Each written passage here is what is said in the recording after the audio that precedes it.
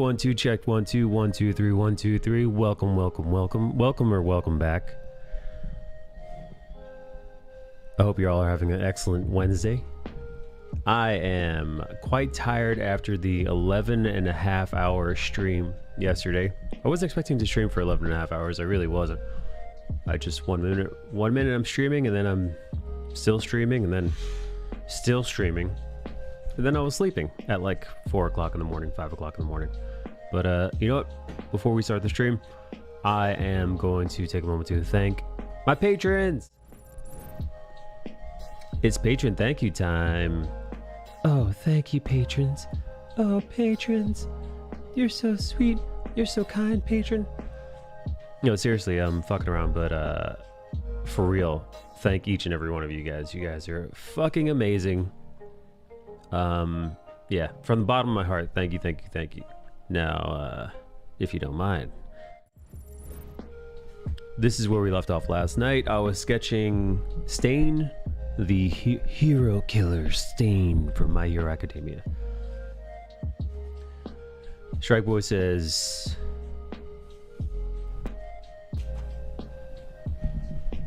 "You look super cool, my friend. Happy Wednesday, handsome friend." Thank you, Strike Boy. Thank you, Strike Boy. Strike Boy. I appreciate it. Hello, Abigail. Hello, Abigail. Hello. How art thou?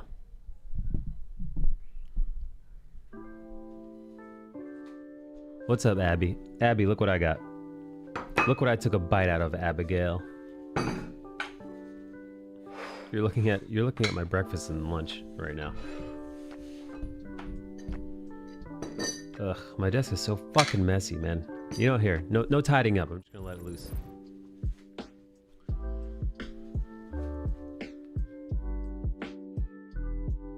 This is gonna be my dinner. It's a bun. It's a pork bun. I don't know if you like these, but I do. I've got homemade pumpkin spice, ha-cha-cha.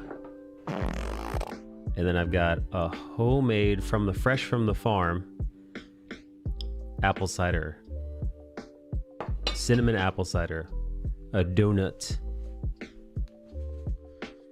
That steam bun looks almost as cute as you. Ooh woo. Oh, you don't, hang on, let me get in the voice chat. Let me get in the fucking voice chat. I'm an asshole. Forgot to get in there. I always forget something. There's always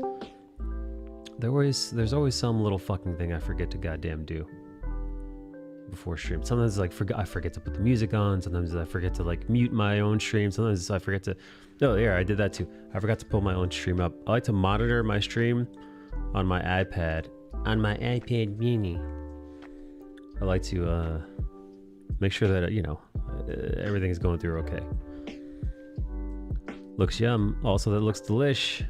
Hey, Evo. Wait, so Eva, have you talked to Bella Goldwyn?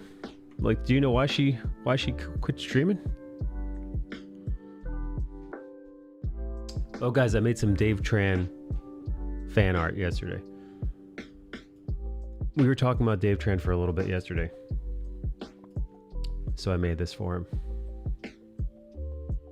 Oh fuck! I can't show you guys. God damn it! There's nudity in this. I just looked at the background. There's fucking. You can see full pussy in the background. Shit. Here, I'm just gonna put this in the. I'm gonna put this in the meme channel.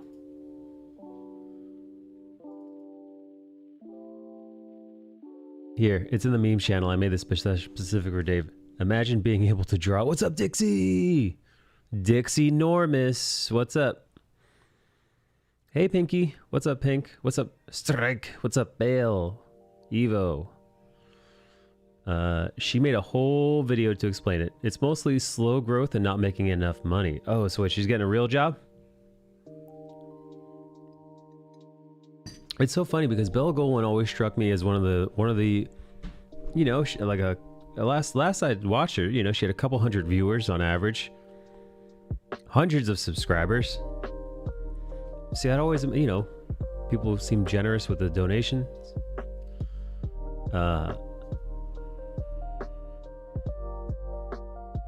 Oh shit, Moobot's like, I can't get in.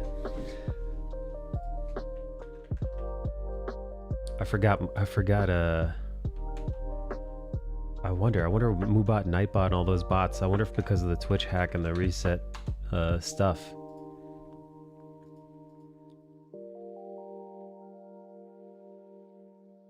Imagine me. Dixie, you don't like to draw? Or, damn it, Mike, stop teasing us. It's on the Discord. It's in the Discord. It's a silly Dave Tran meme. It's in the Not Safe for Work memes channel. Cause you know. There's tits in the background, so I can't fucking, you know, I can't show you guys.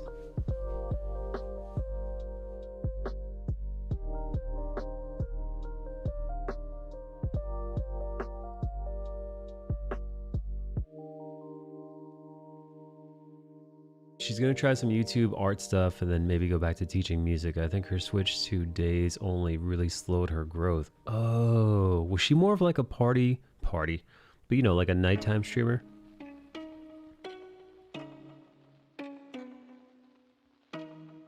Hey, Dave Tran.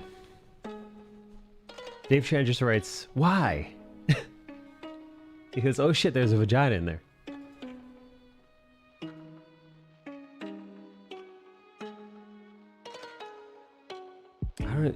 Dave, why did I do this? I made it. Oh, I made this last night in the middle of our hangout.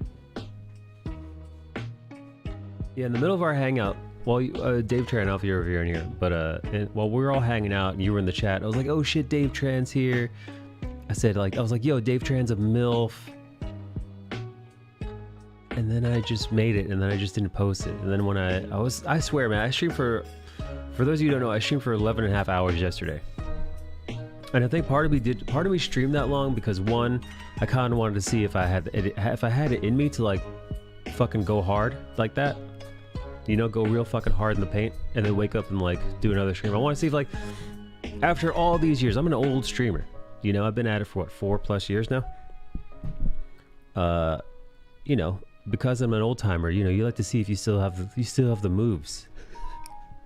So yeah, doing an impromptu almost 12-hour stream is, you know, that's for those young bucks. But here I am. Nah, he's there for the local MILFs in his area. Dave Trent is the local MILFs in his area. She did all nights for the first few years, and then she moved and had to change her schedule to days only. Why do you think she had to change her schedule? Do you think it was because like her dude had to wake up for work or something like that? Or she had like neighbors, so she couldn't sing because you know, she couldn't, like, if she was singing into the middle of the night, her neighbors would be like, shut the fuck up. Stop that fucking singing.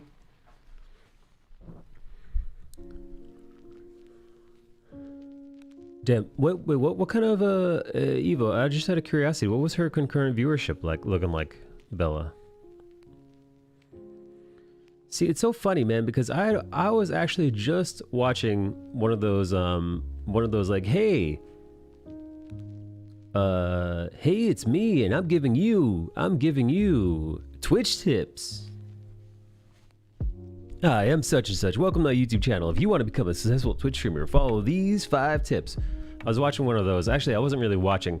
I was listening to a different YouTube channel, and I was cooking, and I just had my phone on auto, and then YouTube just auto played that. So I thought, what the fuck? I'll listen to it. I haven't listened to any like Twitch tipped YouTube videos in forever. So I thought, sure, what the hell? He's like, tip number 1, consistency. And it's like, tip number 2, time of day. And this one dude was swearing up and down, this fucking YouTuber. He was like, man, if you want a hot YouTube, you know, if you want a hot Twitch channel, what you gotta do is you gotta start streaming around like 8 a.m. Eastern time. I was like, 8 fucking a.m. Eastern time.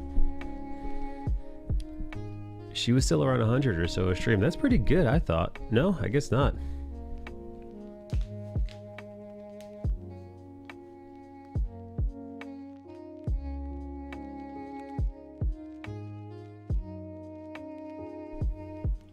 Lizzie, her average over the past year was 156. Oh, dude, did you get that streaming site? Dude, I was trying to look for that website yesterday, man. It's like twitchstreamers.org or whatever. where you can actually see the concurrent viewership for every stream.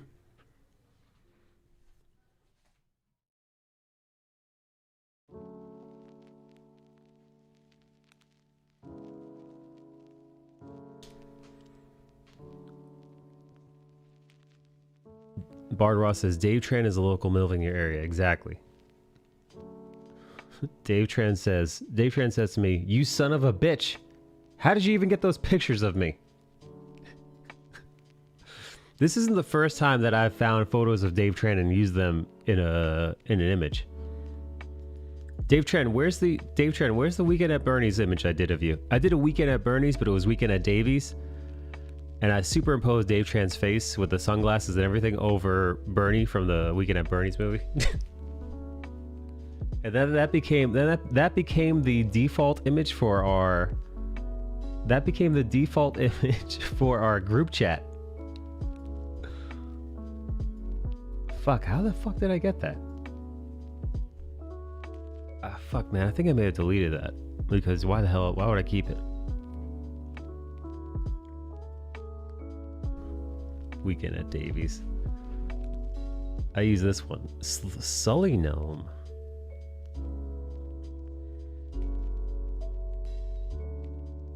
I don't know, dude. 158 average viewers. That's pretty nice, no? I guess it wasn't paying the bills. How's her YouTube channel size?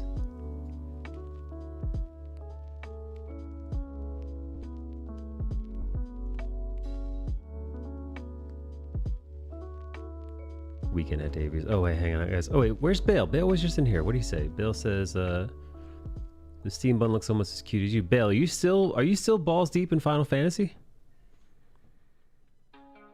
Oh, and check this out. Hang on.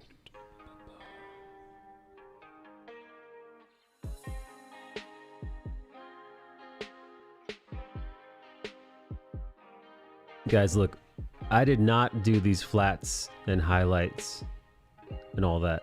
These were actually done by Bale, dude. Bale, I tweaked these a little bit.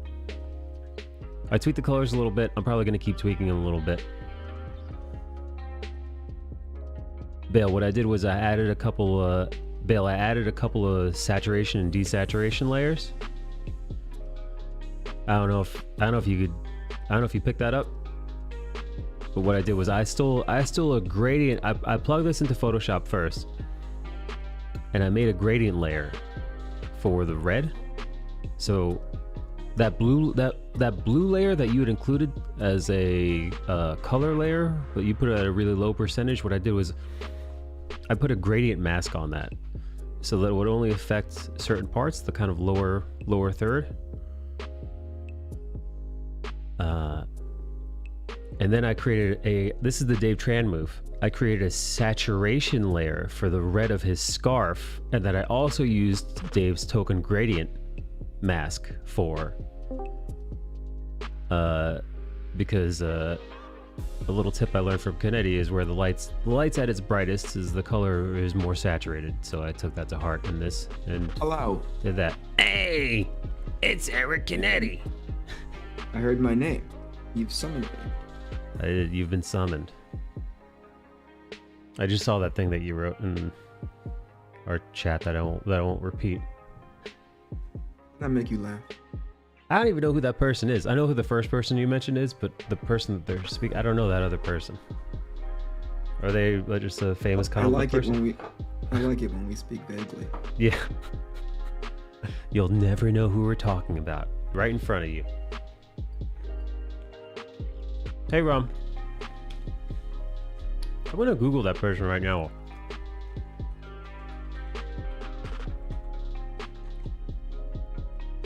Is there really nothing else going on that you're like, screw it, I'm gonna Google? Oh, okay.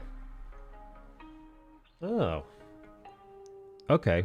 They've been around a while. Oh, well. Still yeah. Well. Let's see what kind of social media following they got. Decent. Work is solid. Mm-hmm. You know, some of these old timers, they lose their touch. Not this guy, though. This guy. He's still got the moves. He still got it. Yeah, he's still got it. Yeah, his hair may have turned gray, but he's still got the chops. Anyway. I'll leave that to you, buddy. Yeah, that's a stupid thing to say, that first person about the second person who still got the chops. So fucking vague. Who did?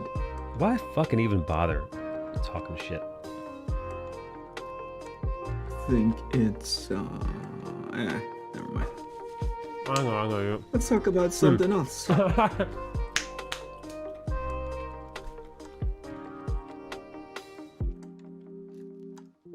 I had a sneaking suspicion yesterday. Bernie Chang was hanging out here late your time. I was streaming till like 3 a.m. 3 a.m. my time, so about 12 a.m. So about 12 a.m. your time, I was hanging out. Also, you know, before I get into the story, hey, listen up, you motherfuckers. There is only a few days left, less than a handful of days, less than the amount of days you can hold in your palmy palm to get some Arc Athena all up in you. I like the way this sounds. Look at that. 2 days left. What are you doing? Actually, there was actually a few people in stream yesterday that told me that they got on board. Now they could have been full. They could have been pulling my leg. They could have been full of shit. But I think they were telling the truth. Did you just do your foghorn leghorn just now? I did. Yep. I think. I say. Hey, listen, we're going to assume that they're telling the truth, and we're being grateful for their support. Fuck yeah, we are. Yeah. That's what we're doing. Yeah. Hell yeah. And you know what? Thank you, everybody who got on board yesterday.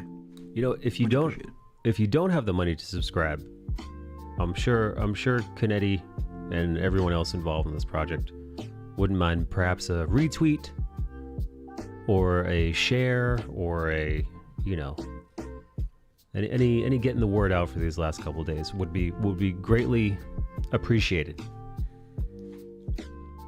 Are we doing a closeout stream or what? Is that Bill? Is that how it goes down? Also, Bill, why are you not on voice chat, man? It's not that late for you. Or maybe it is that late for him. You know, I was talking to somebody about that, and I'm so freaking tired. I know that's a standard MO for most people. But I don't know if I'm going to be honest. I think I'll stream one of these nights. If it's how many days is it left? 2? 1? It says 2. So technically the last day will be what, Friday? I think so, yeah. Today being, I think I'll stream on, maybe not all day Friday, but start in the morning. Friday morning. Yeah. I'll wake the fuck up. I'll party. You and me hanging out, buddy. Yeah.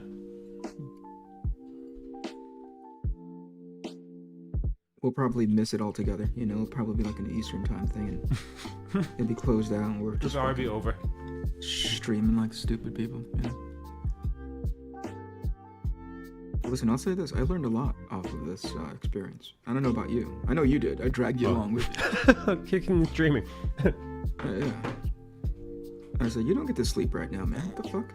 Nobody's sleeping. Wake up. It's time to go work.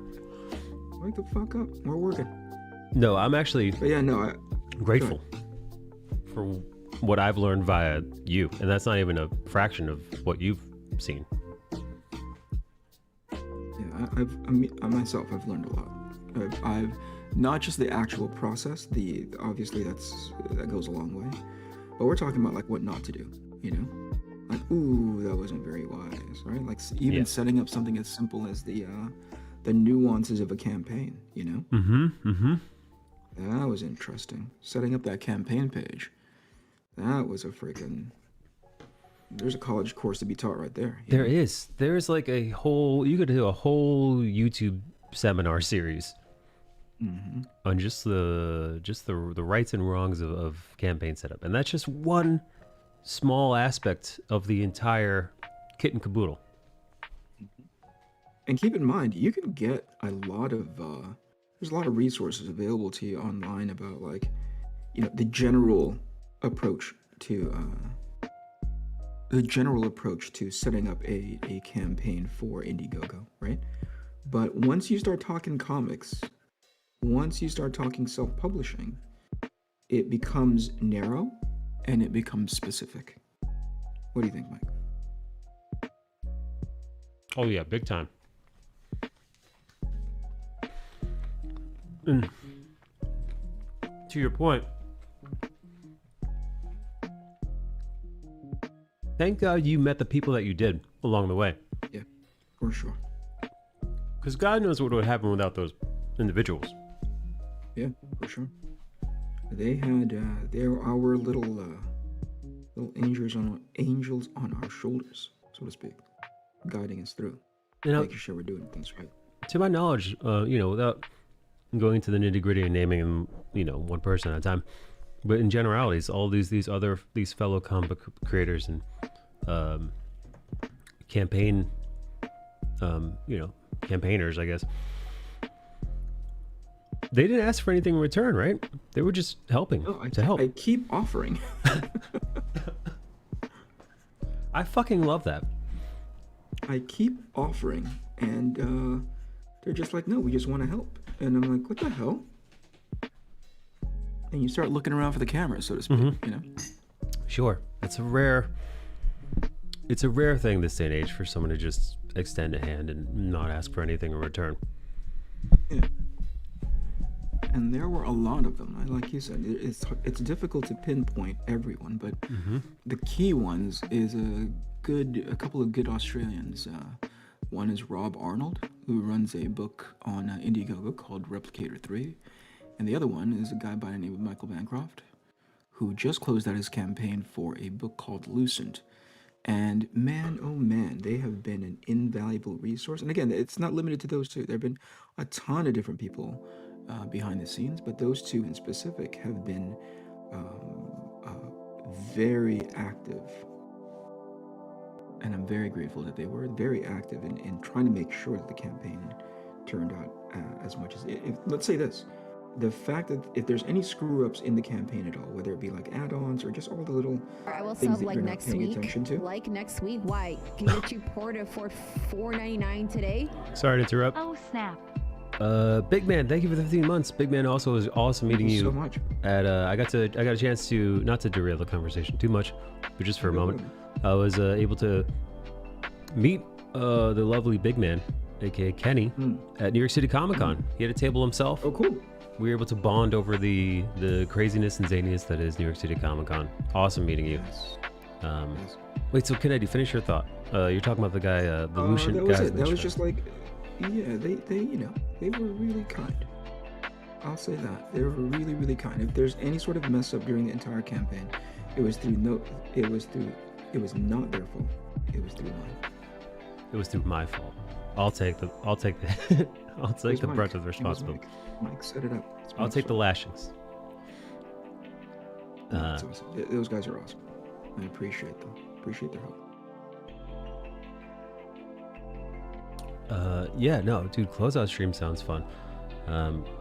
I know when the campaign opened, you went on a mini tour. No, honestly, I did not. I mean, I did it collectively during the 30 some odd days. I did maybe 2 days back to back. I may have done, 4 or 5 collectively, but not at the same pace and rigor as some people who launch campaigns where they're on somebody's stream every hour on the hour. I just didn't have it in me. Now, would it have been more successful if I did that? I don't know. But I knew my limits, and that was it. Man, you know what? Listen, and the other thing is this. Personally, I think when it comes to Arc Athena, I think the work speaks for itself.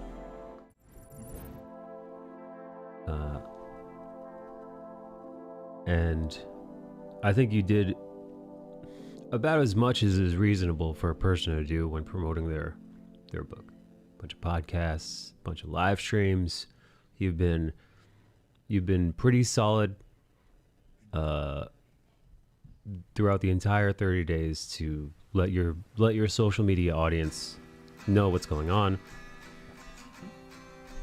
I mean, yeah, I've done what I could. yeah, I think maybe there's more that I could have done, but certainly within my means, I did what I believe what I could. Could I have done more? Maybe. But this is what I was able to do. well, sure. Well, the other thing is, let's not forget, you still have a full-time job, personal responsibilities. You know, you're not a single man living by yourself. You also, I'm a double man living with. I'm a clone living with 6 versions of myself. yeah, you're that multiplicity movie Nice. with Batman. Nice. You almost Michael made Keaton. that. You almost made that joke work. Almost. Yeah. As well It's as a lot. It's a lot of plays to keep yeah, spinning. you're also you were working on episode 5 and 6 throughout the last month. I was working on episode 6. 6. There it is. Polishing up episode 5. Putting the finishing touches on 5 and working on 6. While helping, get this all good and ready. So, I mean, Jesus Christ, man. It's a lot of fun, man. That's a lot of fun. By the way, I love that you're still cracking away at these pages and having a blast. Oh man. So there's a couple of things on issue 5 which I could have, stuck a fork in it and said, hey, this is done, I'm moving on to issue 6, but I am so zoned in to delivering this ending, right? That there were pieces of it where I'm like, I need to go back and touch that up. Yeah. I like that. I'm gonna go back and plus that up just a tiny bit.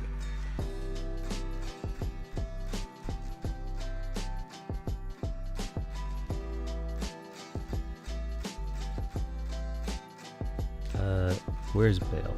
I guess Bale's not. Oh wait, what the fuck? That's so weird. Did you hear me just say your name? Summoned him. I just came back. I had to do the dishes. Summoned him. That's so funny. I do the dishes in the morning. I know that's gross. I know some people are like, they can't go to sleep with a dirty dish in the sink. I don't give a shit, dude. Not me. I don't give Not two me. fucks. Now, I'm not. I had to do it because it also included the dish for my rice cooker, and I'm going to need it in the morning tomorrow. Oh well, like big. All right. Let me put a little addendum under what I just said. What's your D qualifier, Mike? Is it a big rice cooker? There are some Like, things that like, if you do leave it overnight, it's gonna be a huge fucking hassle in the morning. So like, Yeah. or super gross. So like, yes, there's some things. If it is like gonna be gross or gonna like solidify and harden and then be a nightmare to scrape off, yeah, like let it soak or I'll just wash it right away. But like, yeah, a rice cooker or if I use the milk frother, the wand to froth up my coffee, I usually wash that immediately because when the milk is still hot, it's easy to one, clean off the wand from with like milk residue, and one to clean out the little aluminum receptacle. Like, just it washes out immediately. Learned that as a barista.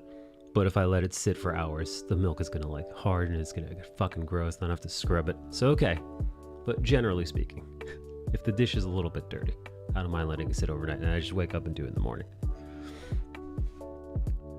Hey Bill, you've had your experiences with closeout streams. I've never sat in on one, right? What's the general energy like? It depends on the streamer, but it's pretty much the same as a launch stream. Maybe a little bit less, because it's not as exciting because you're closing out, especially if you're not going in the band. But it's more or less a launch stream. But it's a launch stream, but with more of a wind down energy, right? Yeah, But there who still do you should be some get? energy. Who do you get in those wind down streams that you already haven't gotten in the X amount of days I that your don't know, campaign is maybe- open? I know for sure there are people who intentionally back at the very last second because they love the drama of seeing you gain X amount of dollars or percentages or stretch goals in like the very last minute. into it. I'm into it. Even though I don't have any stretch goals, I get what you're going for. Yeah, people love the excitement and drama of the he came in at like let's say 45,000. We literally raised $5,000 in 2 hours. It's interesting. I would have never thought of it that way. Yeah, I mean you can look. The best example to this day is Leroy's stream with Kenneth Rocafort. Because why? They raised an insane amount of money, and I think they also went on for very long. Let me check it to make sure that I'm not speaking out of my ass. So while Bale verifies his ass speaking capabilities, Mike, did I show you that I bought me some manga weeb shit? Dude, you and I own we both are owners of My Hero Academia Volume 1. I'm with you. I'm with you. Ladies and gentlemen, I got him. We got I want to see what the big talk. I want to see what the big talk is about. I want to see the big talk. I've only perused I the found- first few pages of this bad boy. But You guys are doing a lot of big talk for this book. Let's see what it's all about. the only thing I expect from the manga is what I've come to expect from the anime, which is a good fucking time. Just a little bit of fun. All right. And that, I can't speak to the manga. I can speak to the series, which I've been binging. Yeah. It reminds me of some of the more endearing aspects of the X-Men of my youth, Okay. where it's Which aspects are those? it's about superheroes, young superheroes discovering their abilities, achieving their goals, and with a fair amount of tongue-in-cheek silliness. Yeah, it's not overtly heavy. What's up, Bill? Break it down. You know better than I do. Oh, I was about to talk about the stream that I was looking up. All right. But yeah, Give us the the thing factoids about there, My bro. Hero Academia is that My Hero Academia is not trying to be sophisticated and too smart, which a lot of Western writers are trying to do nowadays, I feel. It's just, hey, this is the simple story of good guys being good, bad guys being bad, and it's just fun. It's a good heart, and you can tell that it's made to entertain. It's not. There's no bitterness in it. All right. Well, I'm gonna read it. Calm down. Jesus Christ, wind it down, Billy. You're worked up. I found the stream, so it's. Let me get rid of my retainer for this one. The stream is 8 hours. They started 8 at hours? 76. Yeah, they started at 76,000 and they ended at 84, almost 85. Wow. And who are these people again? It's Leroy. He's just a fan of comics. He's a good fan. Yeah. Yeah, he's a good guy. He doesn't even have such a huge YouTube. His YouTube is like almost at 500 subs. But somehow he became the closeout guy, just how Bancroft is the launch guy. I think it's because he brings people in from the crowd, from the fan perspective. You know, like he's got the local bar, quote unquote, that people appreciate hanging out at. You know, if you're a fan of those books, you're gonna want to be in that stream. You know, so it speaks a lot towards community. You know what I mean? I love that. Yeah. Yeah, and very often the people he has on are like other fans talking about what they like. Yes. Like and it's that goes a long way. him. It's like the best sort of word of mouth, you know? Oh yeah, that's the best thing. Which book was it that gained? There was a recent book that gained an insane popularity just due. Oh, it's not recent. Stepan Shadik's books. Top Cow does not know how to promote Sunstone because it's an erotic story, and Stepan was like, just don't. Word of mouth is enough, and just through word of mouth, Sunstone is insanely successful. So yeah, that's the best place you can be. Are And you? it's often like, Not to Hey, Bob. interrupt, but speaking about Sunstone, are you the one that told Matilda about Sunstone? Me? I think, yeah, it's me. It was me. Yeah, because I think that's one of her favorite books. But based on your recommendation all those years ago, just to highlight your own word of mouth theory. Isn't it amazing? Yeah, Isn't that great that it can grow like that, and it's more of a slow burn. And as long as you're patient enough for it, it'll No, show yeah. up. Yeah. I think there's a lot of creators out there that want that immediate sort of version of success, which is just fine. You know, I would want that for somebody who's hoping to validate their crowdfunding goals. To immediately have some validation of success, but sometimes it takes a little longer, man. That may be one of them. Yeah. Stepan has a very interesting mindset about this, and I talk because he puts out everything for free on his DeviantArt, especially Sunstone. Sunstone is a webcomic first. Every new like chapter or whatever goes on to DeviantArt, and then he just collects it in a hardcover. And his stance is, if you fail at like crowdfunding or whatever, or you just have something that you just can't get published or funded, put it out for free. And nerds are the type of people that when they like something, they will back it financially whenever an opportunity arises. Mm-hmm. Yeah, I think if you're in a position in which you can swing that, I'm on board. Yes, Frank, I did just talk about Stepan Shevchik. Hey Bill, hey Frank, hey Rum. Yeah, that visual is a great concept. I think he's also picking that back up again. I know he has been posting it on Webtoons a little bit. Doesn't he draw like super cute, super sexy women? Yeah. Yeah, and he is freakishly fast. Yeah. Because of his work process, he just goes in straight with color. Yeah. That's awesome. Yeah, it's really impressive.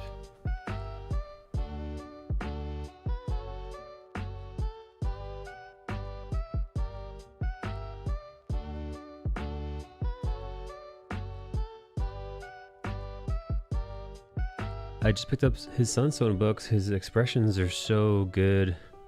Frankie says Death Vigil is my favorite book of his. Which visual? Death Vigil. Death visual. Oh, that sounds awesome. I don't even know what it's about, but just the title. It's a great dot. I know, right? There's something to be said about picking a good enough name for your book.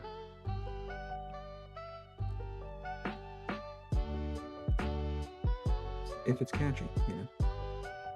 Yeah, like Arc Athena. Yeah. Alliteration is awesome.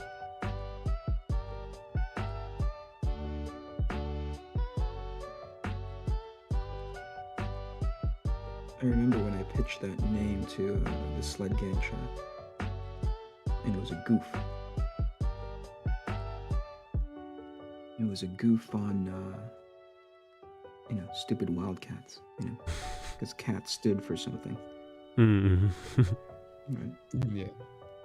Forgot cats did or something.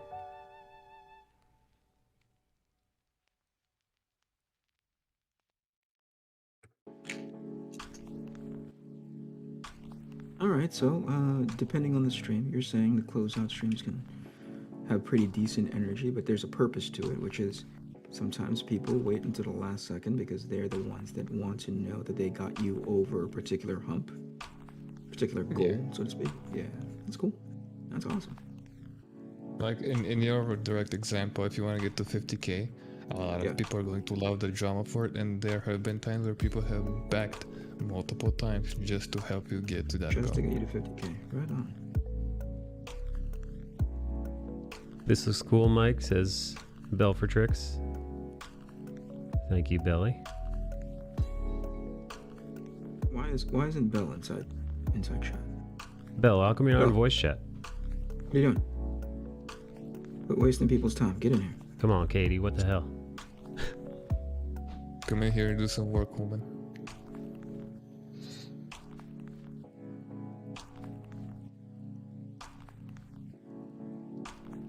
One of the things I like about Procreate, and this is like a very minor thing, is that I like how you can drag a color and it just blobs it into a certain space. Like the What do whole, you call it, right? you know, It's basically paint bucket, or the old Yeah. school. yeah, it's like the paint bucket, but the Dude, this is great, by the way. What you did here, man. Look what he Thank did you. with the highlights. This holds up. It holds up even when there's nothing but highlights. Not a single fucking I line. see it. I'm not on your stream. I see it. No, John Moore would love this shit, dude. John Moore fucking jerks off to this kind He of does. John calls this painting with light, and I hate it when he says it. stuff. He does call it painting with light. Where's that little motherfucker? I'll grab him, snatch him up. Painting with light. Yeah. Yeah, no, it's great, man. Hi, Belle. Hello, how are you guys? Hello, Katie Joy. And how are you? I'm doing alright. What are you guys up to? Giving John Moore a hard time. Typical. Yeah. Oh, Wednesday. usual. It's Wednesday. Already Wednesday, oh my god. Aren't you surprised that Mike is streaming? It's a Wednesday. Typically, this is his, Oh yeah, he usually has his Wednesdays rest and off. recovery day. It is that. This is Yeah. true. But you know He what? decided he missed it. He missed it too much. I think that's between the lines reading. You know what it was? I missed I didn't stream Monday because of the convention. It just had me zapped. And it took me a good day to kinda Zapped you. yeah. To recover. Yeah, speaking of recovering, how are you holding up after the con? Oh, I'm doing fine now. I'm still tired, but otherwise I'm okay. I was telling Kennedy that there were a bunch of yeah, for like Monday and Tuesday, I was like, do I have COVID? You know, like just from being around 100,000 people, you know, like in the vicinity Yeah. of over 4 days. You know, I was good with the mask and everybody else was good with the mask, but you know, you never fucking know. I didn't know you were wondering if you had COVID. I know you texted me and you were like, I feel like shit. Yeah, I was just tired. I was just run down. But you know. Yeah. No, I feel Hey, that. any other time in history, you'd just be like, oh, this is just a post-convention fatigue, you know? Yes. But Yeah. now you're like, oh, COVID. Well, apparently that's somebody I know. Their kid just got a cold, but like you forget that people just get colds still, because Right. Yeah. the world we're in. Right. What do? They just assume the worst. Yeah. Well, you know, he like took him to get a COVID test and all that, but you know, turned up nothing because there was nothing there because it was just a cold. I'm really surprised because most hospitals now are just like, yep, everything is COVID.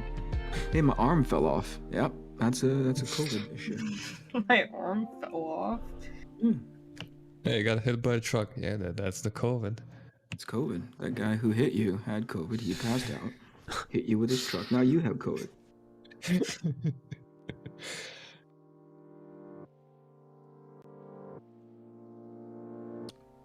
My favorite thing is how I'll tell a doc it's just allergies and they swab my brain anyway just to be sure. Ugh. I've Who did that? yet to Who get a did- who went COVID through that? test. Rum. Oof.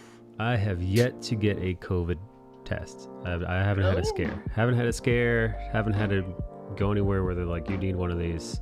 So I don't even know what that's like. But I don't want to get my brain swiped. Don't want it. No, thank you. Don't care for it. To be fair, Rum didn't say whether or not she asked for it in the first place. You know what I mean? But if she walked in there, I was like, hey, swipe my brain, but also.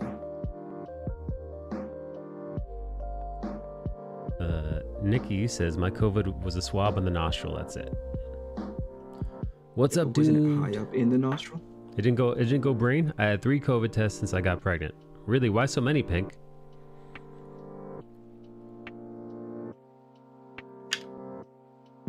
There goes Pink.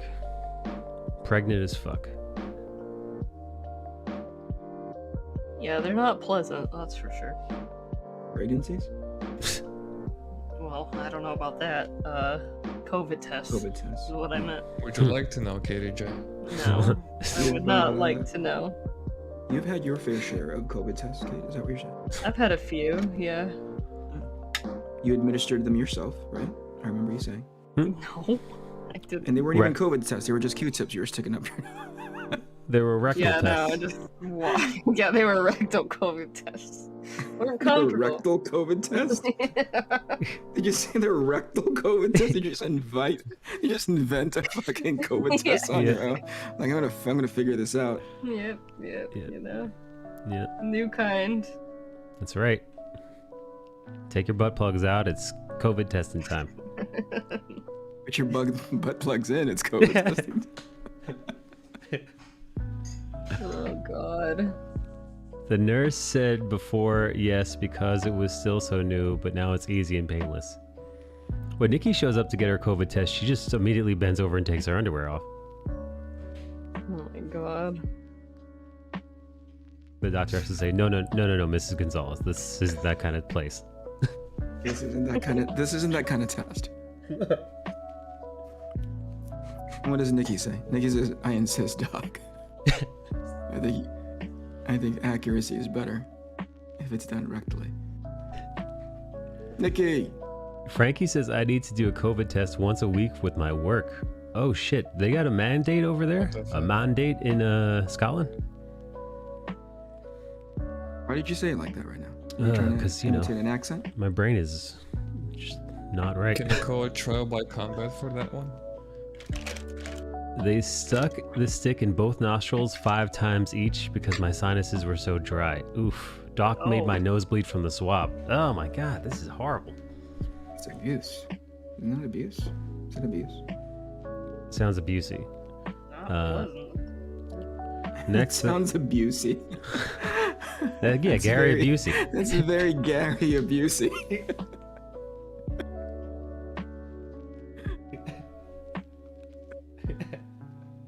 So stupid. It's so dumb. Interesting. Maybe it's just my hospital then. I felt like they touched my brain. It wasn't just the nostril for pink. They get paranoid when you're pregnant, and I have seasonal allergies, so I've been stuffed up. Yeah, allergies are no joke right now. Frankie says I clean in a school, and kids are plague carriers in general. This is true. Frankie is a master of the custodial arts.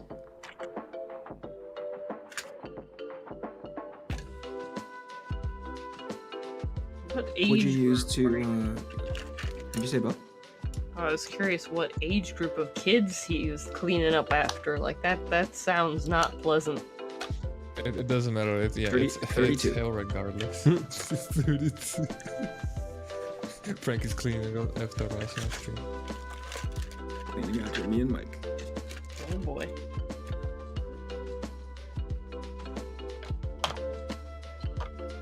My section is 5-year-olds, so the place is a fucking bomb site when I go in. Oh man.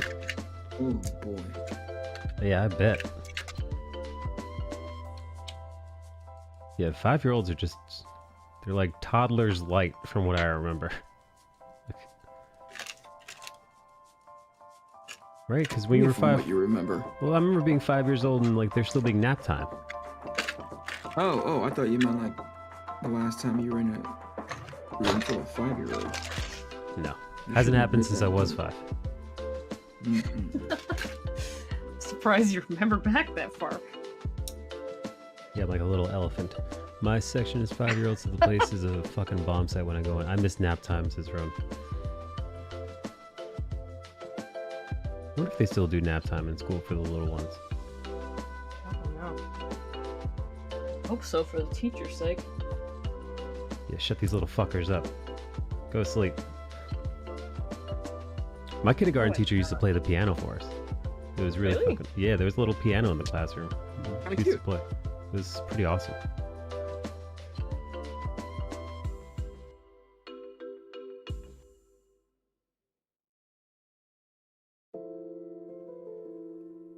Did you guys sing or did she just play for you? No, there was definitely sing-alongs. I remember. she didn't wait until you came to class. You just show up at Mike's house. And... Next month's gonna be fucking nuts here. Half the city is getting locked down for COP26. Every world leader is gonna be here. Who's saying In that? Scotland. Why would they go to Scotland? Yeah, why are the world leaders just going over there?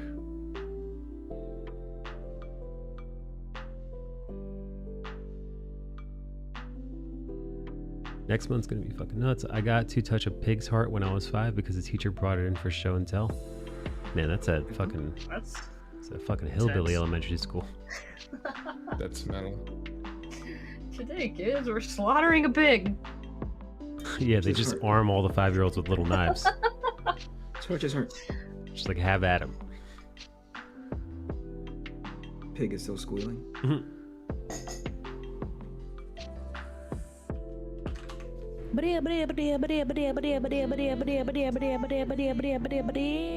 That's right. That's exactly what. Hey, what's up, hockey?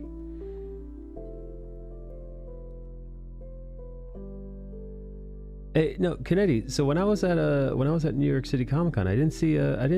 I feel like You didn't see me because I didn't go, Mike. I was gonna say I didn't see the normal, essential, sequential gang. I guess that does include you, Mr. Yeah, Kennedy. we all broke up. We broke up. The band broke up. We didn't like him.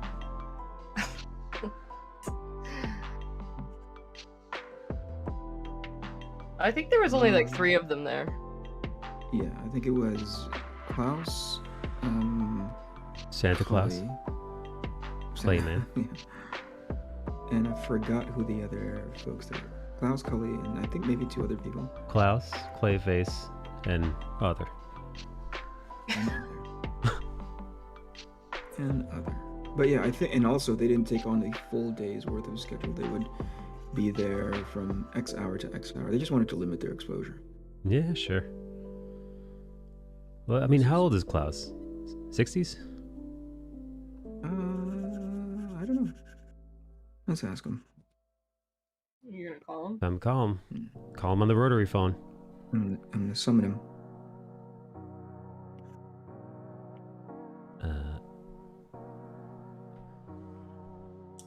Yeah, no, listen, man. If I was older, I probably wouldn't be so cavalier about, El Kufe. Where's that screeching sound coming from? That means the tea's ready. Damn, that thing is loud as hell. God damn. I think that was your prisoner in the basement. It's the pig that the kids are slaughtering. Did I tell you I busted blood vessels in my face from getting sick this morning? Whoa. What? No. Who is that? Ron, what were you doing? You just sneezing hard? I know. Eesh. I don't think I ever busted a blood vessel. I don't think I have either. And some people are actually very susceptible to it. Not with that attitude. Throwing up. Oh my god. Yeah, I know. Yeah, that's it exactly. I knew people who would, when they are going through that much strain, that sort of heaving, Yeah. their face just, it just starts popping blood vessels. Some of them do it in their eyes too. Oh shit. What? Shit, dude, says Bard. I didn't have anything on my tum-tum, so I just drive here really hard. Wow, drive even so hard you burst them. Were you vomiting blood, says Bard. Damn, dude. It's one of his fetishes. He's into it. No, Bard was talking about a bloody stool and the different kinds of blood you might find in your stool and what that means for your internal organs. What? It could be any. Yeah, it could be black. What are we talking about? Well, it depends on the consistency. It could be anything from an internal, external hemorrhoid to blood in your intestines. Well, the external hemorrhoid is what? Just regular red, right? Yeah. Black is blood and stool, I think. Yeah. Black blood and stool is no bueno. Yeah. But I don't Yeah, exactly Bell. know what it means. I've never had this occur, but I'll make a note.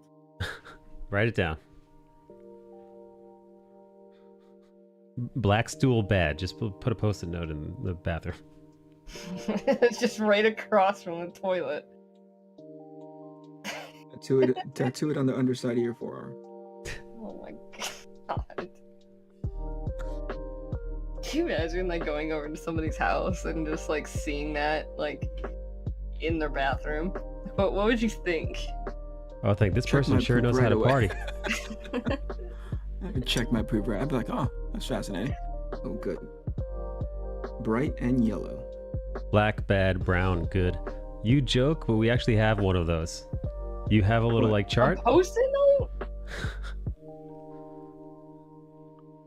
You do not. Who has a post-it note about? Post-it note. I would be so like. Nikki has a I'm not gonna bathroom note. lie. I would be weirded out if I went over to somebody's house and they had that in their bathroom. It's called the No, if you're Bristol not stool moving chart. Memento. The Bristol stool chart, eh, Barty boy? Is it like one of those charts that says, where is your pain right now? Point to this chart. What is your poop color? What is your point? I'd be like, who doesn't know what a healthy poop color is? People that Bard deals with. It's not really color, but it's form. Well, that's what, you know, Bard's like, hey, if you're pooping out little gerbil pellets like Riri does, you need more water. Oh. What's that noise? Ow. It's the idea that you're pooping out pellets. Yeah, you turn into a little bunny rabbit. Yuck. You need more water. I need more water right now. I always need more water. Constantly dehydrated. What's going on there? What's wrong with you people? Weed and alcohol, man. Weed and alcohol makes you dehydrated? Yes. Weed can- makes you hydrated? No, it makes you dehydrated. Or dehydrated? And Weed caffeine- makes you dehydrated? Oh, so bad. You've never heard of cottonmouth? You get so dehydrated when you're high. That and caffeine, and I live off of coffee. Yeah. And if you drink wine, add that to the drying agents too. Yep. There you There's go. no blot. Well, I don't know how you You guys don't know this. You guys are very weird. Eric just lives. He lives a sober life over there. He's very hydrated. I'm very hydrated. I wear a wristband that has a big red X on it. What's the red X for? You're underage? I live clean, man. Oh, Oh, holy shit, what's up? Eric's raw talking reality. I can't do that. My depression Sponsors have hit too hard. Oh, yeah, that's right. Yeah, Kennedy doesn't take any substances. No. I mean, I don't either. I take vitamins. How long has it been since you've smoked weed, man? Oh, 2 Christmases ago, I smoked some weed. So like 2019, I think I split a joint. But that was it. And before then, like another year or 2. I don't know. I feel like somehow once every year to 2 years, I end up like taking a couple hits off a joint and then, you know, go on about my normal business. I'd ask you, but I can smell the joint on you from all the way over here. I am sober right now. Yeah. Oh, all right. In between the All bong but hits. But you're sweating it out. You're But if you ask me when the last time I got high was, that would be last night. So That would be several less than hours. 24 hours ago. And by last night, she meant a couple minutes ago. She can't tell time, folks. hey, She's lost her concept of time. wow, you guys are She's time traveling right now, you guys. dicks. I'm sober right now. Alrighty though. Okay, but level of sobriety, 1 out of 10, or Yeah. 1 through 10. I'm 10 being you're fucked 10 up. completely. Well, wait, completely fucked up is 10. I'm You one. just meant 10, right? You just No said way. 10. Dude, no way all the weeds See, out of that's your how system fucked up you 100%. Alright, I don't feel high. You're used to it. Is that what you're saying? Maybe. Probably. No, I've been pretty good recently. I've only been getting high like once or twice a week since I moved to Chicago. Is it legal there? Yeah. Oh, yeah. Do they have distilleries and all that? hmm Dispensers. Actually, Dispensers. distilleries. Yes, we have Distilleries. distilleries here. I'm gonna drink this weed. Yeah, This liquid is weed. single. This is Actually, single malt weed. There is drinks that have well, like CBD and THC in them. But I actually have not been to a dispensary since I've been here. So I gotta. You went old school. You went back to the old to the dealer. No, I just am living off my old supplies. Oh, I thought you were like, screw dispensaries. I like the feeling of danger. Yeah, Scumminess. I need something to make me feel alive, you know, Well, something. wake up my soul. Walk down the street to some random Toyota Tercel and throw money through the window. Exactly. You know, you never know what you're getting. Could be good. Yeah. Could be like laced with something. Who knows? Oh boy. I'm completely kidding. I've never done that. Mm-hmm. You've done that. You. I haven't. That I was really- too specific. I haven't. I'm completely kidding. I've never done that. Where did that detail about the Toyota Tercel come from then? You said that. Oh, sorry. Yep, that's me. I caught a Belle trying to lace my Starbucks drink with ketamine. Yeah, I did do that. Yeah, the old cat tranquilizer. hmm You were just far too energetic for my taste. Hey, Belle? What is Mike's energy level now that you've sat next to him at a table twice? Oh, So yeah. Times? low. Twice. So low. Is it low? She's not kidding. He's like, Mike is actually like so shy and quiet in person, unless somebody else shows up, like someone Yes. else that But is. then Mike, yeah, he turns it on, right? It's a show. It's a. Yes, yeah. Then Yes. he'll turn into like the Mike that you see on stream. But It's if true. it's just like with me, he's just very quiet. It's true. Like, when did you end up realizing that you don't like Kate all that much? What is No. it with the low energy? No, it wasn't that. It's when did I realize that I only come to life when I have an audience? Was when somebody came on the table and I immediately said that like the last time Kate was sleeping with a person of color, she called them a racial slur. But I said that I to don't some- think you said that because I would have been probably kind of annoyed if you said that to some rando person. not a random, but it was somebody I like sort of knew.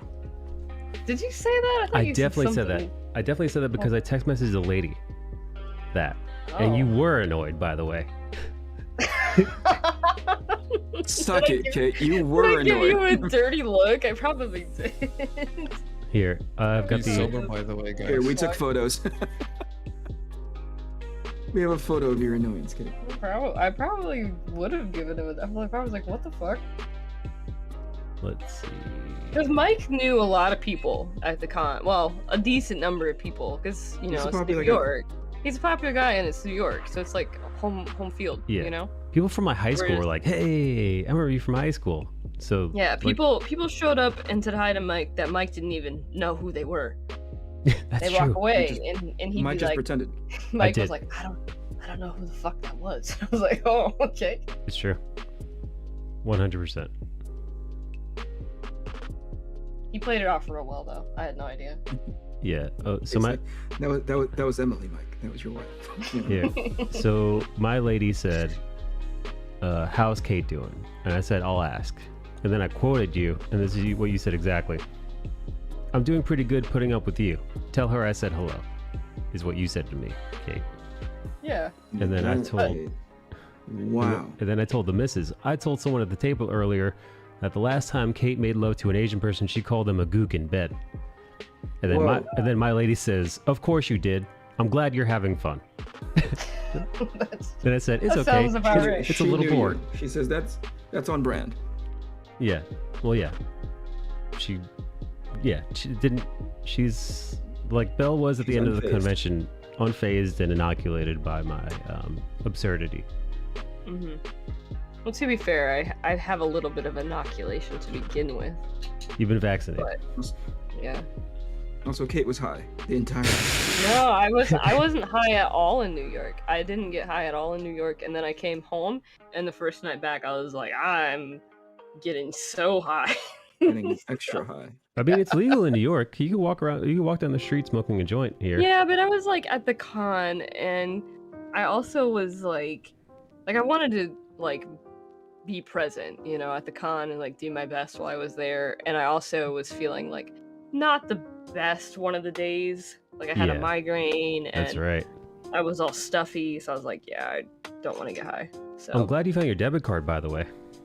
Oh, I am too. That was the other thing. I woke up the one morning and I couldn't find my debit card, and I was like, oh, awesome. Typical day in the life of me. Yeah, I was actually worried that day, but I figured like if you needed help, you would have asked. You know, Yeah, no, borrow it was some money okay. or I had a little bit of money. I was doing all right, but all was well. Yeah, what a I wanted to smell good. Weed doesn't make me stinky, Keith. Somebody asked me how you Kate smell. buys that stinky weed. Yeah, I'm real stanky. Somebody asked what? Somebody said, "How does Belle smell in real life?" Yesterday, I forget who the fuck it was. No, Banzi, maybe? Who asked you that? I don't know. Guys, who asked me Did how you Belle say smells I'm yesterday? stinky? John and Moore. Sean Moore, just taking notes. No, I didn't say stinky. I said you smell neutral to me.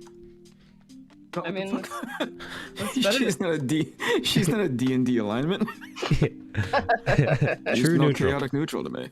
I mean, to be fair, I don't think I was like wearing perfume or anything. So that's, I think I have really bad allergies. So most of the time I don't wear a lot of like perfume or anything like that because I don't like people that smell like really, really strong. So that's fair. But I'm glad I didn't stink or anything. No, you didn't That was- stink. that was actually You smelled neutral. the one day I came in there and the last day, I forgot my suitcase and I was running around and it was super fucking hot. Oh yeah. That's So right. I'm surprised I didn't stink that day because I was sweaty and gross. You were sweaty. I also- was. Sweaty. Also, by the way, no bra. Belle running around. I don't think Nope. I wore a bra a single time that I was there. I had to point it out because I'm a lunatic. I was like, "Hey, Belle, you're not wearing a did point bra." it out. No, that's not what you said Did to you me. say- You did said you your say it? nipples are hard. Oh, that's right. They were That's what listen. you said. Well, because you approached the table. You came in hot, literally and figuratively. No, I know. I had literally had sweat underneath my boobs. Yeah. I'm Yeah, that's what, completely aware that's what of she it. said to me. She's like, "My boobs are sweating." I was like, she's like, "My boob." She's like, "I've got sweaty under boob." I'm like, "Your nipples are hard." And she's like, "It's hot." It was so fucking hot outside. I literally ran to the hotel because I had to go get my suitcase. I forgot it. What It a- was so hot. What an outrageous And then conversation. I just buttoned my shirt up because I was like, this is too embarrassing. So yeah, that was a day in the life at New York Comic-Con.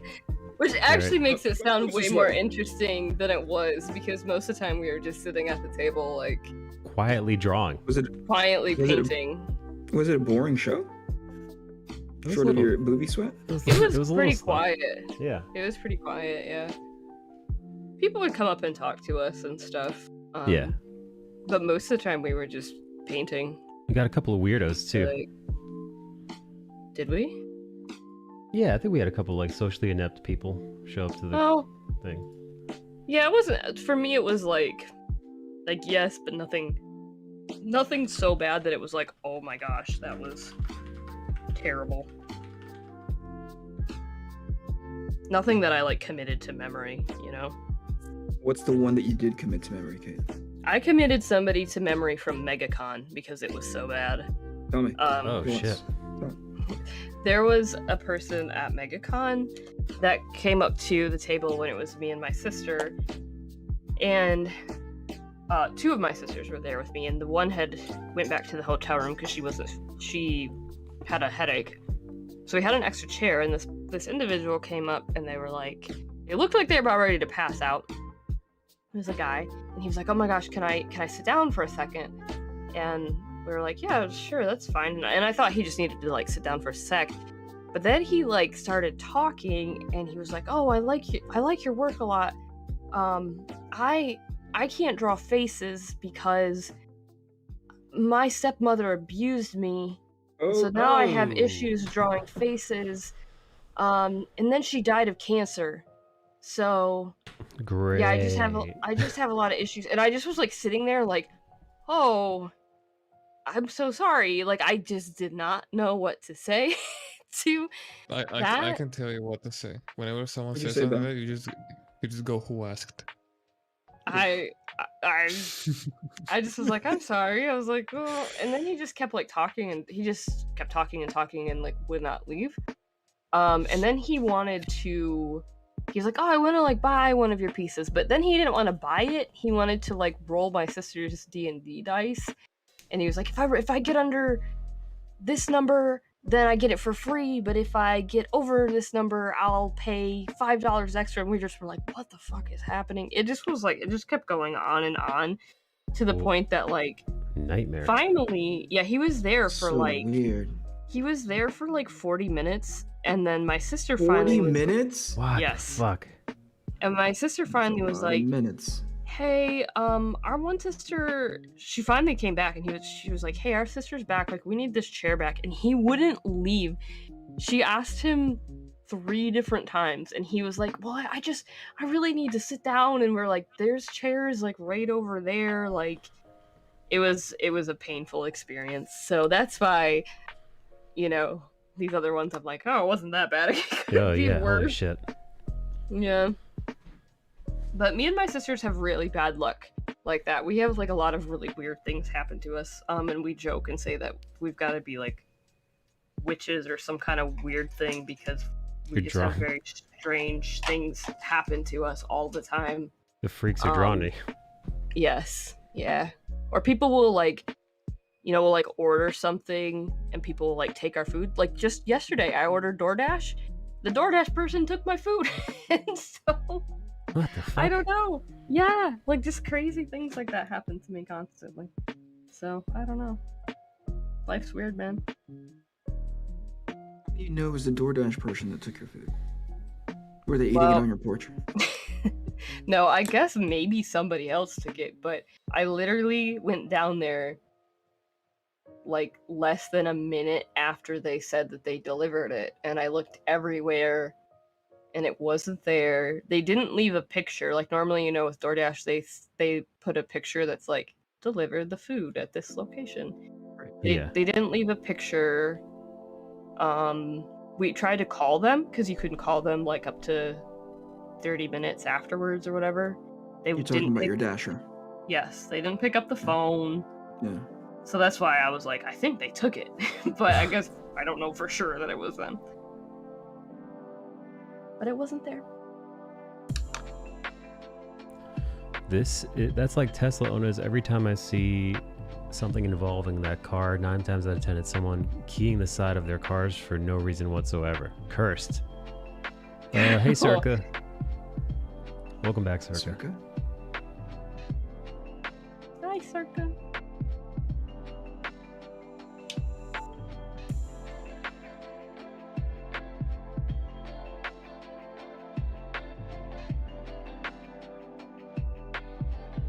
Alert didn't pop up. Weird. Oh wait, what? Can I join the voice chat, says Frankie. Yeah, sure. I like Frankie.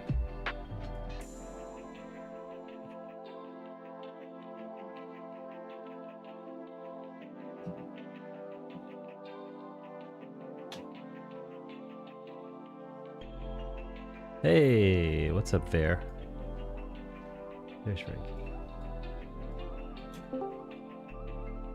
Good evening, Francis. Good evening. Hello. Is there a room? Is that what it is? Is there what? Very specific people allowed to come to chat. Well, there's a cap on how many people can be in. Yeah, You can pull more people. He can pull more people in. yeah. Yeah, only a certain handful can just show up in here without if there's more than 4. Because otherwise it just gets crazy.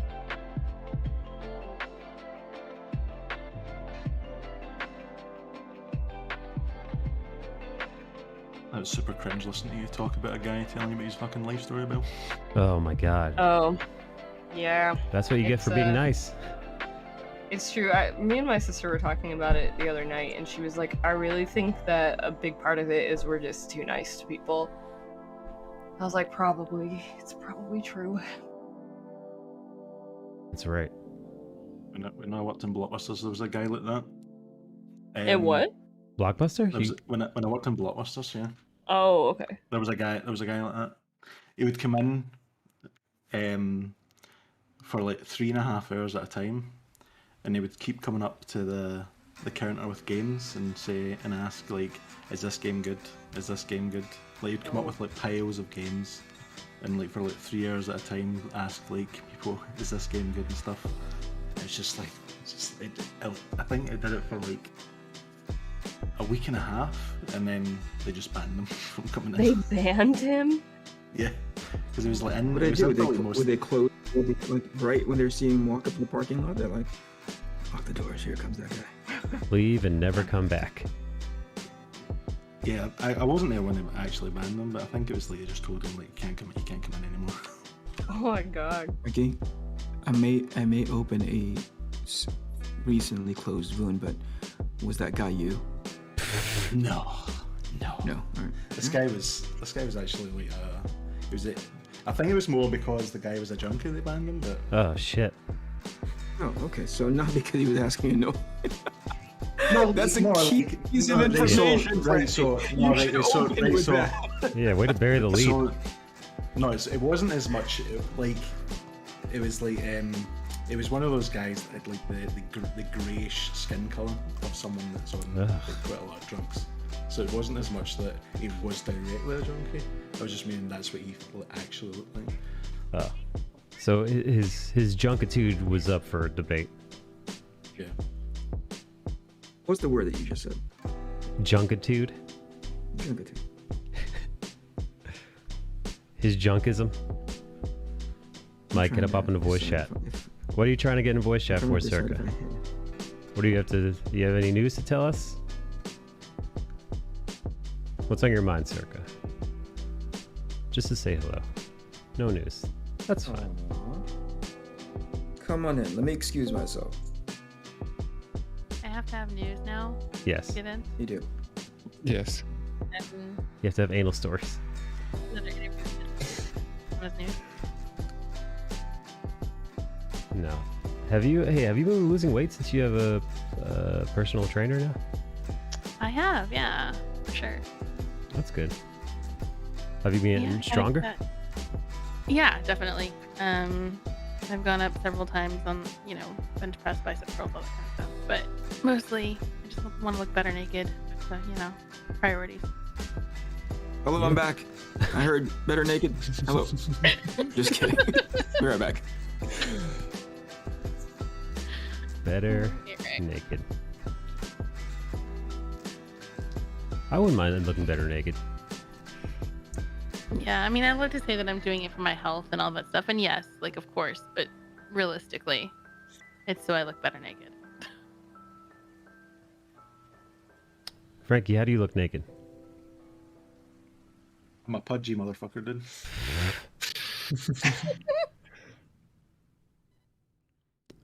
Bonham says, Circa naked where? Wait, where?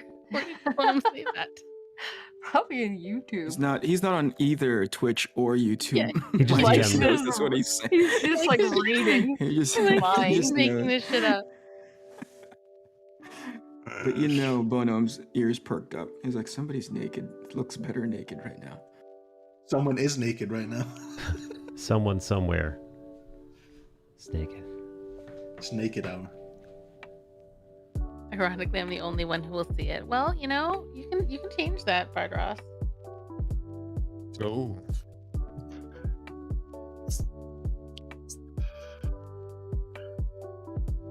I feel like in New York, there must be so many people that see people in windows naked because. Michael's seen worse than that though. Michael's seen the... He's seen the Michael's doll seen in his neighbor's window. The sex doll. A decapitated plastic torso. Well, to be fair, Mike's the one that threw it down there to that guy. Hey! Fuck this fake pussy. I want to watch from here. Oh my god. Get to it. What are you waiting for? No, I just feel like I looked across and there was like I could see so many things in people's windows. Oh hell yeah! You should get a pair of binoculars next time you're in the city. I don't know, man. New York. I mean, I'll go there if I get into New York Comic Con again, but otherwise, New York is not my cup of tea. Yeah, no, this place is a cesspool. You really gotta want to be here. Yeah, I think so. I mean, I like visiting New York, but I would never want to live there. I don't even like visiting. Other than, like, I like seeing Mike, but other than that, like, I was like, I'm gonna go see Times Square because I'm really close. And then I was like, fuck that, I'm not going. I'm Mistake staying for in my me. room. Yeah, no, never go to Times Square, man. Also, I by did- the way, all of Midtown now is a shithole. I discovered this. Yeah. I discovered this on my walk from an after con party. I decided to, it'd been a while since I've been in the city during the pandy. I really didn't come at all. So I thought, you know what, I'm in the city. Let me take a walk. And actually, I ended up walking about 2 miles in the city. Is that where we were? Because that's where you go. No, the party was up in like 53rd, and we were over on 34th. It was on 53rd and 8th, and we were over on 34th and 12th, 11th, 12th, at the Javits. So it was a decent walk up there from where we were. Okay. But I cut down 8th from 53rd to 34th. And once you hit this Times Square region to Penn Station, it is a fucking nightmare, man. I'm talking. What happened? What happened? I'm talking. First off, What changed? cops are posted up every couple blocks, but that doesn't stop the reprobates from doing what they're doing, which is, all kinds of shady shit going on in those streets. One, you've got junkies. You got junkies passing out on the sides of buildings. You've got homeless people carrying on, doing God knows what to God knows who. You've got prostitutes. Wait, that's back? I thought they Disney-fied Times Square. They had. Well, that's the thing. They had, but Hmm. I was just up there a couple months ago, and I stayed like right in Midtown. Like I stayed in Koreatown area, and Mike's right. Like it was everywhere, and I It was like, reverted it. Yeah, that hasn't like, been this way damn. since I was a child. In my childhood, I saw when I was 13, I was in Times Square with my old man, and I remember seeing the pimps and the prostitutes and the peep show booths and all that crap. Really? And that was just when they were getting rid of it. Like I saw the the twilight on the Times Square full of whores and pimps and junkies and thieves and cutthroats. The Giuliani Bob era. Dylan song. Yeah, the Giuliani era kind of wiped them up, cleaned them up, but not anymore. It's at least in that part of the city, Midtown, it's the bad old days are back. Because yeah, there were definitely people, looking to take advantage of tourists who didn't know any better, who were just kind of walking around oblivious. There were motherfuckers, dude. I haven't seen a motherfucker hanging out with a boom box on like the side of like in an alcove on the side of the street since I was a kid. Like just like playing like shitty fucking rap music and just carrying on. To be clear, did you time travel? Is that what? Yeah, right. you go into? Did That's you what- go back? That's what it felt like. Yeah. So the first time in a long time, I was like, holy Yeah. shit. I was like, what the fuck? I'm like, where am I? I mean, like, because this is a New York that I don't. Oh, also, by the way, saw like a sea of people waiting for a bus. Right behind them, a woman is being carried out in a stretcher by EMTs. Like all around her, backs turned, not giving two fucks. I literally like had to like walk over and around the group. People not giving two fucks as to whatever happened to this woman behind us. It was crazy. Oh, one of the prostitutes was actually negotiating with a homeless person. I didn't hear exactly what the negotiations were like, but it was definitely some like junkie bum was talking to some prosty. I don't know if they were arguing rates or what, but they were definitely having a back and forth. And that prostitute she didn't look like a classic lady. She looked like a, you know, a lady now, not a lady by birth. Oh. Yeah, A new lady. a newer lady. Newly minted. Yeah. Newly minted lady. Yeah, so it's pretty fucking wild, man. Back to old school New York. Yeah, I actually turned my headphones off. I left my headphones on where they were, but I shut my music off because I'm like, oh fuck, this is one of those things where it's you should be aware of your surroundings. You know, like, it was one of those moments where like, oh, I got to be on my guard. Actually, It was the first. yeah, It was the first time I'd been to New York single, and I was like, oh yeah, time to do the whole like one AirPod thing because I need to be able to hear what's going on around me, like for sure. That's scary. Yeah, no. I'm glad I didn't go then. Because I was like not loving just where I was at, so you know. can't say I You didn't missed miss out on much. Yeah. No. I think I'll stick to Chicago. which is saying something because that place is dangerous as fuck too. True. Yeah, I think it depends on where you are, because like where I'm at, like it's fine, but yeah, it feels like a completely different ball game than New York. Yeah, man, something's happened in this town, and I'm assuming it's Pandy related and mayor related, and I do think that in general, just the world feels different since the pandemic. Like, I don't know, like everything feels just kind of darker since the pandemic. Frankie loves it. Frankie lives in darkness. He's born in darkness. Yeah. Fucking Bane. Frankie's putting his mascara on right now, painting his fingernails black. Maybe he's wondering why I'd shoot a man before throwing him out of a plane. What the fuck accent was that? I don't know. You sound like the fucking. Is Bane the Swedish chef? Like Bane's accent is so fucking scuffed anyway. Is Bane Goldfinger from the Austin Powers movie? Meanwhile, I walk home with Bane-ish. headphones in, music blaring at 2 a.m. after the bars close. Where'd they get a boombox? Are you sure they weren't hipsters trying to live NYC in the 80s? I think a hipster would be stabbed to death walking around Midtown Manhattan now. Or at least like I think accosted. I genuinely believe Mike time traveled.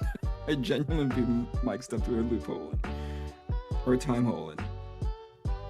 Oh fuck! I'm in 1984. Yeah, it's pretty wild, man. Because the cops didn't seem like they were giving two fucks about it, about any of what was happening. That's so weird.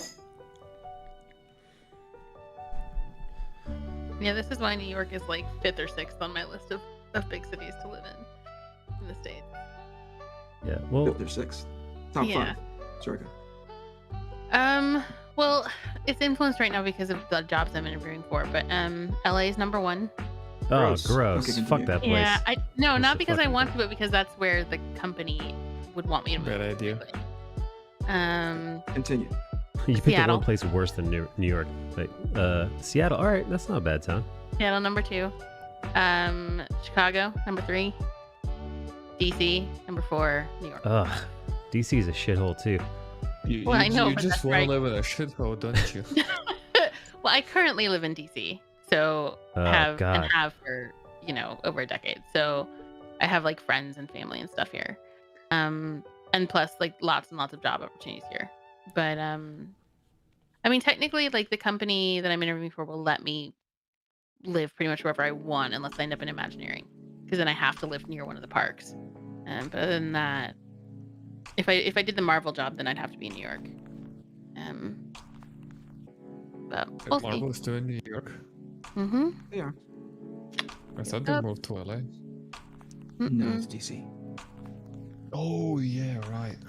That was a stupid decision. Yeah. No, it's DC. And then Hulu is Seattle right now. Where are the hipsters? What's up, bootlegging? Where are the hipsters living in NYC nowadays? Oh, dude. Well, listen, man. It goes like this. it goes a little something like this. The hipsters are generally the artsy fartsy weirdo types, and they're generally speaking poor unless they have some kind of trust fund. But usually the pooros come to the city from, you know, the middle of nowhere, fuck off, flyover states. You know, In Jersey. you know, all the states whose names you forget generally. You know, the Dakotas, whatever the fucker is south of the Dakotas, who gives a shit. Wait, they're that- ending up in New York City? Well, what I found in my time is the majority of New Yorkers aren't real New Yorkers. They're not born and raised in New York. The overwhelming amount of New Yorkers that you meet are transplants, either international transplants, people attending college in New York, or just people come to New York to pursue their dreams. And, well, 50-50 chance on them succeeding and or failing. So that's who makes up New York, mostly. Nebraska, sure, yeah. Nebraska, Oklahoma, Idaho, all those, Ohio, all those fuck places nobody gives two shits about. Those places, you know, they grew up in their small town. They figured, fuck this small town. I'm going to a big city. I'm going to make something of myself. And they generally move to New York or Los Angeles or any of the other third-tier cities in the nation. So that's what you find walking around. But the poor artsy-fartsy ones who don't have mom and dad money to rely on usually live in the poor places. So back in the day, that was, well, just about anywhere in New York. Then, you know, 80s, 90s, it was the East Village, parts of the West Village. Then that gets gentrified, so they move to Williamsburg, then Bushwick, then Crown Heights, then Ridgewood, parts of Queens, Long Island City. So, like, generally, if you're looking for hipsters, just find a place where rent is still relatively cheap in the city because the area is still dangerous as shit and nobody wants to live there. That's where you'll generally find them. And then after they make the neighborhood fashionable, then you start getting your boutique coffee shops and, you know, your high-end restaurants and whatever else, and then so on and so forth.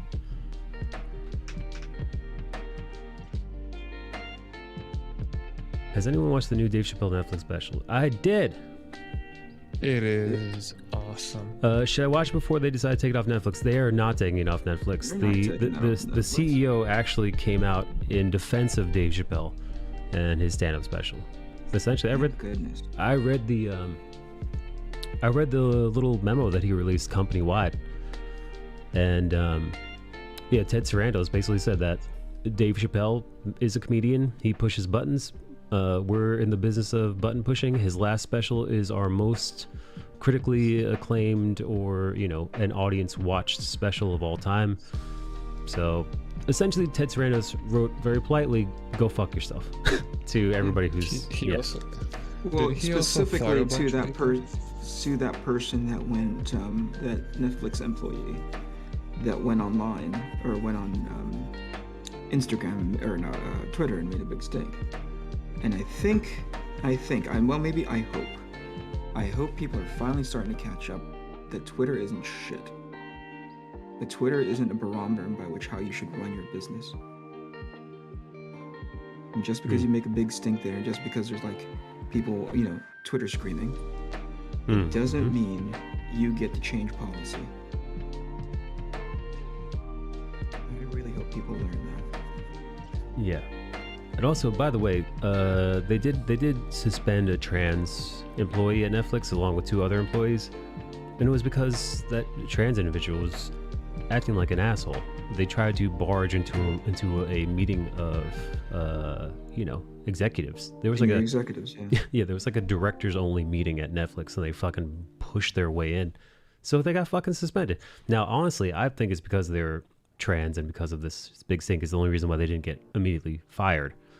I believe in most jobs, when you behave like that in a professional setting like that, you generally get shit canned for it. Yeah. Baltimore's gone massively downhill so far. Yeah. Who do you fuck do you think you are? Where you're just like, could you I fucking have no imagine? business being in this meeting, but I'm just gonna walk in here because I know my rights. And you're like, Yeah. you do have rights, but you're also an employee of this company, so you're fired. Yeah. Yeah, no, come on, Kenny, could you imagine at your company, there's some closed executive meeting, and you decide, because, you know, you are who you think you are, imagine it. you just decide to barge in there. I'm Filipino, I can come in here. Yeah, I had a roommate get fired day fucking one because she walked in on like executives without knocking. Like she was called there, but she just barged in without announcing herself, and she got dropped like that. Sure. Well, it is to say, in any professional environment, there's a way that you conduct yourself. And where is it ever going to be positive, nor sort of bear the kind of fruit that you want it to, when you act like an entitled idiot, you know? Yeah. Rare is that ever going to happen. Recently, it seemed like it was just a common practice, you know? Because people were too afraid to do what this guy did for Netflix, right? Because they were somehow convinced that Twitter was actually a good barometer of, hey, this is what people want. It's not. Yeah. It rarely is not so. They stood, you know, they stood firm. And suddenly they're conducting themselves as businesses again. I love it. As opposed to like a fucking playground. Yeah. I love that. Listen, I'm no simp for Netflix, but I gotta stand by their move here, where they just said, you know what, all this Twitter fluff is nonsensical. Twitter isn't real life, like to quote Chappelle. It's the lunatics who won't shut the fuck up on Twitter are a fucking infinitesimally small amount of the populace. The overwhelming amount of people who live normal lives don't give two fucks. I'm gonna put something in Sled Gang, and you can put it up if you want to. But Please. there's a couple shots in that same special that we're talking about. What's it called? The roster? What's it called? The closer. Closer. The closer. Okay, so I took a screenshot of it. Unfortunately, that little pod, but you have to look into the audience. It happened a couple times. I'm gonna put it in the Sled Gang, and you can take a look at it, laugh at it together.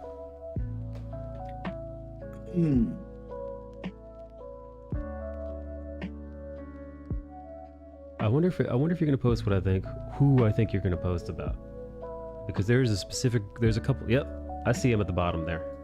Yeah, I noticed that too. So here's the thing. That happened a couple times. This shot in specific, minus the part that's Chappelle show closer. Like this shot in specific happened a couple of times, and those two individuals in near the front, or at least in the bottom right left-hand corner. Let me get of that rid of shot. myself so you can see who we're talking about, because there are a couple of blue hairs. There we go. There are a couple of Twitch profile pictures just sitting in the audience right at the front. That's mean, but also accurate. But here's the point, right? These people specifically went there looking to see whether or not Dave Chappelle was going to open their mouth about something they can get offended about. Oh, I completely agree. Oh yeah. Oh, yeah, they were And I looking don't- But the thing about that is, sorry. I don't remember what joke he was telling at this point, but if I were to let this play, everybody around them are laughing their asses off. Yeah. So this, to me, is Twitter. Oh, that's a perfect screen cap. You're right. Look at the smiles. Look at the fucking smiles and the claps. Every single Sorry, person. the what do you call it? The overlay kicked on, and that paused the overlay. But I did have a version in which that wasn't in. I was trying to take a snapshot of it very quickly. But No, I think everybody in that think you shot can is see. cracking up, and these two are just looking to get offended. This is not the first time that it happened. It cuts to this shot maybe 2 more times before and after this one. But holy mackerel, man! Oh, that's so good. I mean, it's But the thing perfectly. is, right, see if you go to a comedy show, right, and you're in the first or second row, and you're not prepared to get fucking annihilated, because that's generally what a lot of comedians do. Oh, Here, yeah. anyway, they But annihilate also the first in thing. context, yeah, you're right, and but also to your point, it's the comedy show, so you have to prepare for something like that. Oh, right? yeah. You could be that comedian's specific target, Yes. But everything is in context, Yeah, But you're I at a know comedy people show. who are like this, either in the front row or in the back row, just sort of like writing down all the jokes they can possibly get offended by. Yep. Wow, And, like, it's yeah. a great shot, man. Because I saw them in the audience, but I wasn't paying attention to them because I just figured that they were the only ones that looked like that in the entire crowd, and of course they're not fucking laughing. I actually pointed those two out to my Why did you girlfriend go as we watched the there? episode. Like, Yeah. why did you go there? Did you just sit there and be like, everything this guy is saying right now is hateful and is harmful, and I'm like, But then a part of me is like, hey, it's your money, Yeah. Dave Chappelle's gonna walk out of there with your money in his pocket, so What does he Yeah. care? But at the same time, like, especially given like the backdrop of the world at large right now, like with the pandemic and just so much like shit going on in the world, right? The world's like bad enough, scary enough. Like, why would you go somewhere and look for more negativity? Like, Yes. like fuck that Yes. shit. Like, try and be happy. I'll say Like, this, Turk, and that's a very good point, Turk. But I also say that because for a year, maybe as many as 4, depending on what the previous where you go back as far as the previous administration, people have been looking to be pissed. They've almost been trained to get into that headspace all the time now. You know, like you can't. I was watching. What was I watching this morning? I was watching Gone Girl, and I thought like, oh, they could. That was in 2008 that they made that movie. Maybe later. And I'm like, oh, they could never make this movie now. They would never be able to make this movie because people would be looking to hate on something about this movie. No shit. Actually, I mean, We've you're been right. trained. Oh yeah. Society has been trained for it, you know? Like look at Tropic They skipped Thunder. me. That movie will never be made today. Oh, for sure. For sure. He's got it, you know, Robert Downey Jr. is somehow still being asked to apologize for that movie. all right. But a movie like White Chicks, nobody's pointing at that movie going like, hey, yo, knock that off. White chicks. What's up, Caspa? Talk about a movie I haven't thought about in a hot minute. There's this other one. Have you guys seen that clip of the multicultural center? And the 2 boys were sitting in there, and they happened to have a sticker of the Yes. thin blue line on their laptop, and they were being actively asked to leave by some of the students. Now, keep in mind, it's a multicultural center. That's And right. they're being asked to leave because there were other students there that were not white who were feeling unsafe. I fucking. What? Oh man, shit. I wish I had clipped that. And at one point, one of them said, "This is the multicultural center." I think to the effect of this, okay? And there's like, "Yeah, we can be in here." And he said, "No, you're not." And he goes, "What? White isn't a culture?" And she goes, "No, white is not a culture." There you go. And I go, "Yep, there we go." Yep, and there it is. Yeah. There's a that's a hysterical video. If you guys can find it. Yeah, I think they had a. What did they have on that upset them? Was it a MAGA hat? No, it was a police. It was a No. pro cop. It was a sticker. Sticker That, yeah, it was on a laptop. Yeah, it was a thin blue line sticker, which is pro police. Yeah. Yeah. No. In the video, these 2 college kids are just one of. I think they were eating Chick-fil-A. But they were just studying. They weren't causing any trouble. They weren't antagonizing Wasn't- anybody. Nope. They were just sitting there. They're just sitting there, looked like they were studying, just like every other kid in that area of the library. And then, yeah, sure enough, a bunch of assholes came over and started harassing them. And I'm pretty sure there was actually, at one point, there was actually an Asian kid who's like, "What the fuck is wrong with you? Leave them alone." Right? I didn't see that part. Yeah. One of them conducted themselves pretty calmly, but the one that was really sort of on edge, I was like, that's far enough, young lady. Yeah, no, there was I believe there was an Asian bystander that actually tries to defend them. And their right to be in the multicultural center. Which, it's nice to see. Haven't you heard, Mike? Asians are white adjacent. Oh, That's right. fuck, that's right. I forgot. Forgot about that. What? And Dave What the Dave fuck Chappelle is is a that? white supremacist. Yeah. They're a special privileged kind of minority that is white adjacent. Yes. Right. So they're privileged, minority that is white adjacent. So they don't count.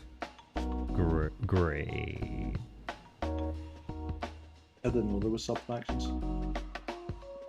There's always some factions, man. Like Game of Risk. Point is, Dave Chappelle, yes, watched it, laughed my ass off. Although I gotta be honest with you, just material alone, I don't think I found myself laughing as much. Yeah, no, it's not his best Yeah, work. sure. It's good. I enjoyed it. It You got some chuckles. It has a message. It's very intelligent, but it's not something that's made to make you chuckle every like 35 seconds or so. Yeah. I think he set a really, really high bar for himself with the previous shows. You know. Did you see the critics ratings on it Yes. Fucking retards. versus the user rating? And I think it's like Yes. users gave it 97, 94%, and of course critics lambast it's got like a 40 or 35, something along those lines. Yes. Did you read any of them? Oh, I did read a bunch of them on stream, and Oh guess my what, gang? A gosh. shocking amount. You wouldn't. This to nobody's surprise. Yeah, the critics didn't judge his. At least a fair amount of them didn't judge his stand-up on the caliber of the jokes, but the caliber of him being politically incorrect. I think the Netflix guy said it best. Listen, you're gonna get your feelings hurt. Yeah. Yeah. We can't run a business based on your hurt feelings. Yeah. Well, he pointed out, the Netflix dude was like, hey, listen, man, this is, we put stuff on, we try to champion creative freedom, and sometimes that means that you're going to be upset by what we put up, which You know- he do you know pointed how you to. Yeah. Do you know how you combat that? Something that you don't like. You don't censor it. You combat it. You don't. Yeah. You actually say something that's opposite to the thing, or closer to the thing that you believe in, as opposed to like, I don't believe in that, so we got to turn that off. That's not how society works, you dummies. Yeah. And at the end of the day, you go like, I believe in this, you believe in that. We're going to just have to like come to an agreement that we're not going to agree. Cool. High five. We Yeah. still have to live here together. But that requires two things, like a basic Yeah. understanding of other people and societal, like, the societal dance that you do with other people, and Yes. also how the world works, which in the era that we live in, where everyone just sees who can yell the loudest into the vacuum, many Yes. people don't understand. Yeah. Unfortunately. Circa, is there an echo happening in the background of your microphone? I heard a little bit of I'm that. Yeah. hearing it too, but I don't know why. So I wasn't getting it before. Who is that? Here, circus. And I was in yesterday too, and it didn't happen. So I don't know. I don't think it's on my end. What do you think when you heard that Superman John Kent, aka New Superman, came out? I mean, to be honest, I don't care enough about that character one way or another, but I did chalk it up to just another fucking publicity stunt, Oh yeah. just a shallow Yeah. trick. Mm-hmm. The Meant to. fun And then- part is Ethan called it out like 2 months ago. That's right. I'm no Ethan Van Scribe or whatever the fuck his name is. I'm no simp. I'm no simp or Ethan apologist, but I did catch wind of this, that he scooped that John Kent was going to be a homosexual months and months ago. So But here's the thing, yeah. and I think people should pay attention. Anytime somebody says, "What's wrong with this guy?" What's wrong with? Why are people getting upset that Superman is gay? Why are the Chuds so mad? Which still makes me laugh. Like, you still say Chud? Anyway, why are the Chuds so mad that Superman is gay? It's not that he's gay. Maybe some. I can't speak for everybody. But at least for me, it's because it's a stunt. Yes. Because if you can't see how much they're tokenizing that concept, that's not, yeah, you would be more insulted if you saw it the way they see it, which is, let us get as many people talking about it as much as possible, and show them how virtuous we are. Look how much we are on the right side of history. But really, at the end of the day, we can't do anything relevant with this character except to put this label on them. Right. That is pretty classic tokenization, rather than actually building something of worth of actual quality, you just go like, man, now they're bi. Yeah, it's And then you go, and they're like, what? That's not enough. What do you mean, and? yeah. Isn't it wonderful of us that we turned him into that? Yeah, Yeah. I guess. And some people are like, well, it's a start. And I'm like, that's how they get you. That's what makes them think that it's an okay thing to do, because somehow in their weird brains, they think that it's a start. And that should be good enough. It's nothing. From top to bottom, it's nothing. This is them. This is a publicity thing. It's them. It's the only way that they can think to get, any kind of notoriety from the various news sites that, pretend to give a shit about this kind of stuff. Yeah, the only way they're able to grab a headline isn't with the caliber of stories that they're telling. It's little silly little stunts like this that inevitably mean nothing to, anyone of note. It's what do you call it? It's like DC's version of relaunching a title. Yeah. It's like DC's version of relaunching a number one, Who Right. can we make bi and or gay today or this month? Because last month it was Robin. This month it's Superman. Next month is it Wonder Woman? Yeah. And then the same old Twitter crowd will Yes. clap and cheer on social media for this move, and then proceed to not give two fucks about the comic.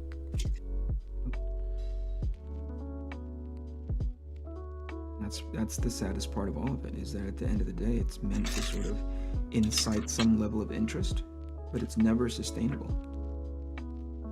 Yeah. It's never followed up on. Less skilled people are being given the job to make relevant characters. And to your point, I go like, cool. What they eat doesn't make me shit. Let me move on. Yeah. You don't know how many times I've used that in the past 8 months, Mike. I love it. It's a perfect way to deal with the modern comic book community. As you sit from a safe distance watching the ship sink, and you get to watch them rearrange the chairs on the deck of the Titanic, you can't help repeat the phrase.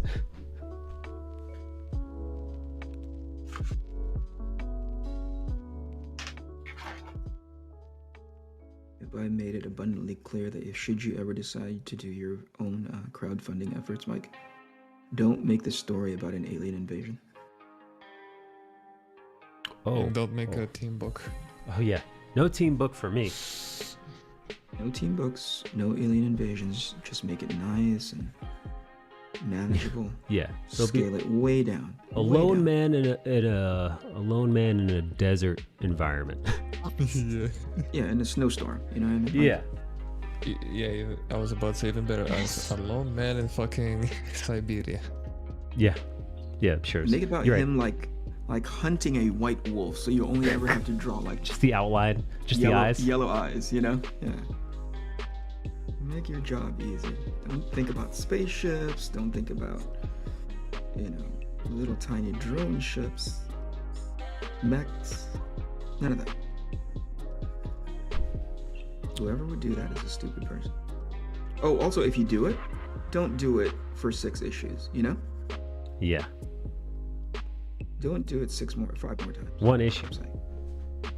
That's it. Get that alien invasion one and done. Superman will always be my favorite superhero character. And so I have no issue with his son coming out. So with that, it doesn't change anything for me. I know how to adjust to things, even a comic book. Yeah, listen, at the end of the day, it doesn't matter. It doesn't matter one way or another. So, his gayness doesn't change who he is. It's a headline. It's a forgettable headline to a news article, right? Who Superman is making out with means nothing. And when I say it means nothing, I mean it truly means, like I said, if you hate it, you shouldn't because it means nothing. And if you praise it, you also shouldn't because it literally means nothing to anyone. It's not the, amazing, applaudable Honestly, move that they make it out to be. Okay. What's up, Kate? it's one of those things, like, so I grew up in a super conservative household that's like super anti LGBTQ, like my parents were. And like I've always had like a huge issue with that. Like I've really struggled with that. And it's because like the Christian church puts such an emphasis on people's sexuality. And I feel like this has gone the opposite way. And again, it puts such an emphasis on people's sexuality to the point where people become like that's all they are. Like they're just their sexuality. And Great point. and in regards, it's like people are so much more than their sexuality that like really it just shouldn't matter. Like fuck whoever you want, love whoever you want. Yeah. Like at the end of the day, like that doesn't make you, that doesn't make the character the character. And I think like both ends of the spectrum are falling under the same problem, like the conservative church was like they make this thing all about the sexuality, and then now these guys are doing the same thing. Yes. Yeah. And the other thing is, guess what?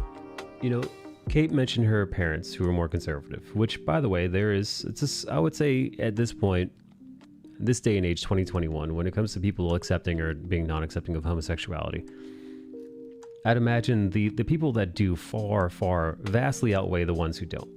I would say most normal people don't give two shits who you're trying to fuck or not, right? Mostly, unless you get some weird kind of bend, aka you're like super conservative or super Christian, and you got some weird ways of thinking. But like I said, I think those people are few and far between. However, if you're trying to use the homosexuality of a superhero character to kind of try to, I don't know, convince the other side, guess what? Those people, they're unwinnable.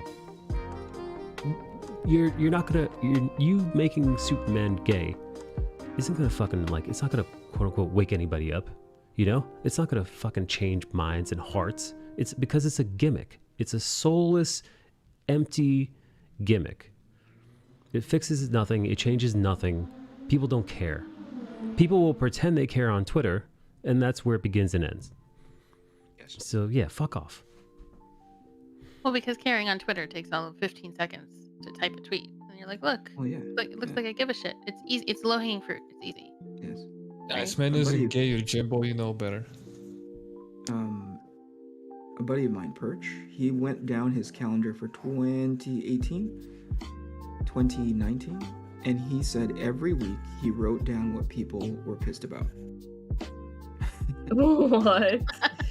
Oh my god. That's hilarious. For actually. every week, so he started reading it off, and he got as far as March, and he said, I got exhausted keeping track of what people are pissed off, because they are rarely pissed off about it the week after or the month after. That's And he funny. says that says a lot about people's attention spans, or at the very least, if you zoom out wide enough, it should give you a pretty decent snapshot that none of this matters. Twitter does not matter. Twitter outrage, Twitter whatever it is, it should not matter to you. And I'm like, oh yeah, good point. But can you imagine every week they were getting pissed off about something? I mean, it tracks, Yeah. Well, I mean, Exhausting. the fact that Twitter is such low hanging fruit, right? It's so easy. And the fact that people are also just looking for something to be pissy about because apparently that's the thing. It becomes a self-feeding cycle. Like that's part of why nobody gives a shit the next week, because something else has happened, right? Yes. So that's something that I unfortunately didn't learn until in my 30s. I wish I'd learned it sooner. Yeah. But it's kind of why I don't give a fuck if people are pissed about something I do. I'm like, look, if you're my actual friend, if you actually have a place and add value to my life, you'll work through it with me. And if you aren't, then I really don't care what you have to say. And that sounds terrible, but like I just don't have the No, energy to give a shit. I think you have to develop that mechanism somehow, because we're in a world in which, you are almost compelled, not necessarily like not brain dead style, but you're almost compelled to care about everything because something is telling you that you should. So you have to come up with some way to save your emotional strength to be like, I don't care about that. Yes. That's not the thing I'm going to care about at all in whatever capacity. And to your example, you're saying, hey, if you're a close friend of mine, that's when I'll care, right? Because Yes. you're in my day to day, or you're in my life. I actually care about your insight, your opinion, or whatever. And here's the important part: as your friend, I trust that whatever it is, even if we end up disagreeing, we'll just still be friends. Yeah. Unlike the fake world that is Twitter, where it's like you and I can hang out for like the longest time, see all the same cool ass movies and high five online, but the moment I say like, Thin Blue Line, you're like, oh, all cops are bastards, and suddenly we can't be friends anymore. You're like, yeah, I'm not going to spend any more time on this platform than I need to. Well, the other thing too for me is that if you're somebody that I regard as a friend, like, and Eric, you're an example of this. Like, I very much respect your opinion, even though we don't talk regularly, right? Right. So because you're someone who has garnered my respect, and that's not something that I give to everybody, if you Sure. called me on something or you disagreed, it would cause me to really think about like, hey, maybe I need to rethink this, because someone that I have sort of given my stamp of approval is Sure. telling me, hey, this is something worth looking at. Whereas some, Yes. bozo on Twitter who's like, just pissy because Subway got his sandwich wrong and now he's gonna like take it out on the world by canceling somebody. Like, fuck that shit. I don't care. Like, But it's not people have built that mechanism though, Circa. Some people really do care because Oh, for I whatever know. reason we're moving towards like social credit now, like a weird social credit score, and thankfully people are just like snapping out of it, going like, this isn't fun. Oh yeah, well, This because is dumb. even daring to say, I don't care about what this person thinks. Yeah. There are people who would look at me and go, "You're a terrible person because you say Yep. that." Like, you Yep. should care. Yeah. You should care passionately about everyone's opinion. Yeah. I don't have the mental or emotional bandwidth to give a fuck about everybody's No, I don't opinion. think anybody does. They pretend that they do. Yeah, like I'm not the emotional Mother Teresa. I can't do it. So I've stopped trying. Yeah.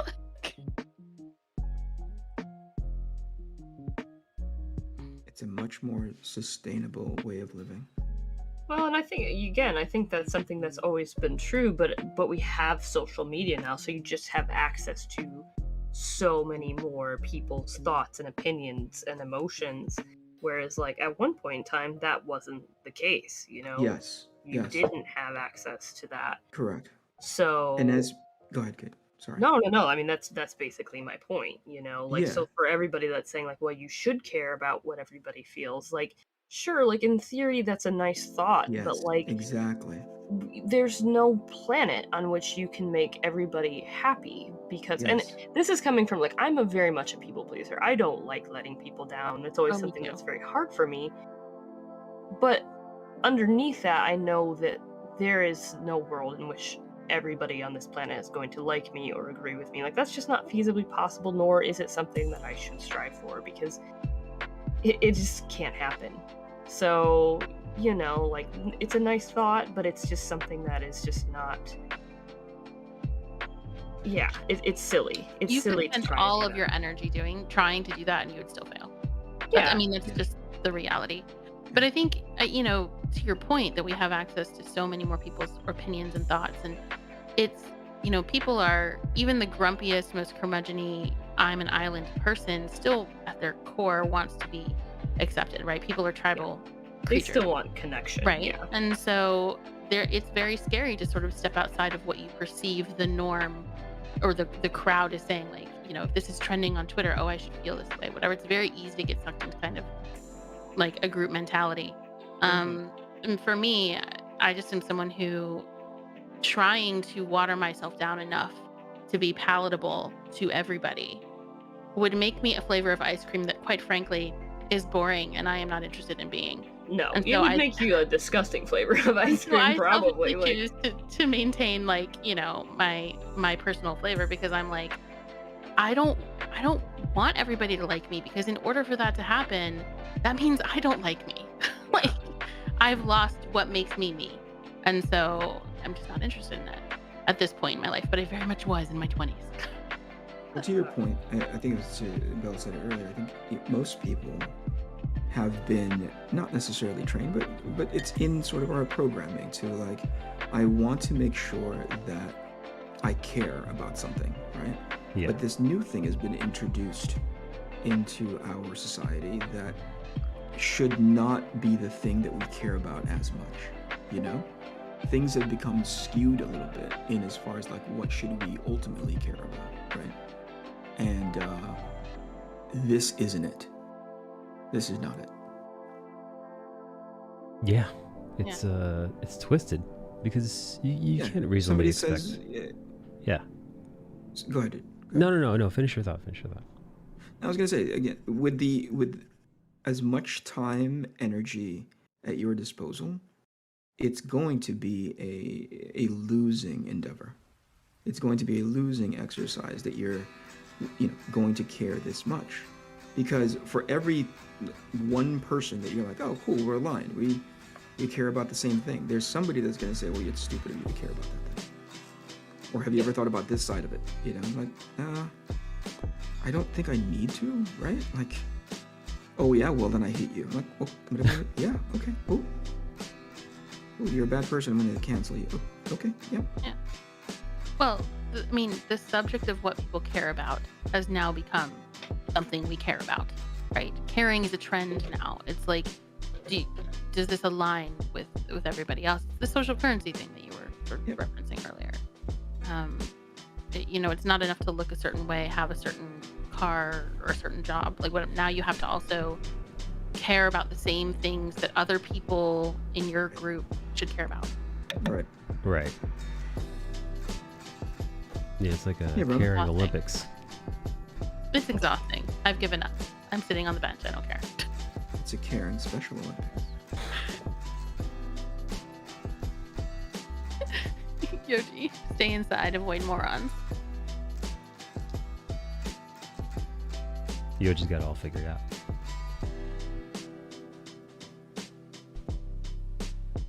Every time I venture outside, I hate humanity more and more. Isn't it best highlighted sometimes in as far as like, don't you care about the same things that I care about?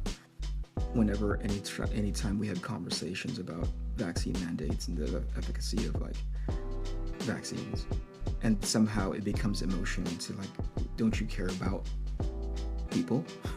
Like, yes, right. I very much do, but I care about people differently than the way you want me to care about people. Yeah, fucking A, man. Yeah, or I just think caring about someone looks different than, like, I don't know when we got to a place in the world where if we didn't believe exactly the same things, we couldn't be friends. Because quite frankly, I don't want to be friends with a bunch of other me's. That sounds terrifying and like the subject of a horror movie. I would much rather be friends with people who think differently than me, because they force me to grow and think about my opinion and why I hold that opinion. Yeah, there's gonna be like, similarities, right? You're going to like certain things in as much as the people that you hang out with. I think that's why we get along pretty decently in this room. But on the things that we don't align with, we're not sitting here going like, well, I can't be friends with you anymore. Right? And I think that's key. I think that's essential. I cut you off. Belle, what were you saying? Oh, nothing that important. I think a lot of it, again, comes down to, like, the fact that people we're herd animals, and our herds used to be a lot smaller. So, again, like, we have access to social media now, and we see everything. So I don't think it used to be as big of a thing. But now it's like everybody is a part of this giant herd, and it's like, well, everybody should believe the same thing in this giant herd. But it shouldn't have to be that way, like it should be more accepted for that to be the case, that people can differ on opinion. And I think that's where the problem comes in. And I think you do see people that are more willing to allow that to happen, but then, you know, you have others that aren't. That makes good sense. I think people also used to share less. You know, now Yeah. everyone Oh yeah. constantly is tweeting or posting on Facebook or, you know, and now and then before it might be you just didn't know your friend's opinion on XYZ because you didn't follow their Twitter feed and get their I am garbage inner all thoughts. for returning to a time where you just don't. It's impolite to speak about politics and whatever I else. agree. You I agree. just shut the fuck up about it. Shut the fuck up about it. Yeah, 100%. I think we should. I think as a culture, I think we should reinstate that rule where it's impolite to speak. It's just something we don't talk about it. You don't talk about, you know, whatever else, money, you know, 100%. religion. Can we start that in DC, please? My God. Oh. I mean, I think it's important to talk about in certain contexts, like with a partner or Yes, like, yeah, sure. but not Privately, not at a cocktail party, like not at a, you know, random trivia night. Not on social media. Yeah, not on social Definitely media. not on social media. Yeah. This is why I don't tweet. I just don't at all. I love Twitter. I wow. regard Twitter as a spectator sport. I don't participate. All right, let me catch up with the chat a little bit. Yoji's been fucking jumping off here. I was the kind of person that always had the belief that, like, you just shouldn't be saying that kind of off-topic stuff on social media because that could like if a fucking workplace looked through your social media, that's either going to make or break you. Like that's the way I've always kind of been. So I've always been someone that's been, I would say, responsible in what I would put on social media.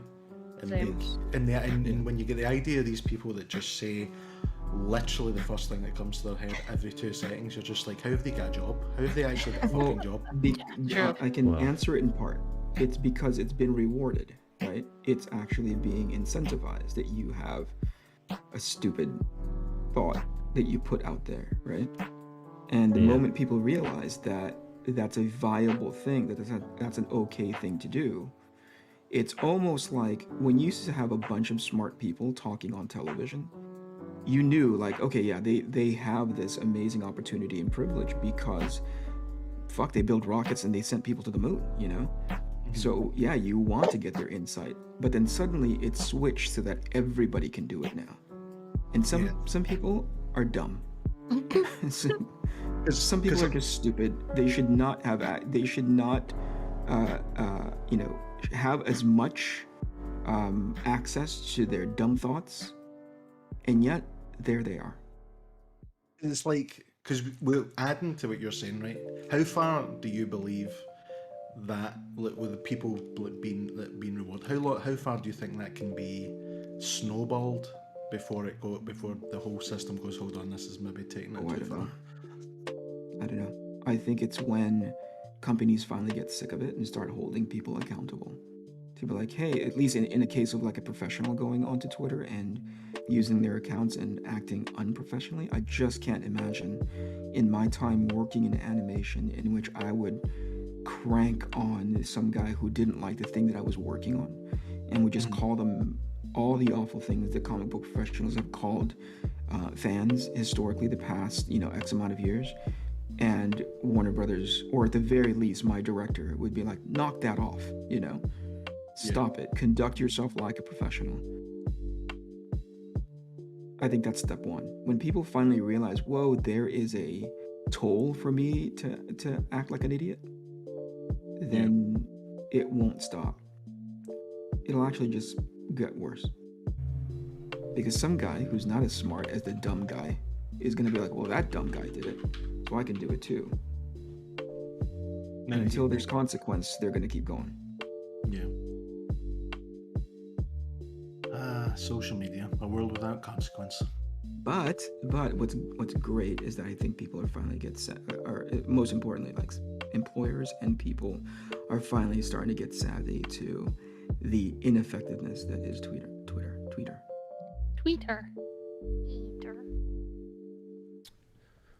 Let's see. Look at us. Take a look at us. We're so progressive and so ahead of everyone else. Give us money.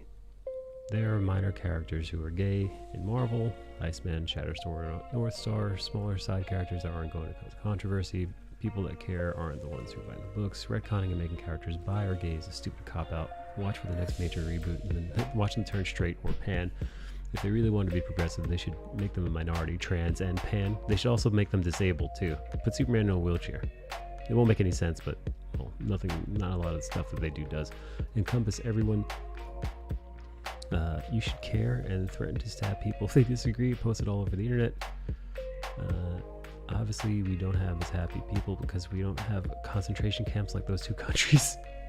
Oh man, you're talking about North Korea and China. I had some douchebag Korean exchange student in college that disliked me because of my look. I hope that fucker is suffering back in Korea. Stupid piece of shit. Stay inside, avoid morons. I hope a meteor hits the planet so we can reboot. Humanity's a failure? Jesus. Bootlegging is a habit, says I enjoy this stream. It's getting dark. It's getting dark. It's got dark. Yeah, Yoji. I enjoy this stream from different art streams I've found because of these tangents about life experience and concepts. Also, shout out to Bella for the great Thessaly she painted for me at New York City Comic Con. Listen to that, Belle. That's so sweet. I'm glad you like it. It used to be if you want to talk about this shit, you go to some sort of pretentious party specifically to argue. Yeah. Now it's like arguing with one another over this dumb shit is it's become a personality trait for some and just a default for others. And a business for a lot of people. Yeah. That's true. A lot of people make money off of it, which is sad, but Yoji's speaking about the economy. Says, I think the economy is at a turning point. I just got a mailer for a payday loan telling me I'm qualified to borrow $1,500 or $5,000 instantly. I just need to give them the pink slip for my car. what? Excuse myself. Have a good afternoon, evening, everybody. Good evening, Eric. Bye, sir. Bye. If you can fight your battles on the toilet, they aren't worth fighting. You want to see consequences? They can be found on TikTok. Yeah, so I thought Vine was better than TikTok. So the economy is going to completely collapse, right, guys? Oh, I don't even know. Probably. Yay. Yay! Woo. No, I wish I knew. Actually, I wish I knew an economist that I could ask. Be like, hey, how bad it gonna be? You won't find those, Michael. They're probably already in their bunker somewhere. The rich will get richer. Economy could collapse, but the rich and the companies will be bailed out again. Oh, repeat of 08, huh? Nobody held accountable or responsible, and yeah, those with all the money just get bailed out. I just again. keep trucking along and hope for the best. Just keep on chugging, Dale. That's what it's all about. Just play your video games, watch TV, and then whatever happens, happens. Bale is a little engine that could.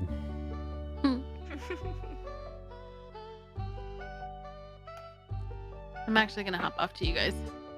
I will talk to y'all later. Later. Have a good night. Later, KG. Thank you for stopping by. What a nice KG. I'm sorry. What a nice fucking. Why do I keep calling you KG? I did that. I was doing that all day yesterday wait a too. minute. Where's KG? I don't Fucking think Sarah. I should just call you Sarah. Yeah, you can just call me by my name. That's okay. Yeah. Bye, Mike. Goodbye, Sarah.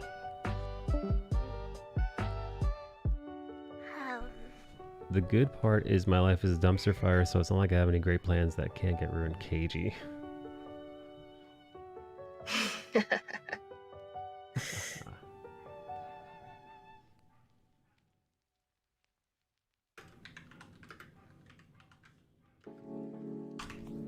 I know, at some point you just kind of accept it. Like my 19-year-old sister called me today and she was like panicking and freaking out, and I was like, she just had a bad day, and I was like, it's okay, dude, like just go get yourself some boba tea, like go do something that makes you happy. And she's like, I can't afford anything, and she works 2 jobs right now. I was like, dude, you can fucking afford a boba tea, you're fine. Right.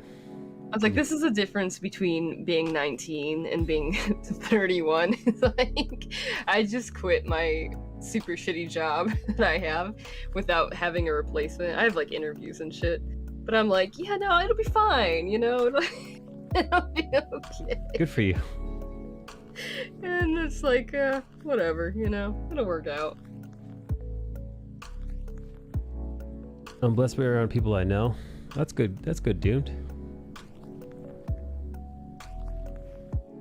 Dude. I know, Yoji. I offered to buy her a tea, and she's like, no, it's fine. Yeah, boba tea is just... 19-year-olds, man. Boba tea is fucking disgusting, by the way, with those little tapioca balls. Those balls are fucking vile. I thought we were friends. I love boba tea. I'll take it Do you without like- the fucking balls in it, dude. I don't like having to chew. I don't like having to fucking chew my drinks. Oh man, that's the best part. No. The Yeah. balls are the best part. No way, 10 out dude. of 10. Because when you're fucking... Sounds horrible. No, when you've got to chew your drink, right, Frankie? It does sound horrible. When you got to chew your drink, that's called soup. That's not a beverage. Why the fuck do I need to put effort in while I'm drinking? Yeah. No, you shouldn't... I got this alcoholic drink the other day that had lychee in it. It was so good. Ugh. You would have hated No. it though. Yeah. Disgusting. Disgraceful. I'm afraid I'll choke on it. Michael doesn't like balls in his mouth. I don't. It doesn't. I've had boba tea before, but I say no balls for me, dog. You keep your balls out of my drink. No balls for me, dog. Oh. Like, hey, let's shoot grapes through this rifle into my throat. Yeah. That Yeah. sounds painful, dude. I definitely do. Like, I'll tell people, like, if they haven't had it before, I'm like, well, if you are weird about textures, you might not like it. Don't they also have like different types of boba where the balls are actually like little jelly things? Like Yeah. you bite them and They have different Yeah, kinds they of balls. pop. yeah. Don't want that either. You don't want. He doesn't want you know, any balls. Yeah, no balls. keep Not You the have to chew on them. yeah, keep exploding your kind. yeah, keep your balls. None that burst in your mouth. Yeah, keep your balls out of my mouth. Is what I say. Wow.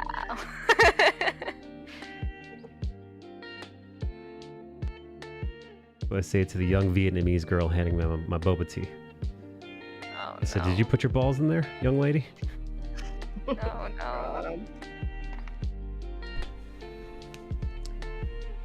They have ones that are just filled with sugar water. I don't need gushers in my milk. Yeah, he doesn't. Yeah, Bard doesn't need to be gooshed while he's drinking. Doesn't mean to be gooshed. Oof. Yeah, get your goosh out of his drink. What's up, vitamins? I just feel like Bard is super vanilla. Doesn't want fruit gushers in your milk. Heartbroken. I love boba tea. Man, now I want boba tea. I don't need it though. I'll just have my normal tea, thank you. I wouldn't mind some boba tea. It's been a few years since I've had it. I really like boba tea, but I'd have to DoorDash it, and that's just expensive. You know what? It's sit down time. Sit Whoa. down. You're It's sitting down. sit down time. He's getting serious now. Yeah. Crazy. You know, I might as well take a little pee break too. Why? Might as well. People will keep letting Midnight Shyamalan make movies, dude. Still? Made a new one called Old. How's that guy not in jail? Oh yeah, they're on the beach and they start turning old, right? Like they What? start rapidly aging on the magical beach. Everybody becomes Benjamin Button. Why? I don't know. It's a fucking horror movie, I think. The premise is so It's gonna, fucking stupid. it's going to be like every single Midnight Shyamalan film, right? The first third is really, really good. The middle is all right, and then the ending is fucking awful. What has he made? He made Signs. Oh, okay. Sixth Sense. Sixth Sense. Did they make Sixth Sense? Did they? Sixth Sense is the reason why they gave him movies. Aren't those supposed to be like pretty good though? Like, Unbreakable's like he's only good. Like see like, those three films, like Unbreakable, The Village. The Village. I didn't mind The Village. I know. I was gonna say these are all supposed to be like semi-okay movies though. Yeah, but the final third's always shit. All of these films are shit. Got a shit ending. I actually don't think I've seen any of them. He made the last Airbender movie. Oh, that's supposed to be bad. Well, that's a nightmare. Nightmare fuel. Yeah, I heard that was bad. He's an executive producer on a TV series. What?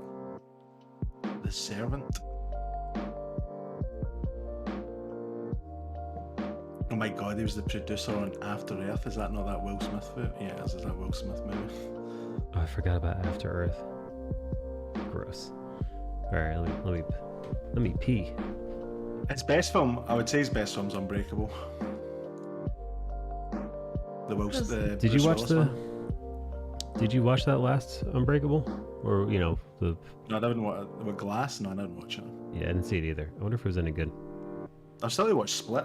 And that looks really, really good. I like Split. Oh, is that those? I saw that one. I think that's the only one I saw.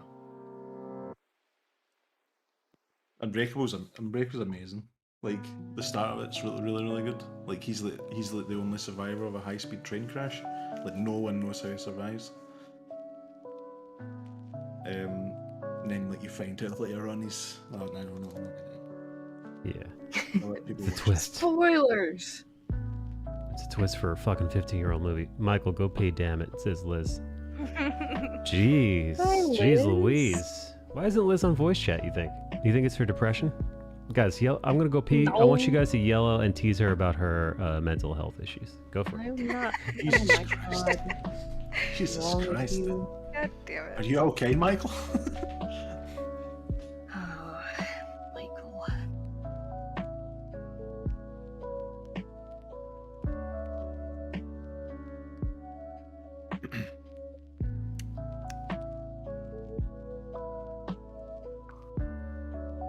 Alright.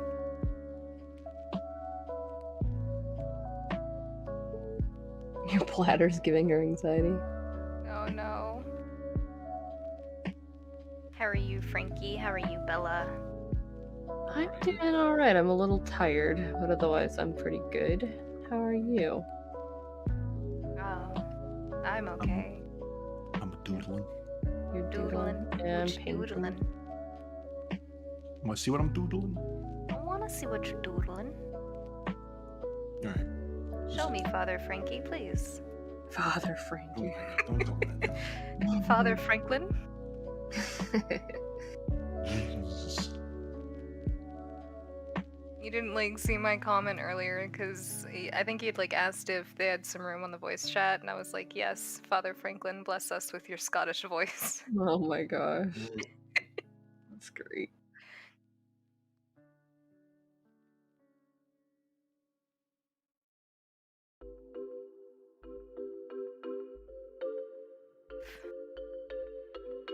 Liz, sending hugs. Hope you're doing well. I put it. You put it in Mike's thing. I'll put it in the art section. The art section. It's art. Oh. Ooh. Oh. Wow, look at that. I like that. Looks neat. Let me find it.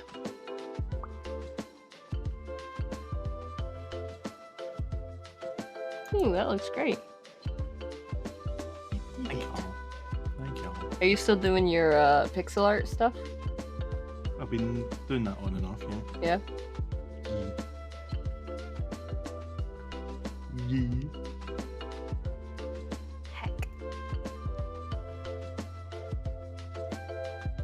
I've got to get this painting finished up in the next like day or two. I've got a lot of work to do. Nice. Yeah.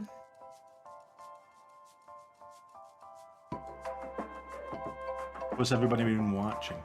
Anybody been watching anything? Still Vikings for me. I'm like slowly working on that one. Nice. But I was gone all last week too for New York. Yeah. Started watching Justified.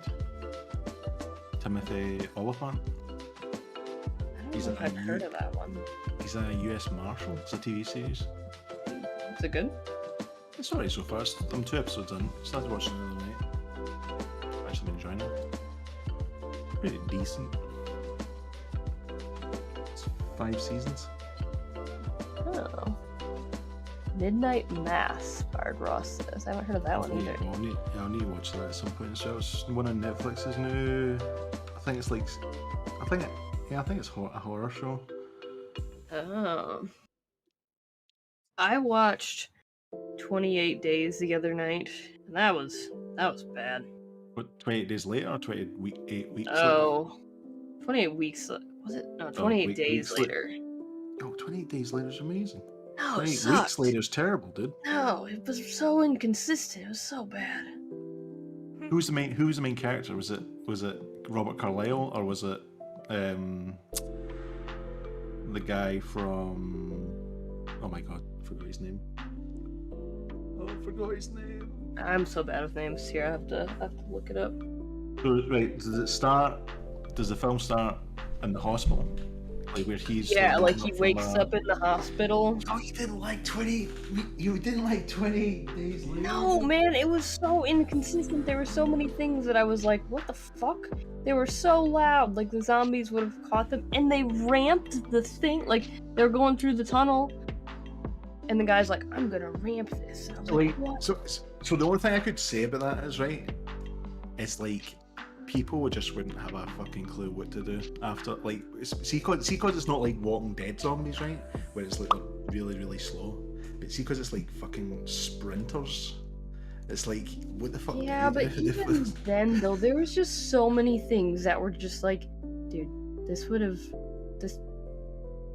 there was just too many inconsistencies for me. No.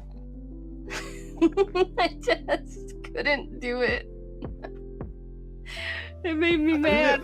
I think the only annoying thing for me was, see, like right at the very start of that film, and like they're breaking into like this chemical lab, Yeah. or like virus lab, and there's the monkeys are in the things. I would just be like, guys, I wouldn't get anywhere near these fish. Fuck knows what they've pumped into these monkeys. Yeah. Well, the other thing too is like they didn't really explain the zombies very well. Like the zombies weren't eating people. They were just like puking blood on them. Right, so what was the thing about them? They're not like technically zombies. It's more like rabies, right? But instead of it like actively killing them, right? It just basically what it does is it kind of like keeps them in like a constant state of like heavily adrenaline, while also sending them insane. So they're not technically zombies. They're just like the equivalent of like a rabid animal. So like the way kind of like rabies, from what I've seen anyway, like it works is like it just is something that actively tries to seek out something else to infect. Rather than every other zombie film, it's like there's just aiming. Yeah, where they're eating them. Eating them. Yeah, I just didn't understand why, like, there was a couple scenes where there was, like, they infected them, but then there was another scene where, like, they kind of seemed like they were eating them, but not really, and I was like, what? What's your favorite zombie film? What's your favorite zombie film? Oh, boy. I don't know, actually. Like, mine's up to a certain point in the film. Could potentially be World War Z, like the Brad Pitt one, but then after a certain, I'm back, you little fuck babies. What I miss? Well, there's a specific point in World War Z where it just gets fucking shit. Yeah. Wait, what's happening? Who got shite? I was saying is like I really, really liked World War Z up until a specific point in the film, and then it's just pure shit beyond it. World War Z? Dude, Yeah. Dude, World War Z sucks because it wasn't the fucking book, and the book is amazing, and the movie is like a mediocre zombie movie, but the book was like a really fucking interesting take on what living through the apocalypse would look like through various stories told throughout the world. I like. I did genuinely like the start of the film. Like, see, I thought I really enjoyed the start of the film, but then there's like a certain point in the film it just fucking. I think it just falls completely flat. Yeah, dude, there was like a cool like Japanese samurai, a blind samurai, and like how he figured out how to deal with the zombies. I don't know. There's a lot of like compelling, interesting. It's almost like an anthology. You know, I don't know that there's any like actual serious zombie movies that I can think of that I like love. I like zombie video games. Zombie video games. Yeah. And I liked The Walking Dead, but only the first couple seasons, and then it got garbage. What about Shaun of the Dead? Shaun of the Dead is dope. Have I seen Shaun of the Dead? Let me see. They're coming to get you, Barbara. Oh yeah, Shaun of the Dead is funny.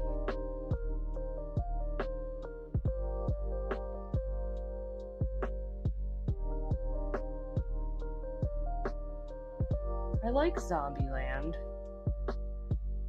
Oh, Zombieland, that was a good one. Yeah. I haven't seen the second one yet. I don't really want to see the It's second one. the second one's not good. At least I don't think it was.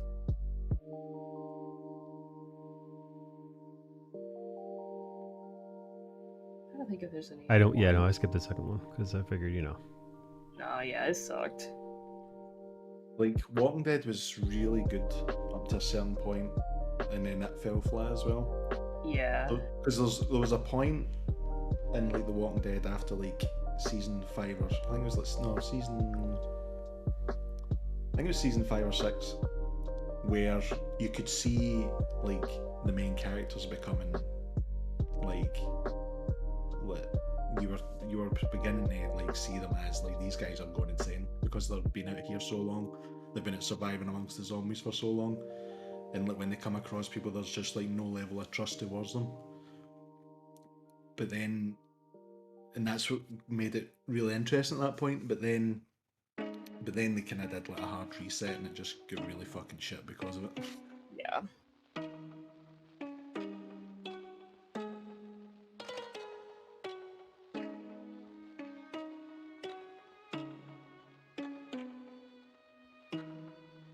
Zombieland 2 sucks, says Yoji, not a fan. I still like the old, like George A. Romero's Dawn of the Dead. I watched that the other night. It doesn't like hold up to today's standards, obviously, but like, it's still a good watch. It's still an interesting watch.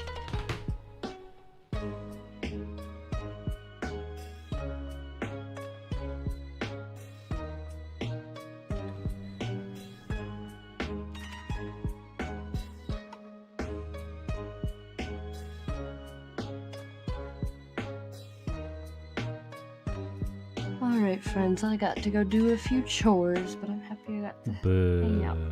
I know. Lame, right? I will talk to you later. Abandoning us. I know. What a jerk. How could Bye, she? friend. What's up, my Asian brother? What's up, Zen? Wait, what happened to Liz? Does Liz not want to get in voice chat? Because, you know. Because you guys are so hard on her? You guys are teasing her so much? Listen, if Liz comes into the chat, we'll probably end up sitting talking about fucking New World. And do you want that? Do you want us to sit and talk about New World for the next hour? No, I don't. I wanna help write some fan fiction between a romance between Lizard the Tree Wizard and Bellatrix. A dirty hentai story. I want to have tentacles. Just the I'm works. listening. Yeah, let's get Let's get Rum to illustrate it.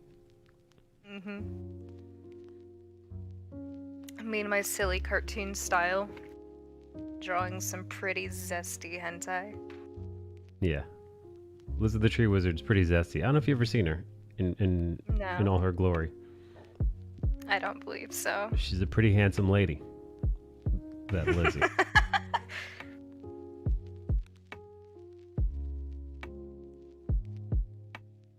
Sounds hot, says Mr. Zen. She show is, says Nikki. Nikki, how come you're not on voice chat? You butt munch? Nikki? Nikki, you can't leave me alone in the sausage party right now. Yeah, you booty munch.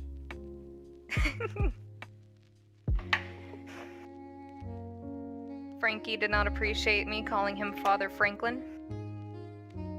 It's Papa Not a Francis. priesthood. Not a priesthood. Not yet, you aren't. You could be. Fuck that. Who do you think's higher level? Frankie, you or Elizabeth? Probably Liz at this point. I haven't played for the past few days. Uh-oh. And Liz probably gets obsessive about things, I'd imagine. The more depressed Elizabeth is, the harder she plays the video games. Oof. Yo, that's like me. I feel that. Frankie can't be a priest, he doesn't like little boys. Oh my god, Yoji. Fucking dark, man. God damn. Jesus. The yowzas. Can Frankie at least be like a youth pastor? I go to him Yeah. for some life advice. Yeah, he's the cool priest. Yeah. Jesus. Jesus. Liz is definitely Well, Frankie. What level are you both? Just let it out. I'm 34. Ooh, is that a lot? That's only, no, that's only like halfway through the leveling process, and that's like 70 hours of gameplay.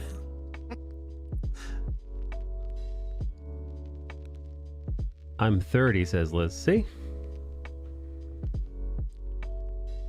Damn. She started late as well, did she? She's blasting, dude.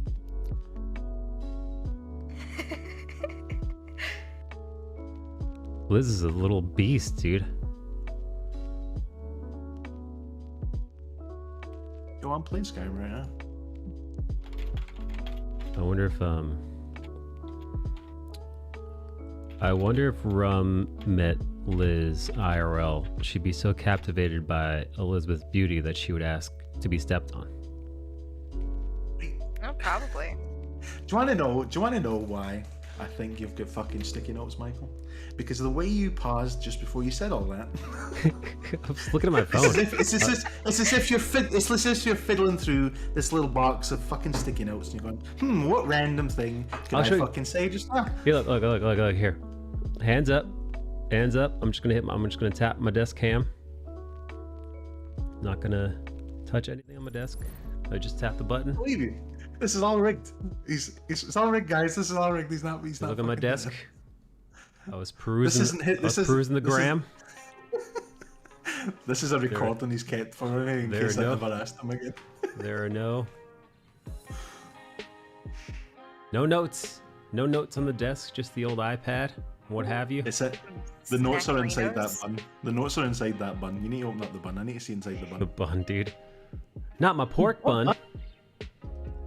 Ooh. It's Nikki. Oh, Nikki. Oh. It's everybody's favorite little Puerto Rican piggy, Nikki. Nikki. Wow. Hi, Nikki. Jesus. Hello, Rom. How I are can't you? get to your level, but I'm not gonna try you there. Yoji Go says, higher. Yoji says that's Oh, a no. bow. I'm well. How are you? Okie dokie. I was very much in pain earlier today. I got up this morning and I felt a little sick in the tummy, and I ended up dry heaving a lot, and I busted a lot of like blood vessels in my face. So my face looks all busted up. And That's kinda wait. You were nauseated today? Yeah. That's so fucking weird. So was I. She's probably pregnant. Oh, Nikki, both of we're us so are broken. insane. Yeah. Yeah. Weird. Nikki's got pussy lumps too. Crazy. I don't like the way you say it like that because it sounds really bad. It's like a fucking massacre in my uterus, and here I am. Yeah, just you've got like, double trouble. Yeah. This is not the double teaming I wanted, but it's the one that God gave me. Damn.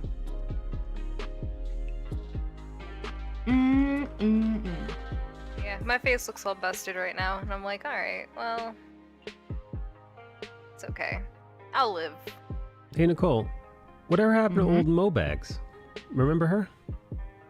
Yeah, I was gonna message her the other day to wish her happy Thanksgiving, but then I forgot. I messaged her a while back, but she hasn't got back to me. Oh, The last shit. time I heard from her was September 1st because I reached out to her. You think she's dead? No. Jesus. Listen, that my 0 mind to was. 100, there's no chill. I mean, I hope she's not. There's no middle ground, Michael. It's just you're fucking dead. That's it.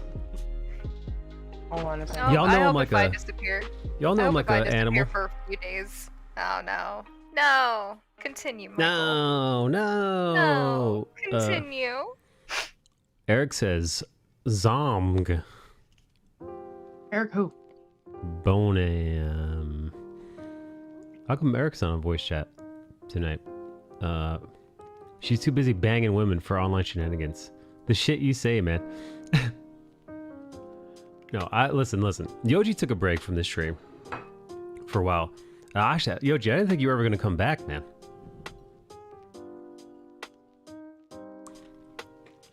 I didn't know you was Eric. ever coming back. What are you eating? Bagel? Apple cider cinnamon donut. Yeah, I saw your story. That shit looked good. Mm-hmm. I want to learn how to make my own. But there is a local farm that makes them. So I'll probably go buy it to support. You know what I'm curious about? This is very off subject. Very curious about quail eggs, what they taste like. Never had them. You know, I thought you're not allowed to surprisingly egg. enough, I'm not I've allowed had- to egg. That doesn't mean I'm not curious. Wait. Hold up. Why aren't you allowed to have eggs? Oh, because I'm allergic to eggs. Oh. Yeah. What'd you think? Got it. Huh? What'd you think? Why do you think she couldn't have eggs, Nikki? Nikki was thinking dirty things, I bet. It's just a weird taboo. Just no eggs. Well, the other day I watched this video of this person making like raw food for their dog. And they threw in like all these little eggs and I was like, what the fuck? Weird. Well, They dogs were are quail sturdier. Dogs are sturdier than we know. They could eat all kinds of shit. I think their stomachs. I think I read somewhere that like, hey, like there's a joke that like poor people, it's either dog or cat food. They might actually be both of those two animals because they're carnivorous. Specifically, cats are solely carnivorous. They can handle a lot harder shit. Same with dogs than people can. Right. So I think like dogs, their stomachs can actually digest bone. I'm not 100% sure on that. Might be cats. I might be confusing the two. But like they're actually like, so I think somewhere they were like either dog food or cat food. It was like, you don't eat this. Like you might be poor and you might be making jokes, but don't eat the animal food because there's actual bone in it, and these animals can eat it.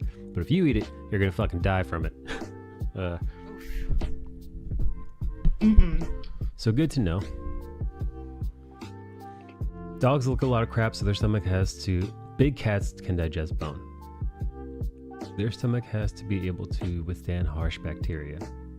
I think I remember that from Tiger King.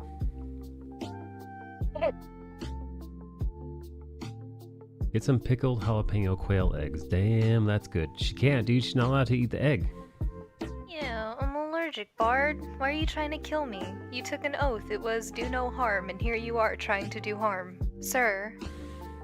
Bard's oath was do It's no. worth it. It's worth your tombstone, apparently. Yeah. Get an epi. I, for one, am not allergic, so I would like to check those out. Let me just go get an epi from the weird guy behind the mall. Like the epi dealer. Bard says, do no egg. Do no egg.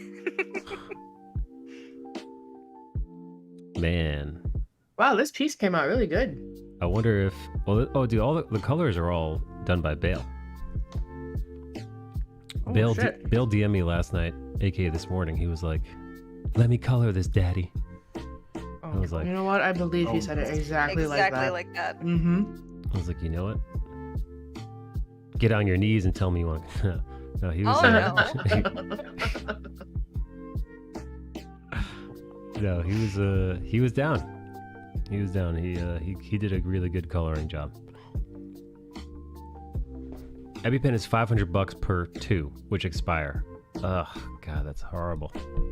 Yeah. Fucking ridiculous. OP trying to give Norton a run for his money as a colorist. You mean professional colorists? Sean Norton art? Boy. Oy vey. Mm-hmm. Mm-hmm.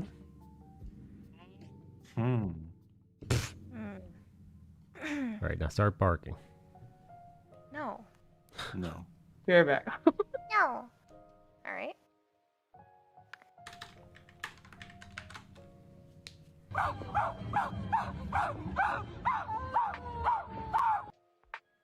Oh dear. So romantic. Professional colorist who's never been paid to color. Yep, yeah, that's him. Oh, I got a little gig. I'm getting my sister like wrote a book. It's a children's book and she wanted me to illustrate it. So I get to illustrate a children's book. This is exciting. Nice. Yay. That's dope. I'm so proud.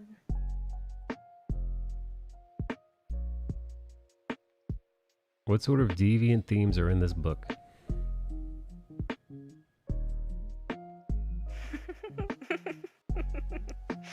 Bang, bang, you're the best. K-Bags. What's up, K-Bags?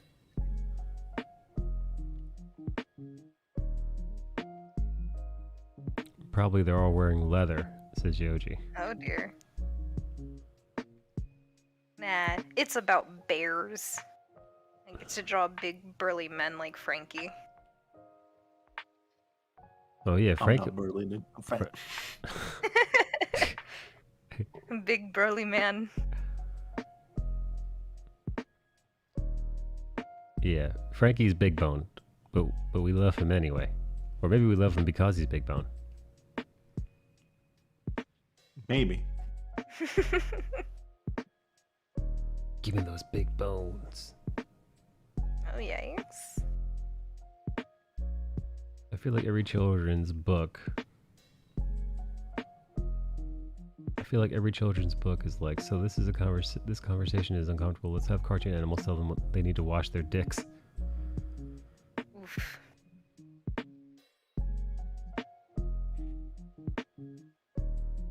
Yeah, where's the big book of cunnilingus when you need it, Bard Ross?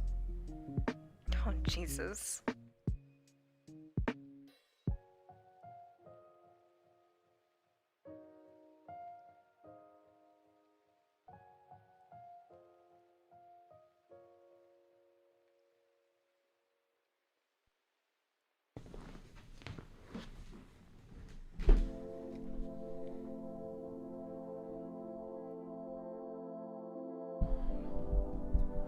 Bears in leather. There probably is a market for that book.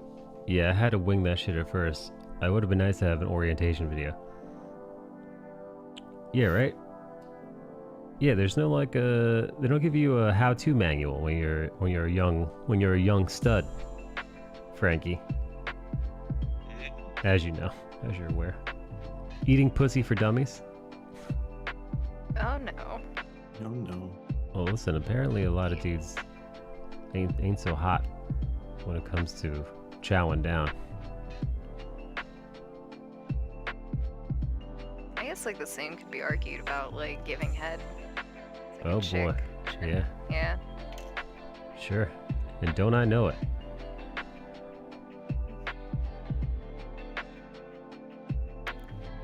Like Yeah. I don't know. I just think it feels weird. It's weird.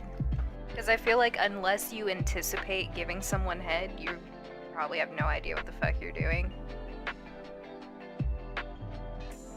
Yeah, I guess you have to have head anticipation.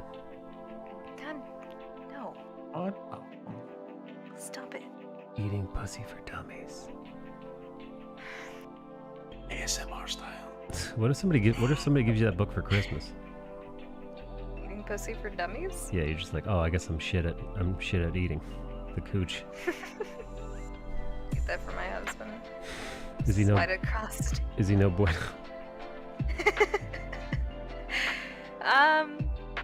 No. I don't really care much for it. I don't know if it's because he's just not good at it, or if I've just never gotten like exemplary head, or if it just isn't my taste. Interesting. Yeah. Interesting. Frankie, take a note. Frankie, take notes quickly. I'm jotting this all down quickly. Quick. Alright. Who? Thank you. Yeah, no, seriously, I know I was making a joke about Mona, but I hope she's alright. She's a nice person. You talk about her in the past tense like she fucking died, friend. Well, listen, I don't know. She's not around. I hope if I disappear for like a couple of weeks, you'll mourn my loss. You'll be like, I remember Rum. She was good people. Weird porn. Weird porn drawings. Man, sure did love those weird prano drawings. Yeah. Nice titties, I'd say. You know the rules. You unfollow, you're dead to Mike. I don't think she unfollowed me though. I think she just hasn't been around. But I do hope she's okay. I do not wish any ill will towards her. I feel like I should clarify, make that known. Taking a break from stream does not make me think any less of you, unless you were, of course, a dickhead about it. And she's totes dead. Well, you know it's dark? The thing is, like, for a lot of people that hang out here, like, we're friendly, but we're not friends. So, like, you know, I don't have any way of, like, I don't have Mona's phone number. I don't have any way to, like, communicate with her outside of stream. So honestly, if, God forbid, something bad were to happen, and, you know, like I said, knock on wood, hope that's not the case. But there wouldn't be any, like, recourse for me to find out. Like, I wouldn't know.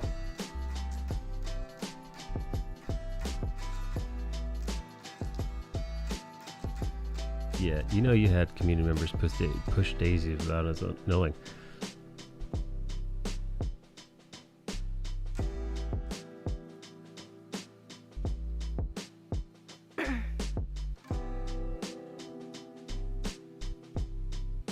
Is that true? Has anybody actually passed away that followed the stream? Oh. Hope not. But you know, listen, it happens. People get sick. Life happens. Life finds a way to kill you. Amazon is doing this thing where you can send people stuff based on phone number or email address. How that isn't a violation of some privacy protocol, I don't know. Wait. So Yoji, if I had your phone number, I could just send you shit? Nice. I've got Yoji's AOL email address. Oh no. Well, time to send him some stuff. What would you guys send Yoji, just based on what you know about him from the chat? What do you think he'd enjoy? Frankie? I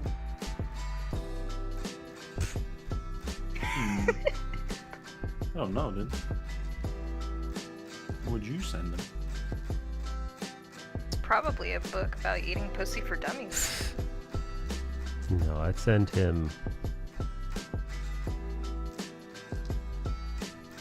What the hell? 1 month subscription to Michael Nicole. What would I send to Yoji? PlayStation 5. Yo. Well, listen, this is imaginary. In this scenario, 1, I know where Yoji lives, and 2, I can afford a PlayStation 5. It's a gift.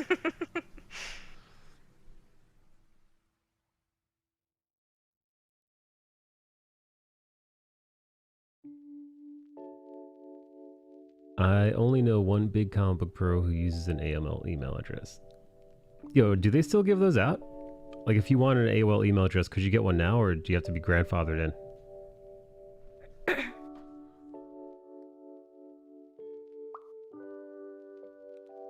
What's Eric Bonham saying? Bonham says, LOL, I'm not. Fight me. What do you think Bonham's talking about? Image Comics 2 equal 2 more if you could even find a PS5.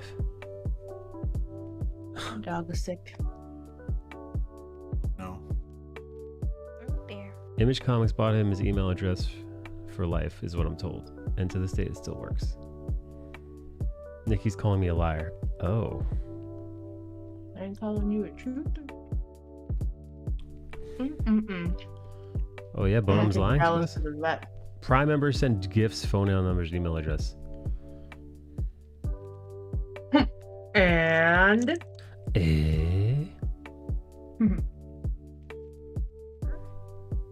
Alright guys, it's nearly 2 o'clock in the morning. I'm going to go to bed. Okay. Good night, Frankie. Goodbye, Mr. Frank. Bye, Frankie. Have a good night, everyone. Bye. What a sweet Frankie. He's not burly, he's fat. Remember that. Don't you forget it. What's the difference between burly and fat, though? I don't know. He seemed like he knew the difference. I should have asked. Frankie, come back. I have questions that need to be answered. Hey Lizard, how are you doing, by the way? You guys get the budget Scotsman.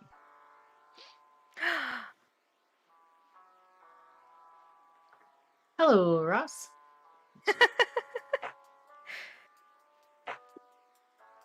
What's up, Rossi Cakes? Not much. Hi, Ross. You guys lost Frankie, so now you get another We get our- Scotsman, but Our without discount Scotsman. yeah, without the accent, which I don't know what I bring to the table otherwise. So. Education. Edumacation. And a friendship. Yeah. And a friendship. I Friendship. appreciate this. The real Scotsman is the Prince of Way. Eric Bonham says he's more deadly nude. Trying to find an emoji to reply to him. Wait, what? Stop it. You know, you get Eric Bonham lubed up in his cocoa grease, like he likes. Greased up. Just fucking, he's slippery. He's It's like nimble. that character in The Boys, was that it? That like slides into sewer drains. Yeah, exactly. Yeah. Eric Bonham slipping and sliding like you wouldn't believe. Greasy. Oh no. Shining. You see his naked back shining in the moonlight. And by the time you see it, it's too late. Oh god. Done slipped between them cheeks. Exactly. Your cheeks will never see him coming. Oh no. Best Buy is only selling their PlayStation 5 to people who pay $200 for their store membership. What? Are you serious? That's some bullshit. I didn't pay too much for my PS5 from eBay. Plus, I have a cousin who works for eBay who helped me find the best listing. Not great, but trying to keep things as normal as I can. Looking for a therapist. Been a deep lurker on Twitch mostly lately. Oh man, it sounds like Elizabeth is in trouble, you guys. How do we help her? How do we fix her broken brain? Nikki? Oh god, I'm choking You on can stay water. with me for a bit.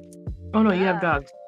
I would say bring him, but Kendall's a dick ever since we got Dallas. Oh. Yeah, she's like protective. Best Buy is selling PlayStation 5 consoles, but access is restricted to its new $200 membership scheme. I like that, dude. They call it a fucking scheme. Because it is. Fucking Best Buy. Those dickheads.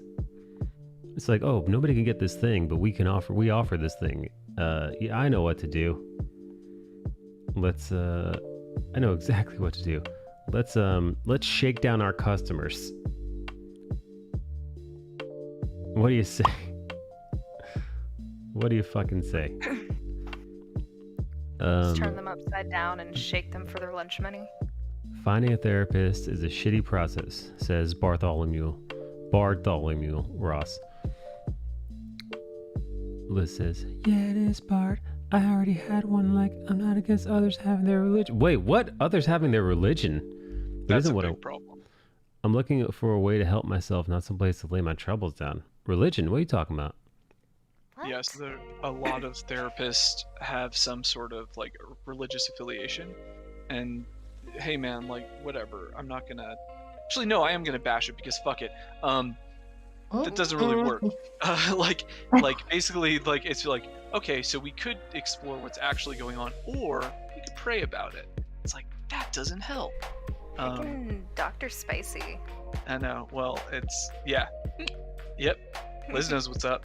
It's like seriously, like I like you can get that for free from your like if you're into that, if you want like faith-based counseling, you can literally get it for free from any of the like wherever it is that you go, you know, for your place of worship or whatever. Like you don't have to pay a therapist an exorbitant amount of money for them to just like get back down to like, well, God has a plan. So and yeah, and the problem with AA, while we're at it,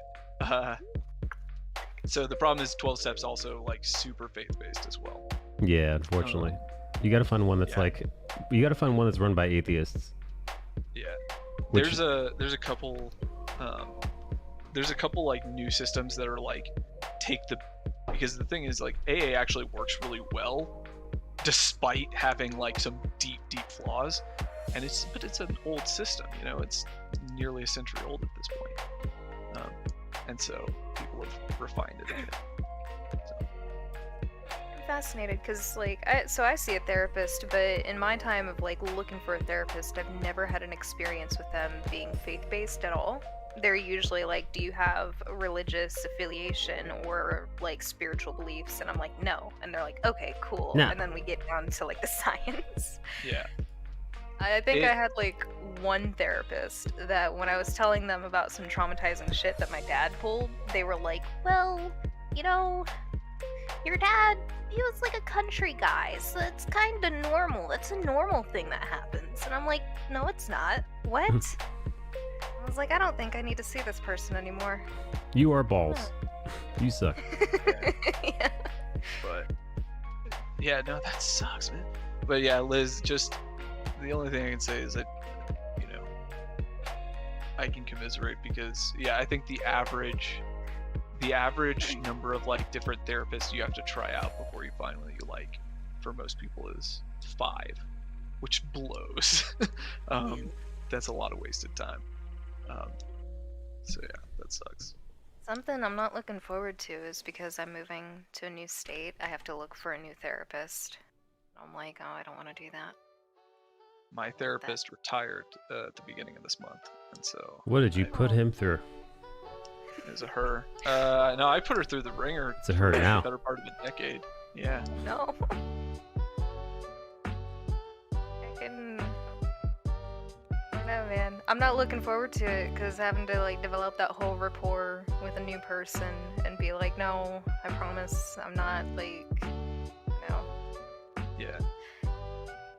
I'm a very introspective person, so I sit there and I reflect a lot and deep thought and everything, and it's just, it is what it is. And so I'm kind of like, hey, you know, I think the problems I'm having is because my husband asked me for children and I'm deflecting. And then my therapist is like, yeah, I was gonna bring that up. Let's talk about that. And I'm like, all right, cool, we'll talk about that for a little bit. So, I don't know.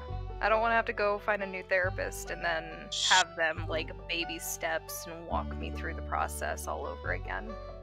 A lot of therapists now, especially if you already have a pre-existing like rapport with them, will offer telemedicine. So is that something that they offer? And no, because this is like an Oklahoma-based thing. Like the state takes care of the bill. Like, yeah, the state foots the bill for it because the state's trying to take care of like mental health more. So medication, therapy, and other services that are provided by the state, they foot the bill for if you don't have adequate insurance to cover it. But that also means you need to be a resident in the state of Oklahoma to accept these services. And because I'm not going to be here, I can't do it. Sucks. Ouch. Yeah. That does suck. I mean, just, you know, drugs. Just drugs. Helping Colorado, I can just do them recreationally. Yeah, let's go smoke some crack.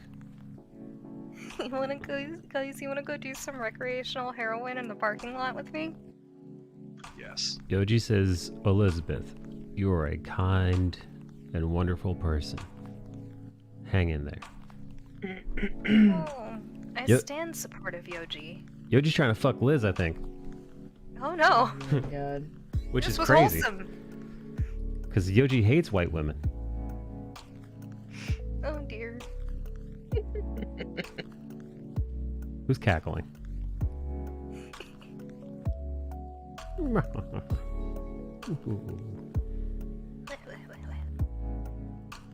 They changed the sentencing guidelines for crack. Smoke away. Smoke them if you got them. Oh no.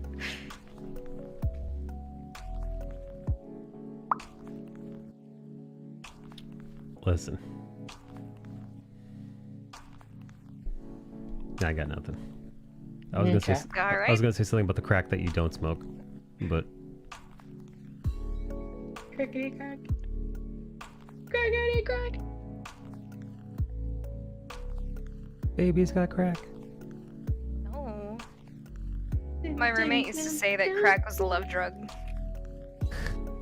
It was like there was a guy that I used to is the hipster guy I was talking about last night, and that guy, Mr. Monopoly, and she was like, yeah, you know, you might smoke pot with him once, and then he'll pull out the crack, and that's when you know he's in love, because crack is the love drug. And I'm like, oh. The only crack you should be seeing is Eric Bonham's giant black crack Ooh. headed towards your mouth. Double cheeked up. Double cheeked up because it's booty eating time. Nice. And Eric Bonham's booty isn't going to eat itself. So get to work, Nikki. Oh dear. Gobble gobble.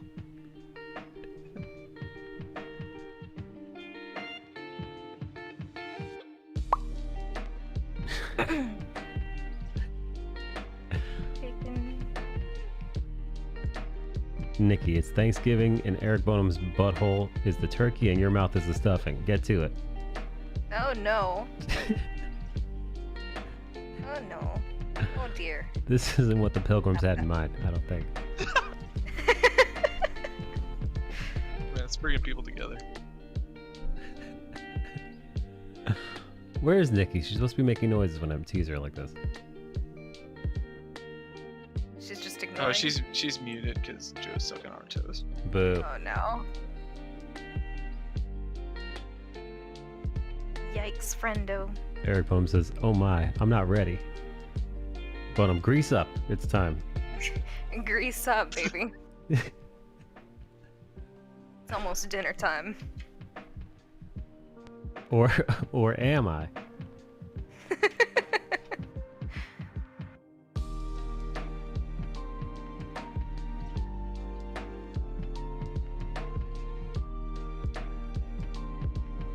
Nikki's puking somewhere right now. In anticipation. Oh, no. She's emptying her tummy out, making more room. What do you think Damn it, of... I can't believe it. Oh, what's up? What? You can't believe what? Oh, I can't believe I got fucking sick as shit this morning the way I did. Morning Sad. sickness. Morning sickness. Oh no. Hey, do you guys think Liz is ever gonna get pregnant?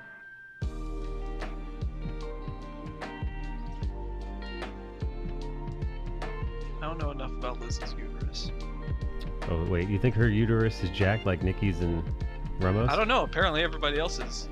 Well, dude, Apparently everyone's uterus is fucked up. well, I think, well, dude, Bellatrix also has, PCOS, too. Jesus. I mean, like, Right. they're just like, there are times where, like, I'll wake up from a dead sleep because I had like a cyst rupture and I'm just like doubled over in bed in pain, or I'm like shooting out of bed to get to the bathroom because I'm gonna throw up. And I'm like, it's fucking painful. It sucks. I can't imagine trying to grow my own fucking chia pet in there. Like, that'd be horrible. Liz says nope.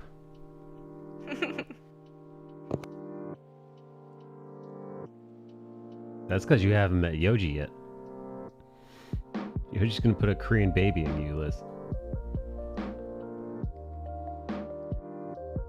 What do you think of William Shatner being the oldest person to go up in space in a penis-shaped rocket? I'm shocked he lived. Did he do it yet? Did it happen?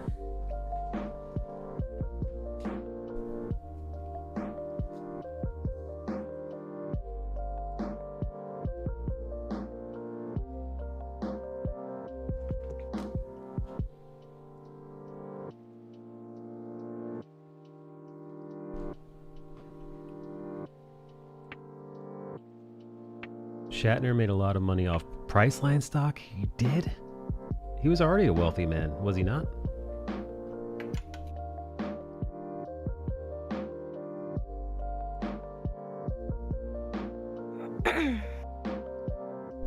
As their spokesperson, he was paid in stock. Holy shit. How much do you think he made?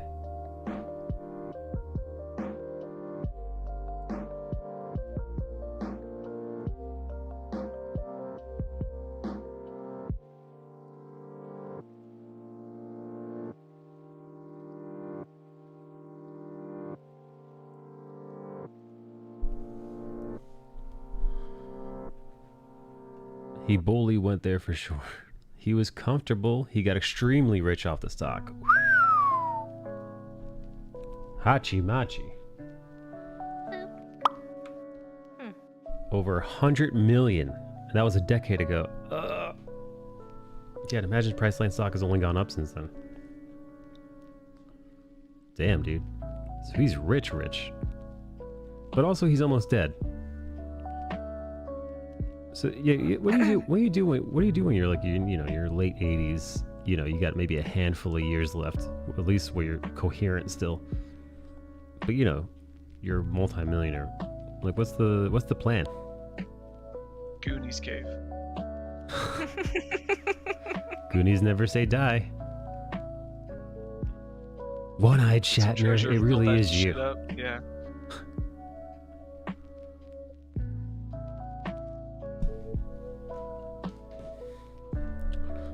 Old, half-dead people don't care. Most try to keep it until the end and pass it on to their kids. Pfft, fuck that, man. I'd say you're on your fucking own. Oof. Good fucking luck. Is Sir Patrick Stewart getting paid for his Uber Eats ad? And probably not in stock. Extremely rich fucks are scared and trying to live forever.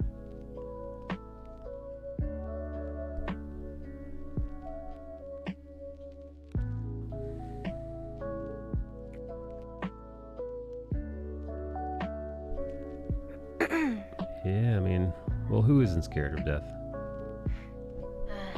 Me. I'm okay with that. A lot of motherfuckers. Yeah. Dude, do you know how many people like just show up and they're just like, so like, I just want to die. Can you guys just let me die? And I'm like, well, I guess so. Terminally ill patients, or No, just people who are just tired, like just been hit with like several UTIs, pneumonias. Oh, what a just mood. Getting like, getting their ass kicked, like multiple hospitalizations, and they're like, so I've done everything in my life that I want to do. Watch my grandkids grow up. Like, can you like not crack my sternum if I code? And I'm like, yeah, okay. Ah, Oh, yes.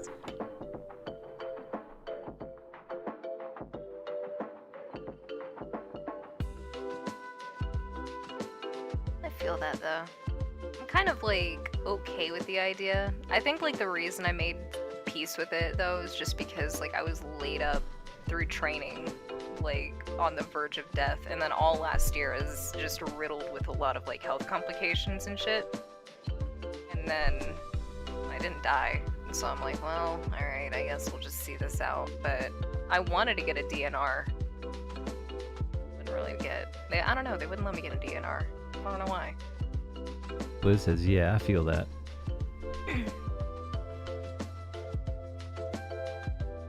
Oh, poor Liz.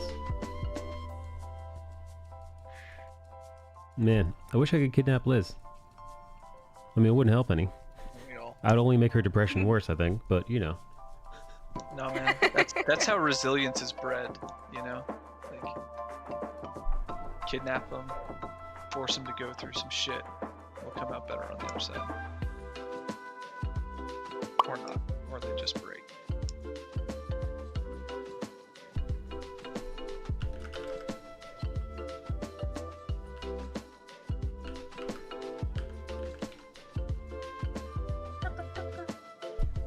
Durka. I worked for a pharmacy. I had to deliver sometimes. Old lady in bed on oxygen wanted cigs. Ah, perfect.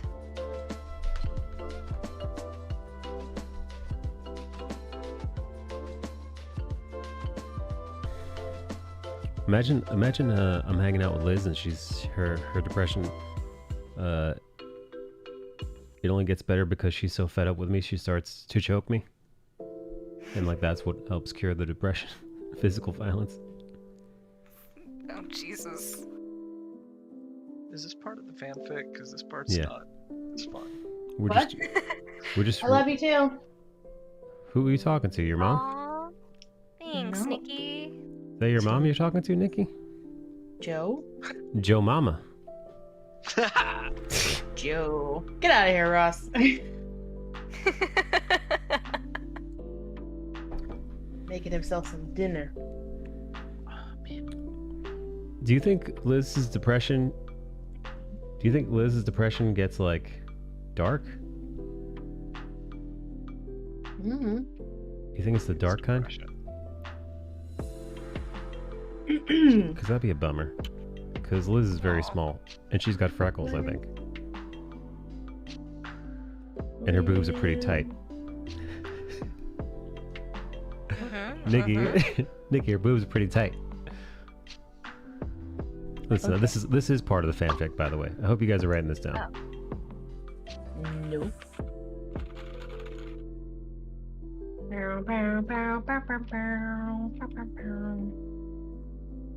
Liz is probably like, why do I keep coming back to this place to be objectified by this lunatic?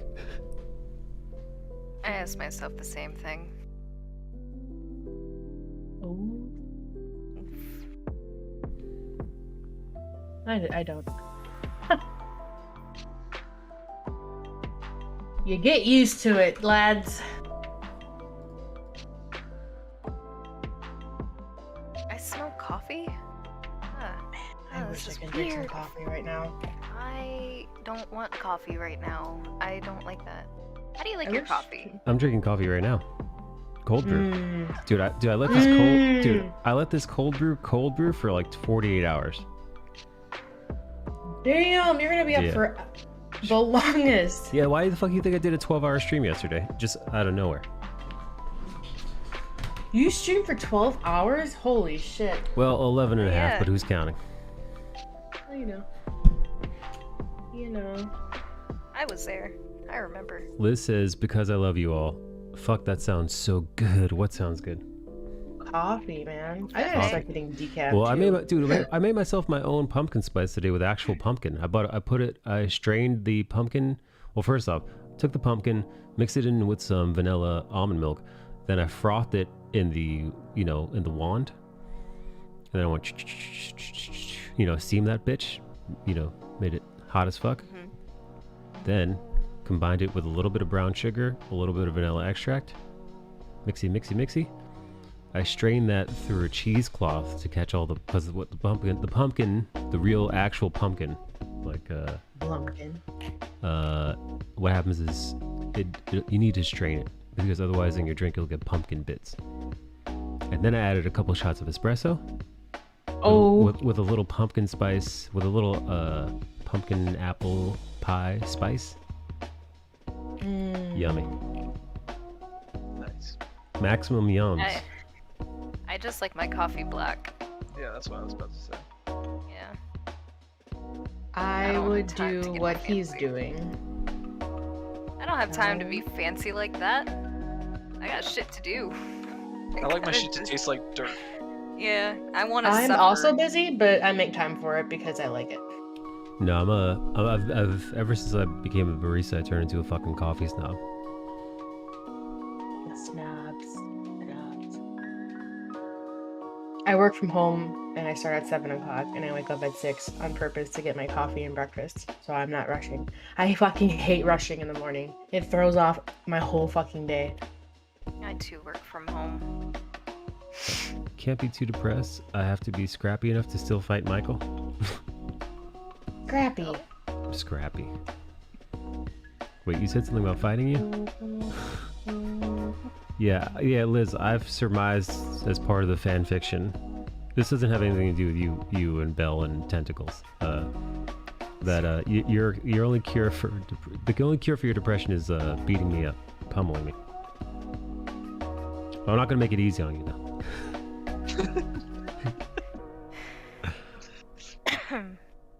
You're gonna have to learn how to become an ambush predator, Elizabeth. Oh dear. Ooh, shit. Remember to bring a chair. You have to be able to reach him. Oh my god. Liz is gonna have to hide up in the trees and jump on me when I'm not paying attention. Guerrilla warfare at its finest. Yeah, Gorilla Liz is what we'll call her. Oh no. How tall are you getting, Ro? 5 feet. Oh, you're a little fucking. I'm tiny, dude. You're a little midget. Hey, no. How I'm tall at is? least the tall dwarf. How tall is Liz? 5'3"? 5'4"? I know she's a small. Liz says, channel your inner spider monkey. Fucking It's easy to do when I'm the size of a spider monkey. Thanks. 5'3", yes. I think Belle is like an inch taller than Liz, or they're about the same height. But if they're the same height, one of them's fibbing. 5'4" is the average height of a U.S. female. Really? That seems a little small, right, Nikki? Well, I guess I'm not small. Nikki's a little baby. I grew an inch, actually. Yeah. 5'6". Wow, must be nice. What are you on fucking steroids? What do you mean you grew an inch? I don't know. I probably was always 5'6", but from what I remember the last time the doctor told me I was 5'5". My mom shrunk though. She used to be taller and now she's like 4 something. She is teeny. She's a teeny weeny. Teeny weeny. Old age shrinks people. Oh man, I don't want to get smaller than I am. I feel like I'm a good height. People What slouch age in does front that start? She's like 55, I think. I mean, you start losing bone mass at 30, and women get hit much harder. Fuck you all then. Damn, really? Oh, Hey, yeah, what that's right. should we be taking some sort of like supplements for that shit? Because Yeah, I take don't. Vitamin D. Oh, that's it. Yeah. Okay, Oh, cool. fuck. I'm taking. I gotta start taking my vitamin D Actually, I again. forgot to take that today, but I do have some. The last couple Vitamin months I've D been. and just like, and the best thing you do to reduce bone loss is just like walk around and like put Ooh, I don't do that. put some degree of like tension on the bone because that keeps you from losing the bone mass. Like that's how astronauts lose a shitload of mass. It's just they don't have any sort of forces on them. Dr. Spicy, can you explain to me fucking like, oh god, what were they called? They're not like little microfractures. It like are I guess like stress fractures. Because that was something that like we were dealing with going through training because we had to do like all of the ruck marches and being on our feet and doing extensive training and shit, and then we'd end up with like people that straight up just get stress fractures in their legs. Yep. It's a stress fracture. Stress fat. I can't even say Yeah, it. I mean it's just like it's like kind of like a chronic it's like a chronic fracture, so it's like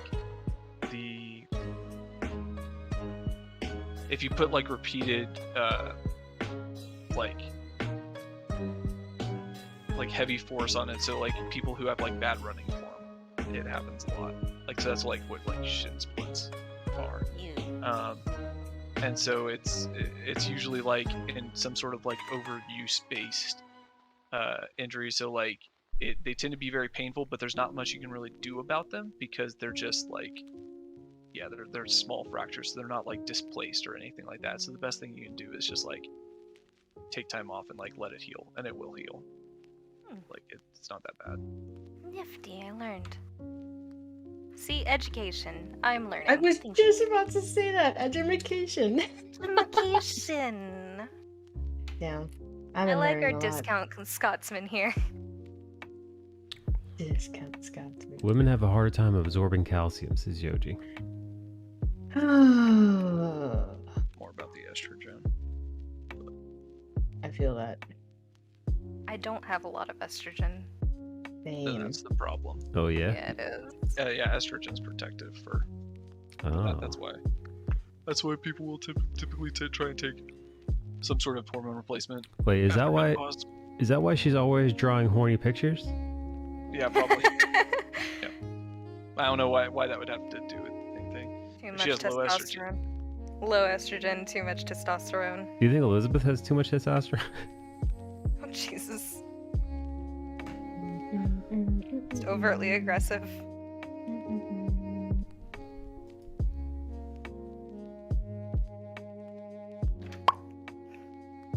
Bite me, she says. See? I told you. There it is. Yeah, it's depression into anger now, and so Mm-hmm. yeah. So gotta light it's that just fire. it's just what Yoda told us.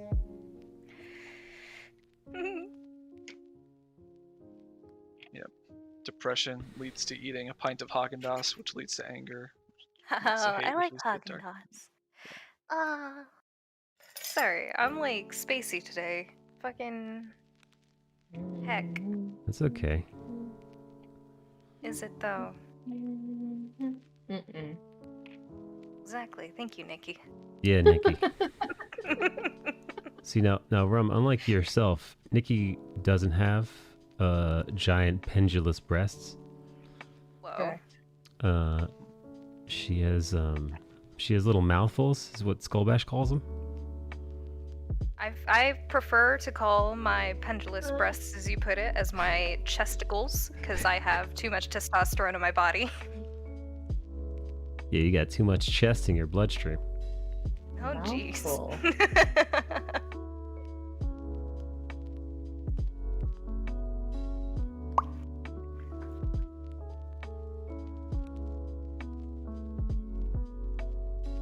Hey Liz, did you stream today? I imagine it's got to be pretty hard to stream when you're not feeling like yourself. Yeah. I haven't streamed.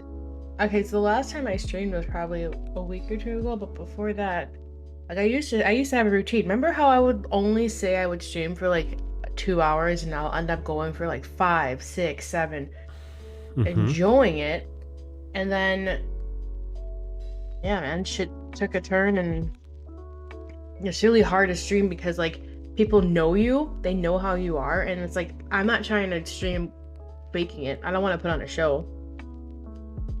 It sucks.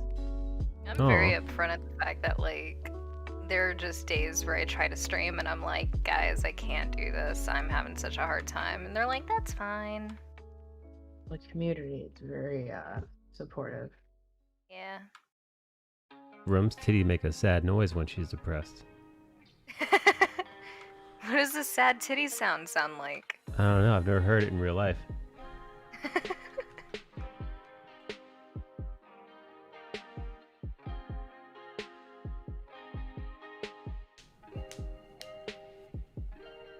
Like I just speak in sad titty noises.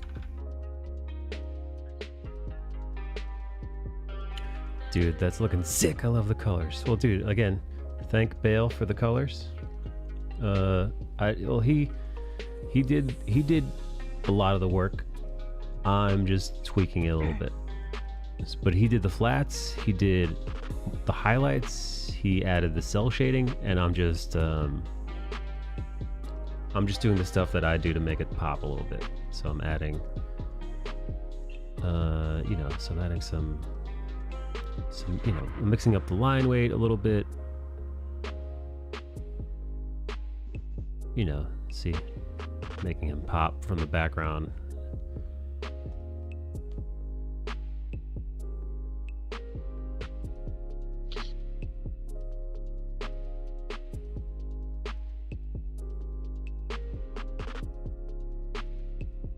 Thanks for being cool, friends. I know I can chill here without judgment and appreciate it.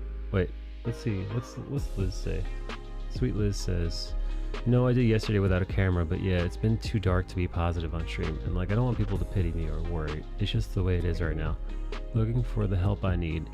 I am just in limbo right now. Thanks for being cool, friends. I know I can chill here without the judgment. I appreciate it. Liz, you know, if you want, you can hop on voice chat and you don't have to say anything.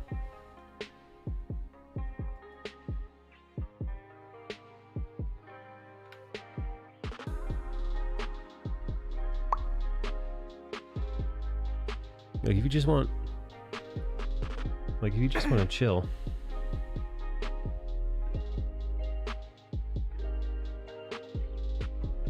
You know, if you just want to like listen to other human beings and pretend like you're in the room. That's cool.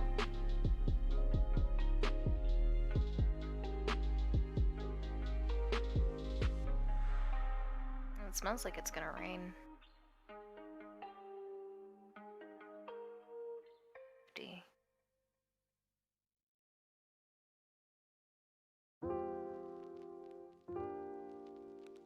Tran, I don't know if you're lurking, but I miss you too. David the Transter Tran is hanging out in here. Did you see that MILF ad I made? No. I haven't been on Instagram today. I posted, but I didn't like check out stories. I posted it in the memes channel. Oh. I posted my first story on Instagram today. It was very nice. What'd you post? What was it? It was a little TikTok I saw.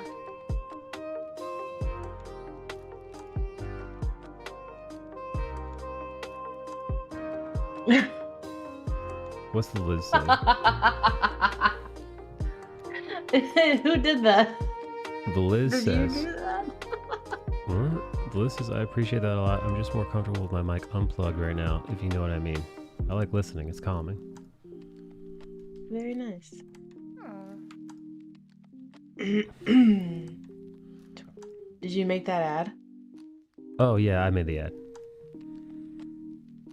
Local MILFs in your area. Yeah, Dave was freaking out because he wasn't sure how I got the pictures of him. He said, "Where'd you get these pictures of me?"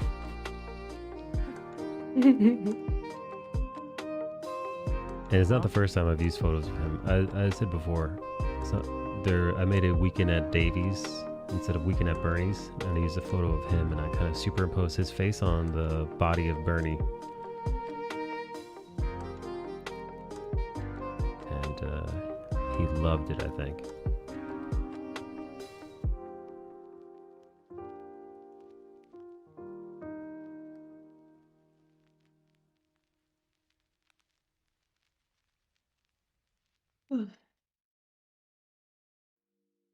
Wait, so Liz, have you just when you're in like recuperation mode, do you just play the video games just quietly by yourself?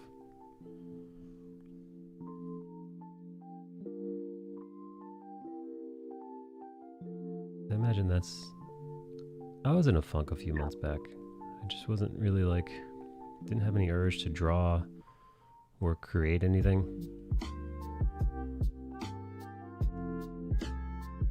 And I basically just didn't do much. I stayed streaming though. I streamed every day, or every day that I usually do. But that's just about all I could do. I wasn't really doing anything else besides that.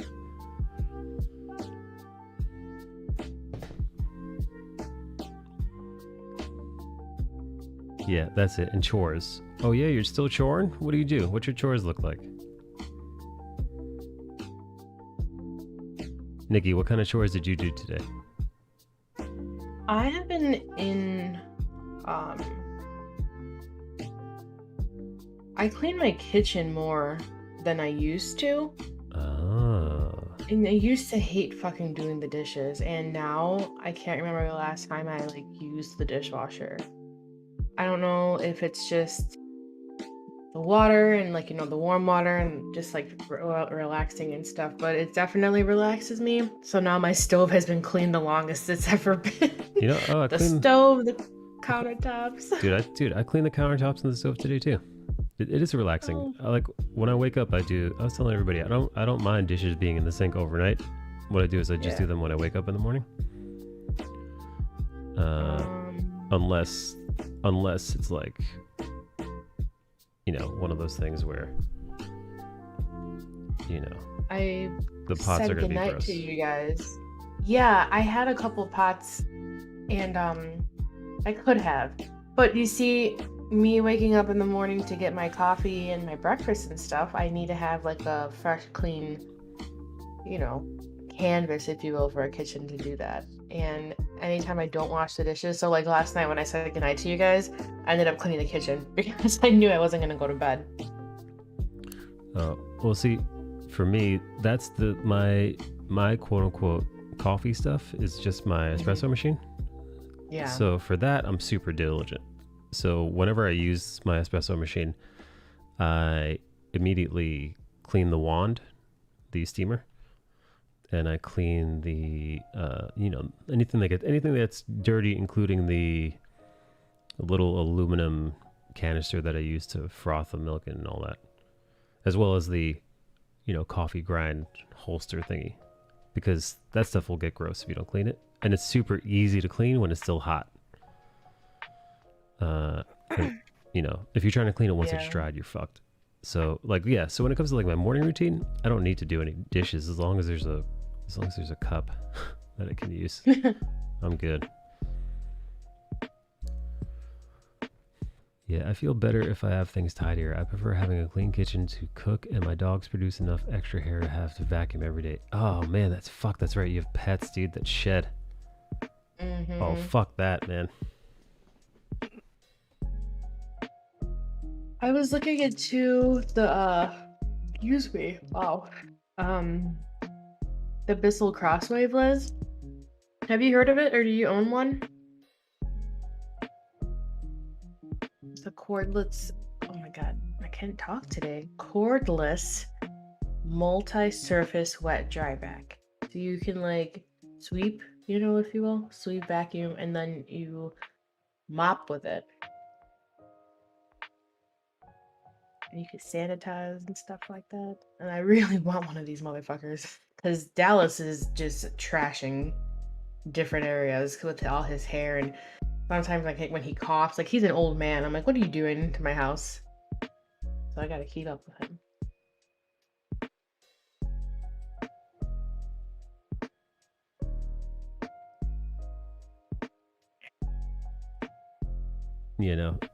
Luckily there's no pets or children or anything like that, so it's relatively easy to clean up after myself and my lady. Yeah.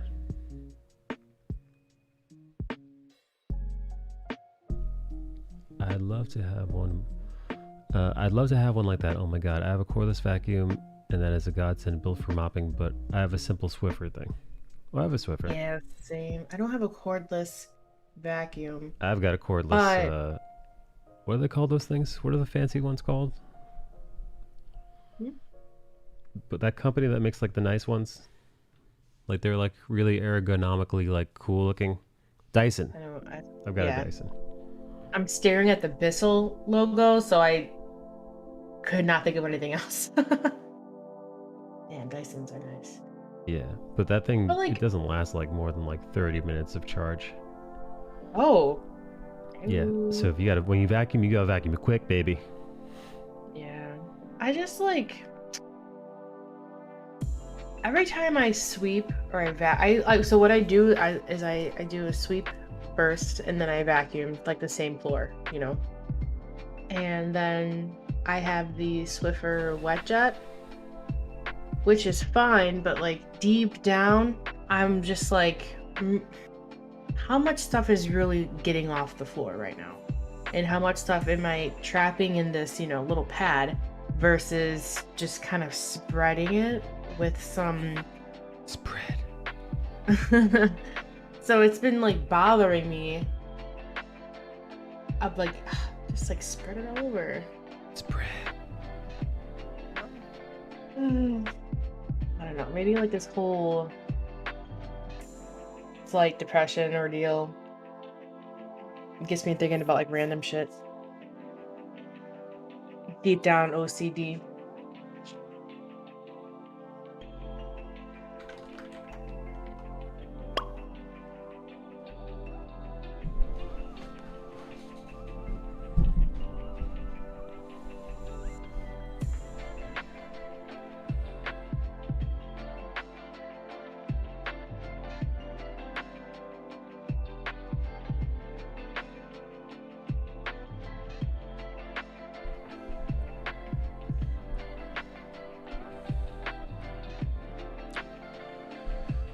Cordless vacuum.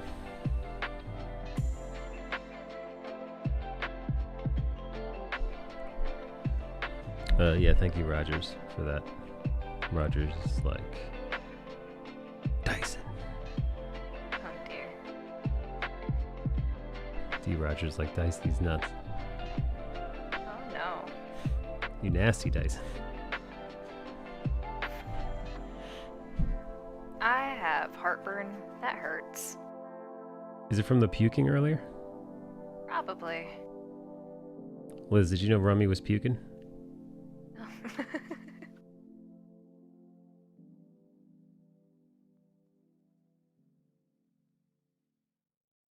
Nikki loves it when she hears the ladies dry heaving. Oh no. Jesus. Oh no. No, no, no, no, no. Gets her We going. were just vibing. We were just vibing, Michael. We were just chilling. You gotta come out the woodworks with that weird shit. I might throw up. Cool. Oh.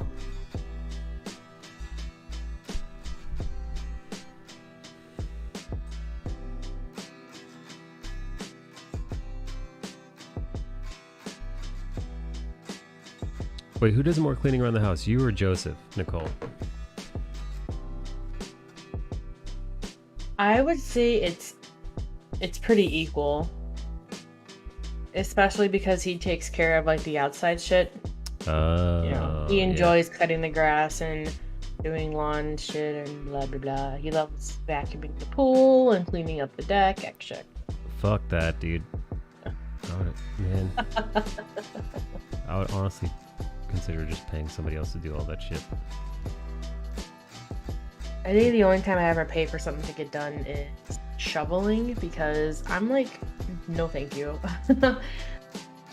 I can probably shovel for like 20 minutes before my lower back starts to spasm and I'm like, okay. But we have these like, local guys that usually come out and they do an excellent job for them, what they quote, so. Oh, no swearing, eh? I had to do that once. Keith did that once, and actually, I think I managed to pull it off. It wasn't easy though. Health. Oh, did you do a health check? Oh yeah, hydrate and posture.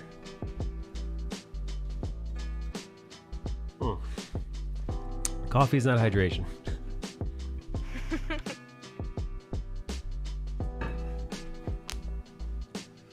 Let me stand up.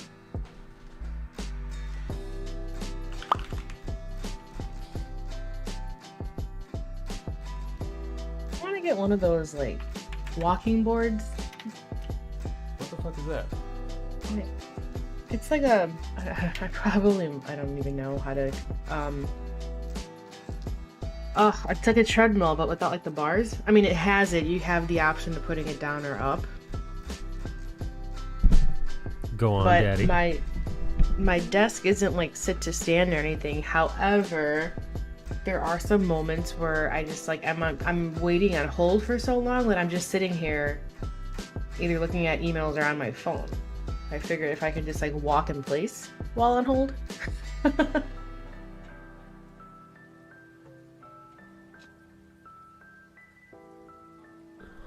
So It's in Chicago Con, if December. y'all go, what is it and when? December.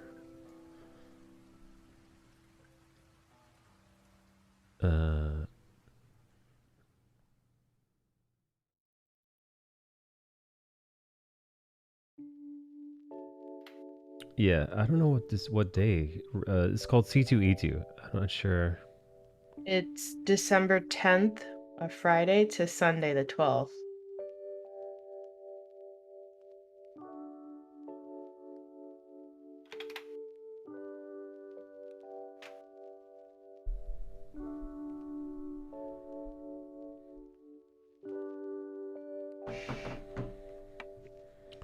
Chicago Con is what they call Nikki's house party. Oh, man. Nikki Con. NikkiCon. I threw some pretty good ravers back in the day. I used to go to some pretty crazy keg parties.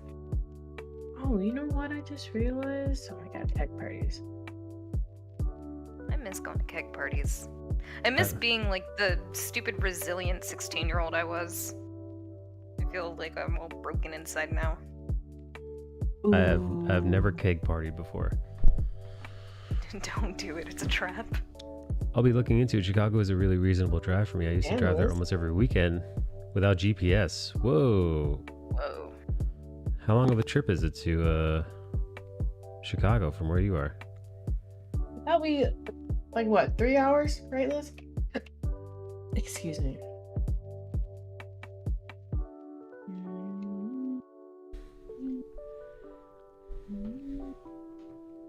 Hour and a half average if the traffic isn't bad. Damn, how fast are you driving? Alright, so I just redid. Okay, hey, this whole con thing, by the way, Yes. it's in Rosemont, All right. which is actually only 20 minutes from Bell. Oh, that's close. Yeah. Mm-hmm. How far is it from you? From me, it is. Oh my god, it's an hour. Oh shit. Yeah. Womp womp womp. All right, guess I'm crashing at Bell's place. How sad. We were looking forward to it. But I just looked it up right now, and it was like location Rosemont, and I was like, oh, that definitely makes things different. Yeah. Wow, how lucky for Belle. Rosemont. Yeah, I have no idea. I don't know anything about Chicago.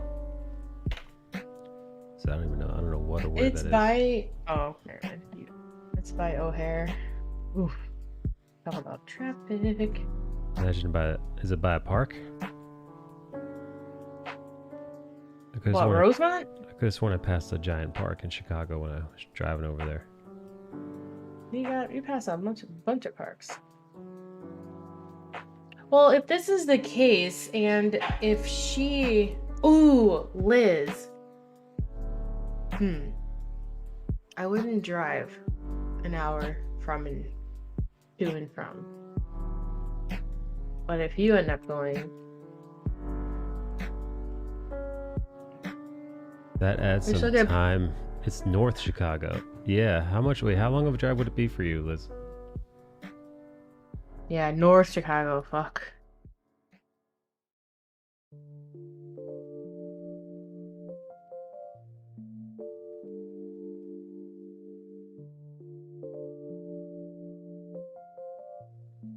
Always something going on. Well, this is something I'm willing to, like, save money.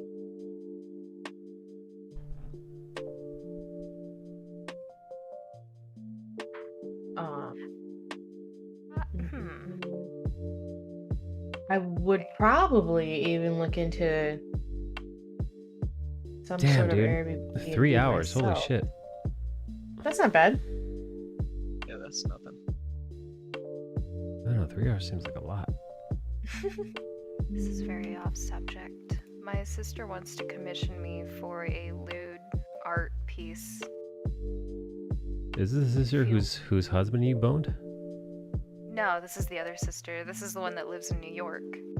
Oh, gnarly. Is this the one? Is this the one whose husband likes to watch her fuck other guys? Yeah, that one. Cool. So what's the commission? She wants me to draw essentially like her, but like as a neko in a pinup pose, What is like that, a titties cat? out type. Yeah, like a cat girl version of herself with titties out. And I'm like, am I willing to draw like essentially a nude of my sister for cash?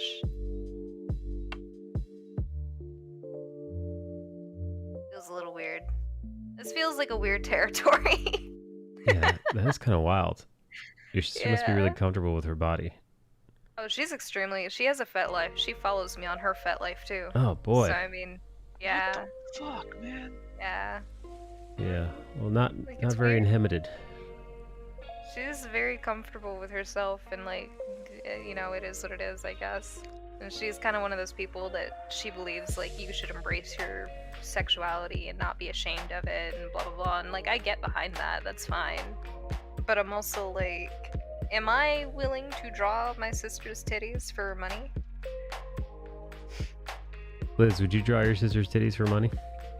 I would not, because it's You fucking wouldn't. weird. This is a little weird.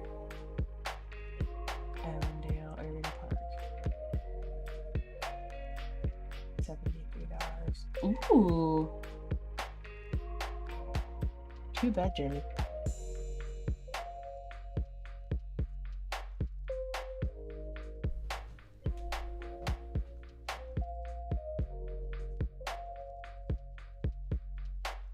How about someone that's like a sister?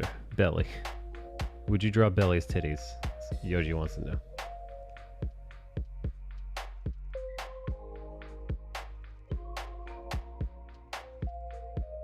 I don't have an actual sister, so no. It's just weird. But it's money. I don't know, I'm in a weird conflict. I'm like, this is strange because this is my sister. But at the same time, like, she's asking me as a customer and, like, as a client and not as, like, a sibling. And so I'm like, can I make that... Can I just, like, ignore... I don't know. I'd have to think about this for a couple of days and come back with an answer. I mean, listen. Listen. It's probably weird, but also like your sisters, so I think it's different. And that like, I feel like plenty of sisters have seen themselves nude in a non-sexual context. Probably.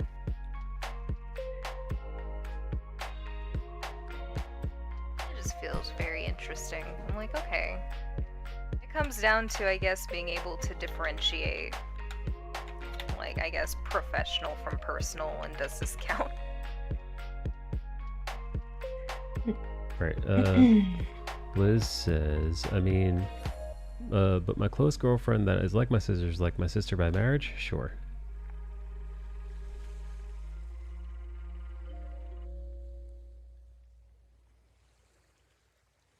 I mean, I like boobs. I won't turn down drawing them. But if for my brother, I wouldn't want to draw him shirtless, not gonna lie. You know, I feel like the brother-sister relationship is different from the sister-sister relationship.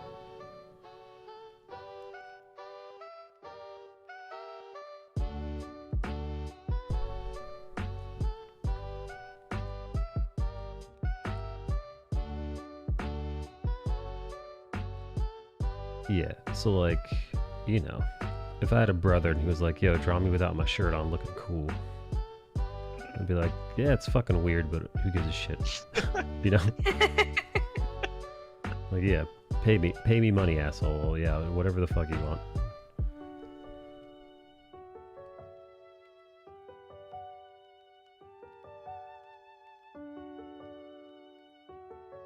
See, now I just want to commission you just with that exact prompt. Just, hey, Mike, put me without my shirt on, looking cool.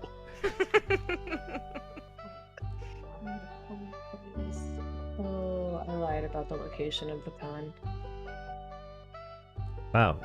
How do you know how do you get Google wrong, Nikki? I don't know. I looked on like 2 different websites, and now I'm on the actual website, and it says McCormick Place, and I was like, that's not in fucking Rosemont. So, oh, God, it's in McCormick Place, Liz.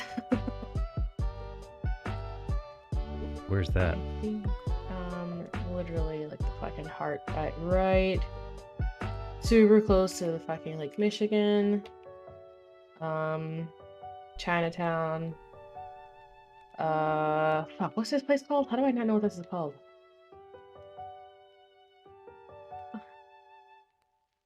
What's up, Crazy Chicken?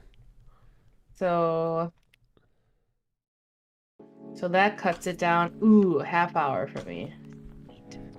How long for Belfortrix? Belfortrix is back to directions. Bells is McCormick. McCormick Place South Building. We'll just do this. Bells is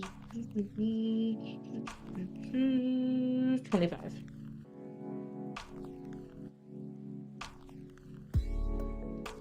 Oh, that's pretty. That's pretty right down the middle. Yeah. So I could stay with you, and then Liz can stay with Belle.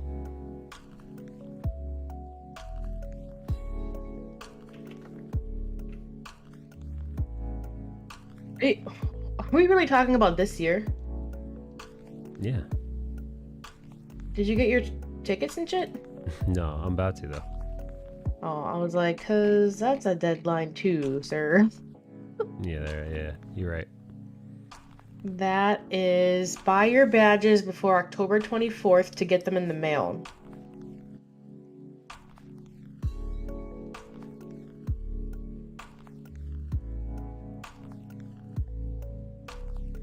Did you still sign up to be on the waiting list? Yeah. Nice. How much are badges? My broke ass. 3-day. Oh, that's it? $95? Huh.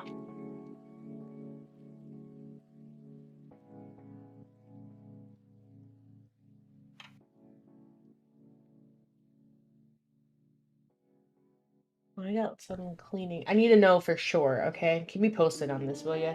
Liz, Michael. Yeah, do you think Liz will really come? I would hope she would. That'd be really fun. I think it would be good for you too, right, Lizzie? Come see us. In the fucking cold. But she knows what that's like. Do you think Liz is gonna have a few drinks and then try to bang Bellatrix? No.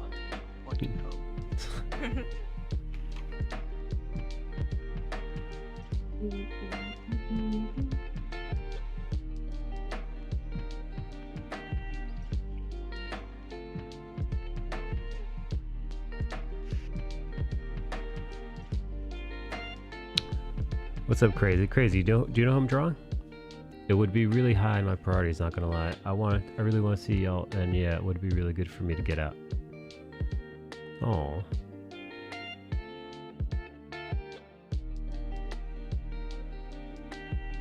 You bet rum is so far.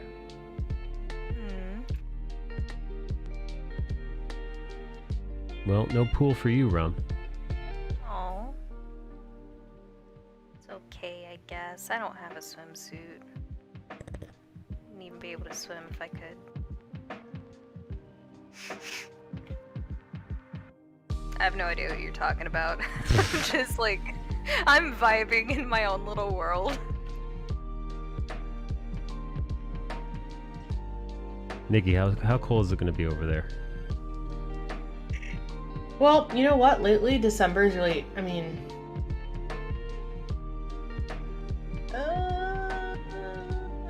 mid-December.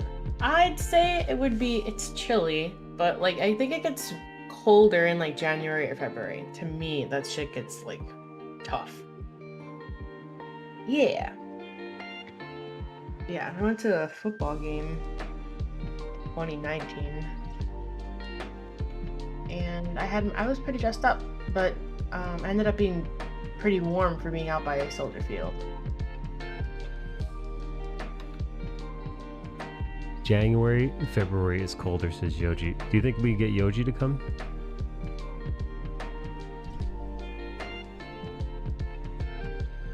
Yeah. I have a place where you can sleep, Yoji. Do you like dogs, Mike? They're okay. I don't dislike them. Okay. I like cats. I think I prefer cats more to dogs because they fucking leave you alone. Yeah. And I like fucking being left alone. I don't like things I all know up in my what shit. kind of a being- person he is. I'm asking if he likes dogs because I have two. I was just putting it out there. I like cats. Cats are Yeah. self-sufficient. There you go. Yes. Yes, I don't dislike dogs, but you know. I generally just ignore the dogs. You know, if somebody's got dogs, I just generally just don't acknowledge them. Or Dallas is a little baby. I'd be like, look at me. Kendall, actually, no. Kendall would be like, here are my sad eyes, touch my head. But on the bright side, Joe usually works from home and they end up going in the man cave in the basement. Oh yeah, you'll be able to see all of his swords and shit if you do Yep. come through. I think, like, Yeah. what sucks is my husband's a dog person, and he's so much a dog person that he refuses for us to get a cat, even though I'm like, I like cats and I would like a pet cat because I'm gonna be home majority of the time, and I don't know. He's like one of those guys that's like hell-bent with the whole, I like doggos. Doggos are the best, and fuck cats, and fuck you for liking cats. I'm like, oh, okay. you should just get a cat without telling him. That's what I told him. I'm gonna get like a sphinx. Just a hairless cat. And name it Draco. Do it. I need to. I told him I want like a hairless cat just because I think it'll be cute dressing it up in like little vests and sweaters and stuff. He's so cute. Love it. Or a munchkin kitty. I think a munchkin cat would be adorable. Well, them short, stumpy little legs. Yeah. Agreed. I love it so much. It's so cute. Munchkin kitties, or a hairless cat, or like, I don't know, one of those Norwegian cats that are fucking massive and majestic. Oh, hot dog. Nikki's pretty majestic. Heck yeah. I like that. What, that you're majestic? Yeah. Thanks, bestie. Take it as a compliment. Do you think Liz is gonna have a few drinks and then try to bang Nikki? Well, what if?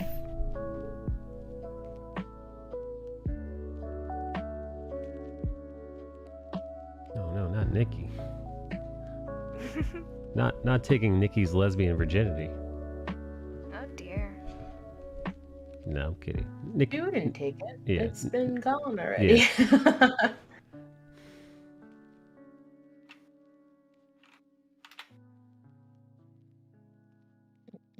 Nikki's had more brown women tasting her than the local empanada spot.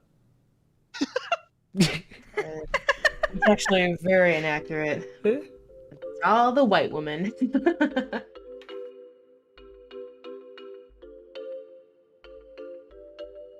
Really? Wow, white on brown action. That's freaky. When this white woman was going down on you, Nikki, did you say it was for reparations?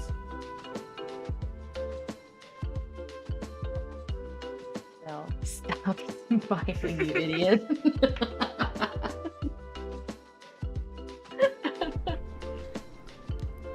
Oh. that is when heating bills spike. He's more of a cat person. December fuck, has the been heating tame bill. the last couple of years, says Liz. Yeah. Yeah, I think Summoned. if Oh, hey Ree. You think what, Nikki? I think if it was just planned out, we'll be able to do some good things. Good, quote in quotations. What? Listen, Liz. Nikki isn't saying she'll make love to you, but she is saying. I was talking about the visit to here. Yeah, she is saying get your jaw ready, Liz. I was talking about Chicago.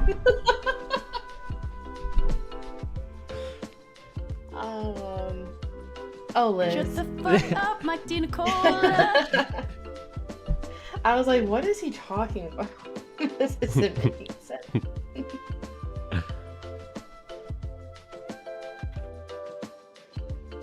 But I think it'd be pretty cool. I think we should have Liz and Belle over though. Then you guys can meet my dogs. I know Liz and Belle like dogs. Kate both have and love dogs, so. There you go. Yeah, me neutral, but they like them. Kendall, yeah. But Kendall looks almost like one of Liz's dogs. Got that brindle effect. I don't know what Kate's dogs look like. I don't think I've ever seen either. I've seen Liz's dogs before, but not Kate's.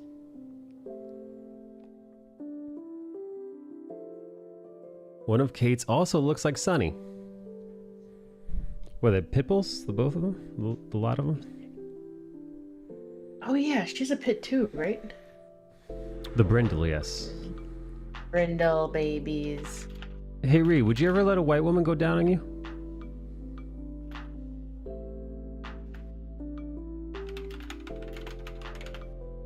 Listen, Ree. What a gay black man told me once is, I think, pretty apropos to this situation. Ree, a mouth is a mouth.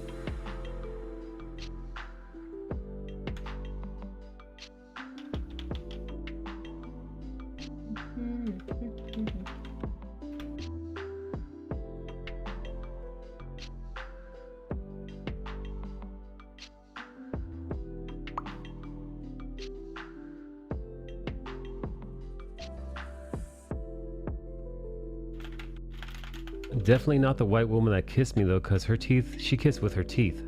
Oof. Oh no. Not teeth kissing. You know, I did once kiss a white woman, and she couldn't kiss at all. Like, it was bad. Like, it was like really bad. It was like she didn't know, you know what? She didn't know how to like make out.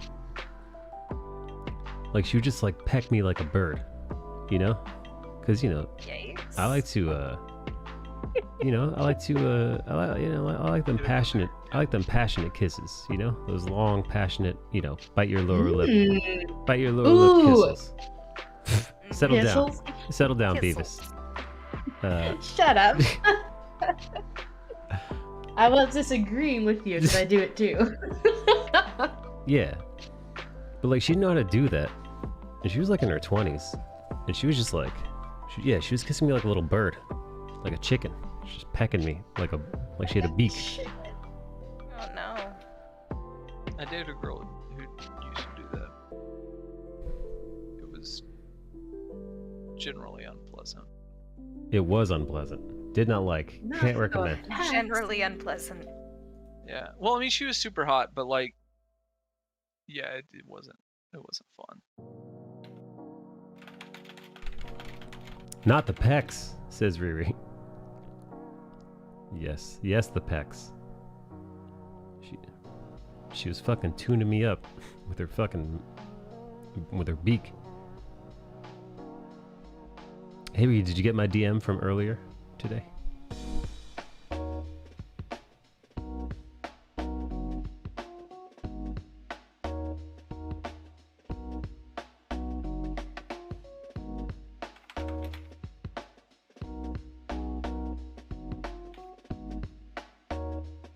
I dated a guy that would like puff up his lips like a duck face to kiss. Ew. Nikki, I don't like that shit. No lip puffing.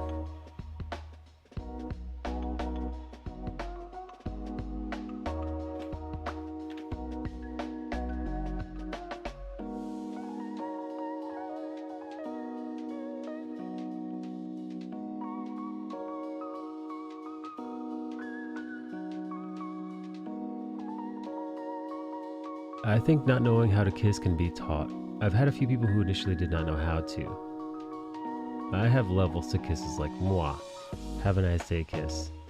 Then we gonna fuck kiss. Then we fucking kiss. In love kiss. Miss you kiss. Oh wow. Ree's got it all figured out.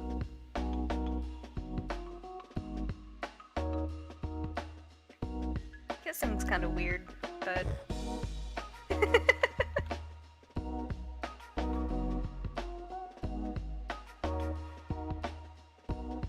it is what it is.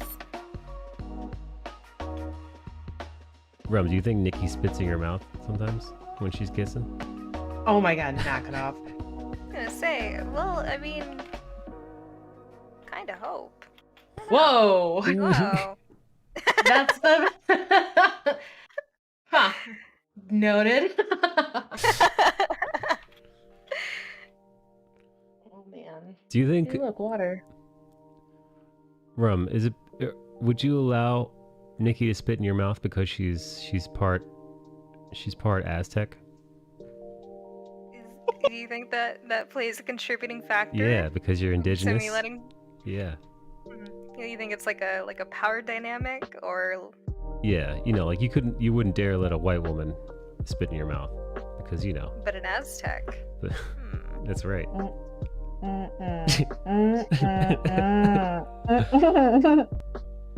Uh-huh. What's Nikki doing? She's very disappointed in drinking water. Glug, You glug, heard glug, that? glug, glug, glug, Tastes like water. I know, all this talk about spitting in people's mouths just made her real thirsty. Woo. What's happening? She's gotta moisten that mouth up. Ree, how's your day?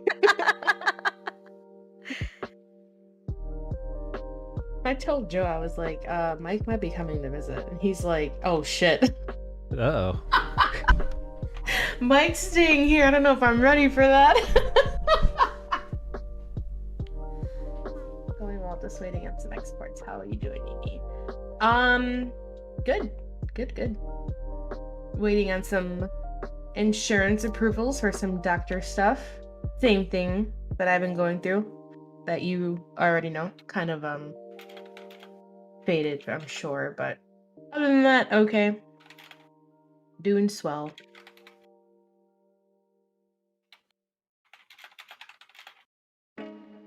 That's funny. Yeah, it's that stuff. That stuff's getting worse and things are happening, so. Bonham says, spitting in mouth is gross, son. What happened to your meeting, jackass? Spitting in mouths is gross, only if you're a pussy. Not the PCOS, says Riri. Oof. Yeah, that's right. Nikki, I did think you... I sent... Hmm? What?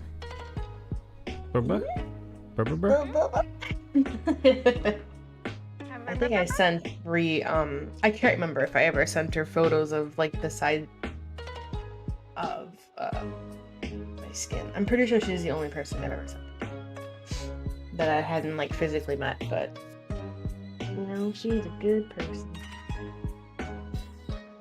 You sending Ree nudes? No, we were really talking about health. It was, you know, she would check up on me and stuff like that, like, you know, it means a lot. But there was a moment, where we were just like, I was like telling her everything going on, and I was like, here, look, this is what I'm going through. And I had to like physically show her because it was like, you can't explain it. I don't know how to explain. I don't even know how to pronounce this shit.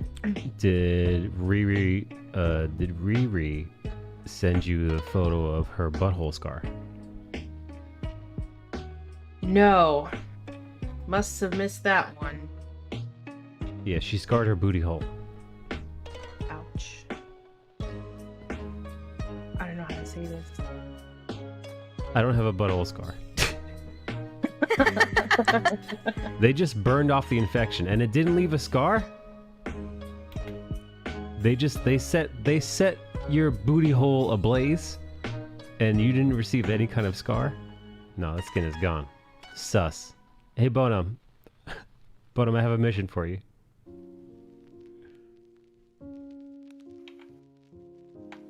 It's called Mission But Possible. For who? It was cryo freezed. Oh my god, dude. They preserved part of Rui's booty hole. Part of Rui's booty hole it's held up right next to the Walt Disney. It's cryogenically frozen.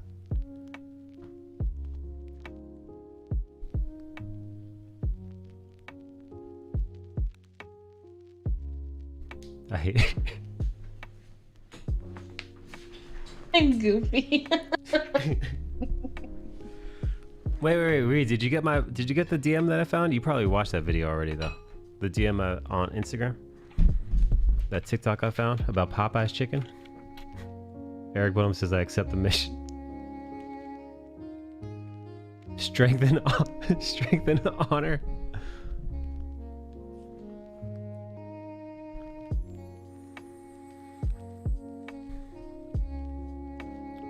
Hey Nikki, do you think Elizabeth giggles when we start talking about nonsense in here? I would hope so. I would hope so.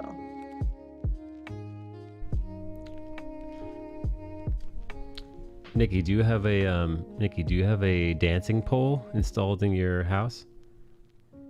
I do not. Oh no. Do you have an exercise pole? Sorry to disappoint. Man, You how's can probably get it shipped in time. yeah. Get out of here, Bard. I'm just trying to help, man. Yeah. Help who? Everyone. Yeah. Help the fan I'm fiction not paying along. for shit, so Mike You're has the one my who said address. you wanted to plan for everything to go well whenever That's not what I meant. Liz and Belle come over. Like, Yeah. Listen, Liz has got a few tricks up her sleeve. She's got some moves. Oh, I see. Oh, you thought you were gonna get on the pole? No, I just Oh. didn't. I didn't know we were talking about like. Okay, yeah, pole is stupid expensive. Yeah, see, okay. Nope. Oh, what I'm hearing is crowdfunding goal. What are those things called in the basement? What? Sex dungeon? Sex swing? Harness? Well, you Sibian? had my curiosity, but now you have my interest. Continue. I don't know what they're called. I think they're like some sort of like foundation, like a support pole. Support hole? Pole, man. Pole. P. Pole. Nikki's support hole is her mouth. Ironically. Oh dear. Lord have mercy. Support beam. Okay. That's all I have in the basement. If you could wrap your leg around that thing, then you don't need to send me anything. Is Maverick our safe word? Does Riri have a safe word? Riri, what's your safe word when you're with your gentleman? It's Coffee Jackson. Oh dear. I'm vanilla.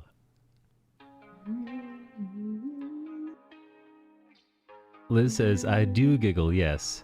'Tis nice. Yeah, a pole is stupid. How much is a pole?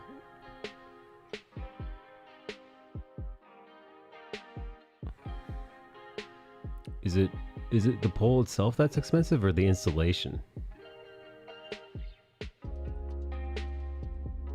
I wonder. Also, now I'm wondering if Bonham has ever had to use a safe word, or anybody here. I've never engaged in real BDSM. You know. Oh. So I've never had to utilize a safe word. I've done taps. What? Tap dance? No, like taps, like tap tap with your hand, you know. Oh, I see.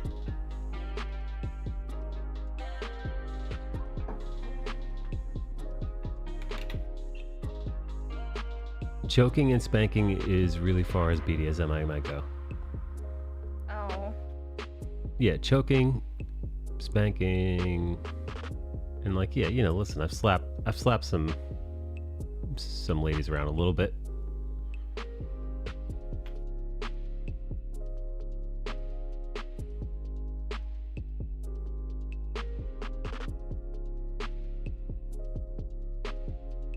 A professional pole is around $400 to $500, depending on if you need to buy extra pieces, and they don't actually attach, and they don't actually attach, but are insanely strong.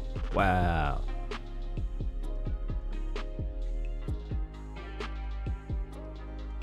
Well, learning a lot today. I'm kind of hungry. What should I eat? Nikki. Oh, Gobble gobble. I don't know if she's on the menu. It's like a seasonal thing. You got punched Sorry. out one time. That's right. I did get punched in the face because I wasn't Ooh. choking this girl hard enough, or like just like fucking her hard enough. I got the old punch to the face. Whatever happened to her.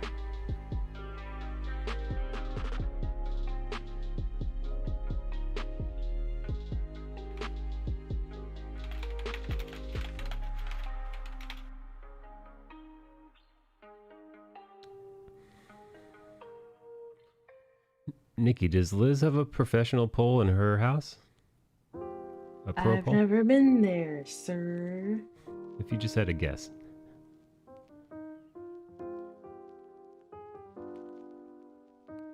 Hey, look. What? What am I An looking art question. at? Oh. Oh, fuck that noise. Sorry to change the topic. You're fine. But are you going to make a printout of this? I think it would be killer for the anime crowd. It looks really great. That's the intention, man. After I mentioned... Oh, motherfucker. I'm sorry. I mentioned this earlier.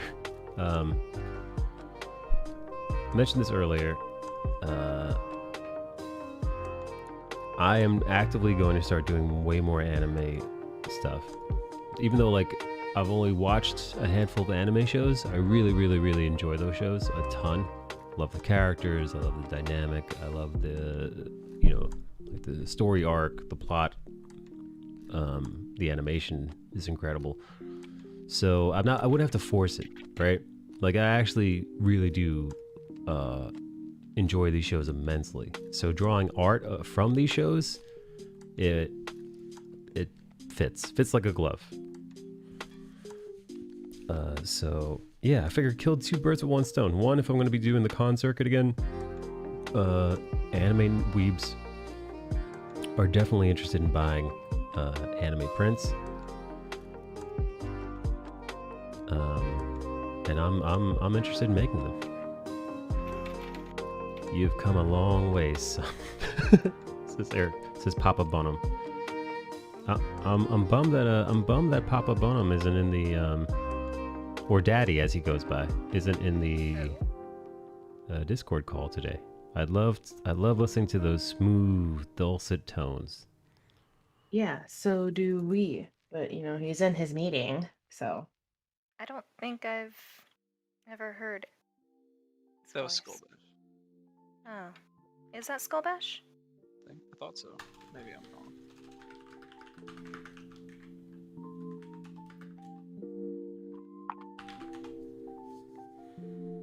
Eric. Yeah, no, you're right. Bonham, Bonham knew me when I refused to give anime a chance. You know what it was? It was the weebs. The weebs were so weeby. I was just like, I can't do this. I can't live like this. I refuse. I can't and I won't live like this.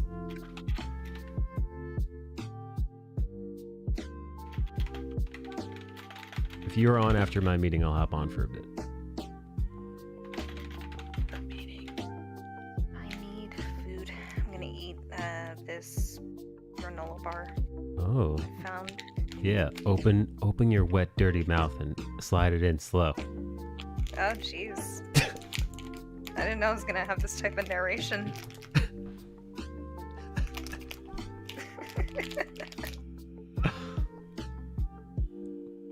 If you are on after my meeting, I hope so. Nikki, quick. Nikki, quick, spit on her granola bar. Why did you zip her though? Like, is that what my lips are? Just. Oh boy.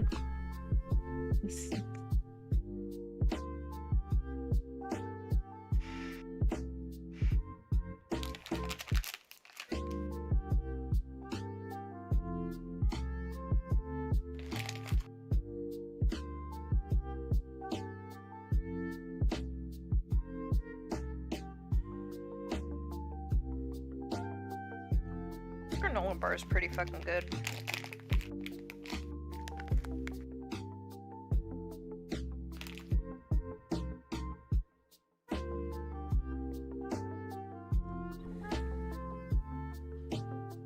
Hey, Nikki, what you eat for dinner tonight? I had a turkey sub Ooh. with Munster cheese, chipotle ranch, Ooh wee. and mustard. Damn, woman. Yeah, Joe makes really good subs, both toasted Wait, and Joe cold. made that sub? Yeah, dude. Yo, that he's sounds fucking, store bought. Fuck. No, man. When he was out of work last year, he like learned how to make all of these different subs. He learned to smoke ribs, chicken, pulled pork. What's the other stuff called? What the Brisket. Like he fuck? went all out last year. Damn, So I'm yo. just like, Won the pandemic. hey. Huh? That motherfucker won the pandemic. He fucking did, and here we are, 10 pounds heavier. But Jake likes them too now. They're really easy to make, and Jake plays football, so anytime he has practice, Joe's like, "You want a sub?" And I'm like, "Hell yes!" Yes, When he knows how yes, to because cook. it's now chili season. So what he also learned was smoking turkey or chicken, either or, right? If he smokes a turkey, then we make fresh smoked turkey subs. I say he does that. Any additional type of turkey will then be used in a turkey chili, which he learned how to make his as well. And then the chicken, same thing. Smoked chicken used for subs or just on salads or stuff, anything like that. And the additional meat left over will be used for homemade chicken noodle soup.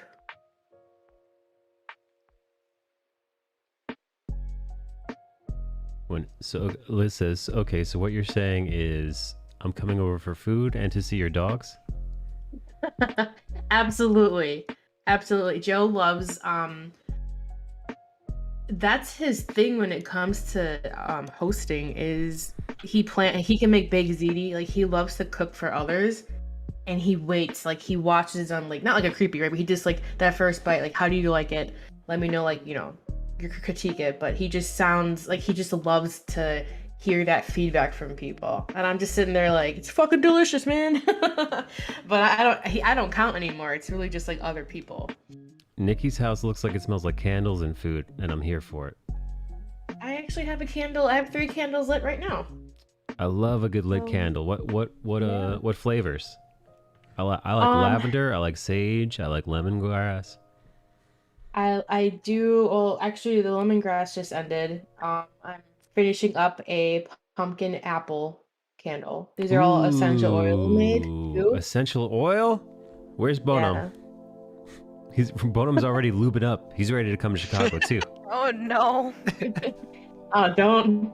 Double cheek. House is full. Can't get in trouble. I'm sorry. He could slide in. Yeah. He'll break down like the Kool-Aid man.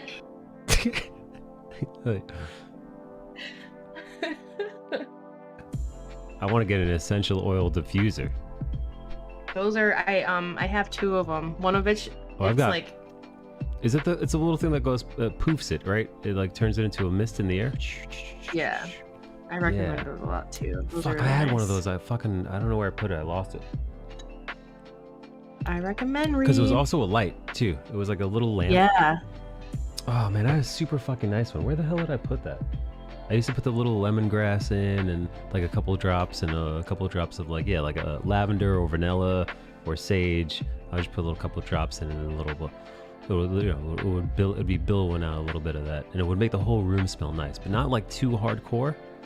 You know, Like the perfect scent, or Yeah. what's the word? Like yeah, not hardcore. There's what? I know what you're Subtle. talking about. Yeah, but like so you like walk in anywhere and it's just there. Oh man, and fucking Airwick now makes essential oil plugins too. Those things are very, very good. So either way, like one for like the bathroom, you know. I have Harvest in mind. So like in the morning when Jake stays over, he likes the smell of like cinnamon, and Harvest has like clove, cinnamon spice and stuff. I'm all for fall vibes and winter vibes too. You're becoming at a good time if you do come. Ree says, Sweet Ree says, aromatherapy is definitely a thing for me. Yeah. Were you here when Ree confessed to making love with my stream in the background? That's interesting. Right? Hey Liz, have you ever made the sex while listening to me? Okay. There's a way to ask that question. I feel I like don't know if I'd be able to contain myself. you'd be so wet you'd just be splashing all over the place because of the stream. No, Oh, dummy. no. I'd be like... Oh dear. That's not again, that's not what I meant. Oh no. You just try to like make out with somebody, or you know, in this case it would be Joe, and then like either he would I know this would because we've made out with your stream on the background as far as like keeping your, you know, the view up. Like I'm here to support, right? Mm-hmm. You had said something. You said something fucked up. I don't remember. And you know how like you ever laugh while kissing with somebody and you're just like you kind of like blow air in their mouth. And he just turned and he goes, "I'm not surprised, but can we mute him?" I was like, "Yeah, that's fine." I actually forgot he was on, so.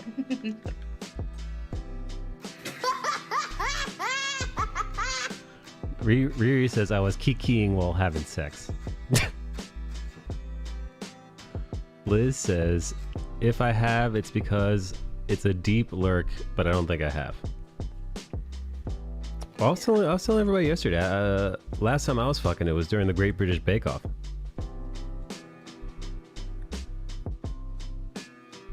I banged once. You're talking about like donuts and baked goods. You know what it is? Like Great British Bake Off is like so like neutral, you know? Like they don't like, there's no like shouting or like No. crazy music. It's just kind of like, it's kind of like Calm. It's calming, you know. It's like fucking with Bob Ross almost, which I've Ooh. done. I've Ooh, definitely I've fucked actually- her, Bob Ross. Ow. That shit's soothing, dude. Bob Ross's voice is so relaxing, man. Bob Ross is like Bob Ross is part of a three-way with me. Oh my god. Yeah, Bob Ross and on when you the fuck assist. up, all these plan B problems is exactly when he's like happy little mistakes or whatever. Yeah, that's why I only buy Bob Ross Plan B. Oh no. Plan B stands for Plan Bob. No. Bob. It's a happy Got there. for when Got it you in one. for when you lay down that happy little cream pie. No. We'll put a I want happy you little to cum shot apologize. right over here. Apologize. Dude, Bob Ross liked to fuck, man. Dude, that guy was cheating on his wife. He was fucking slinging dick all around the U.S. Slinging dick? Yeah, man. What? Bob Ross was Was a it? fucking cocksmith, man. Is this part of the that documentary that's on Netflix? I haven't seen it yet. I don't know, but there was like an expose a few years back that came out. It was just like, well, This Bob a new Ross, one came Bob out, I Ross think, liked to fuck. You get.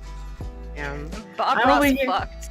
I can't picture any of this, nor do I want to. But I know he saved like animals, and I'll stick with that. That's the Bob I know. Yeah, he's saving that animal Saved coochie client too. squirrels, and he was an animal himself. Yeah. Oh my god.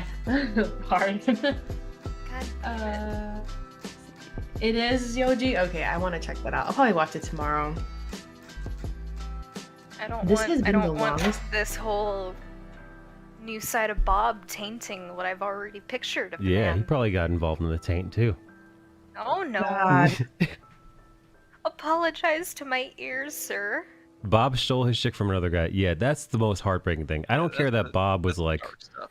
I don't care that Bob Ross was in polyamorous relationship or was unfaithful to his wife, or I don't give a fuck about any of that shit.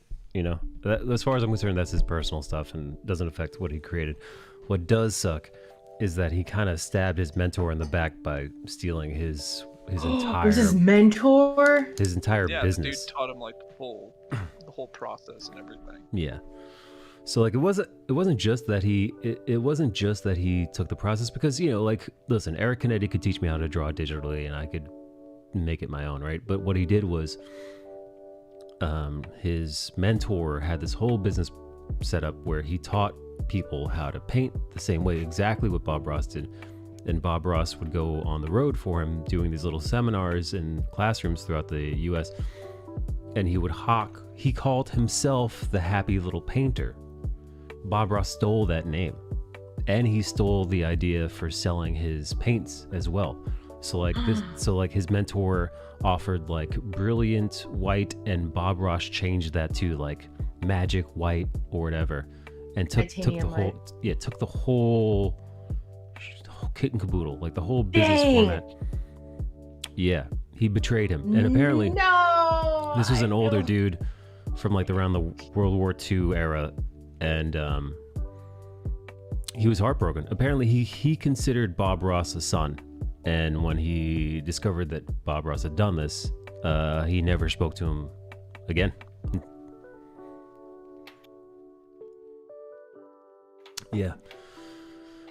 Yeah, that's pretty, that sucks, actually.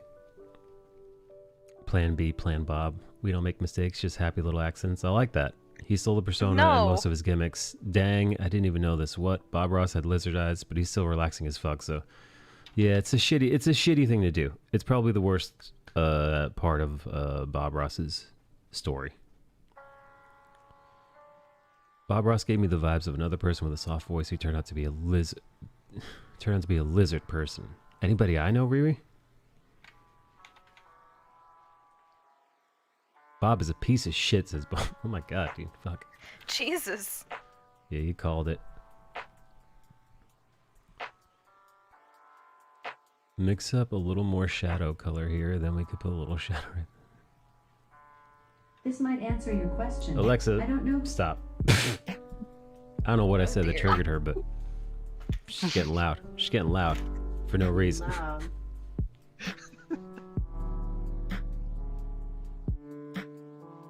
got candy. Oh no. That's really sad. I feel like a little gremlin.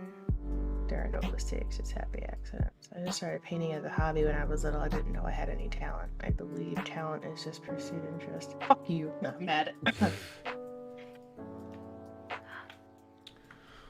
Well, you said when you saw him, he had a fake smile. Oh. Hey, is this that girl we know's ex-boyfriend? Trying to be vague. Mm-hmm. That guy was a scumbag. Holy shit. That guy was an emotionally abusive scumbag, man. And yeah, he did play it up like he was a sweetheart. And it was all a crock of shit. Yeah, man, that's why I'm always antsy when it comes to like fake nice personas. Because to me, I'm like, that's some sociopath shit, dude. That's you know who famously was doing that? Ellen DeGeneres, man. She's dancing and she's everybody's best friend. Behind the scenes, she's a mess. She's a nightmare. She's conniving and manipulative and abusive to her staff, abusive to her guests.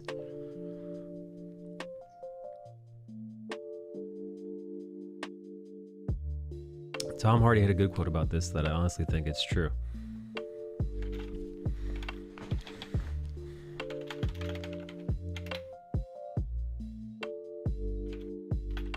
I mean, listen, I'm no angel, I'm no saint. I'm broken, perhaps irreparably. And, you know, many times I do act greedy or selfish or closed-minded or apathetic.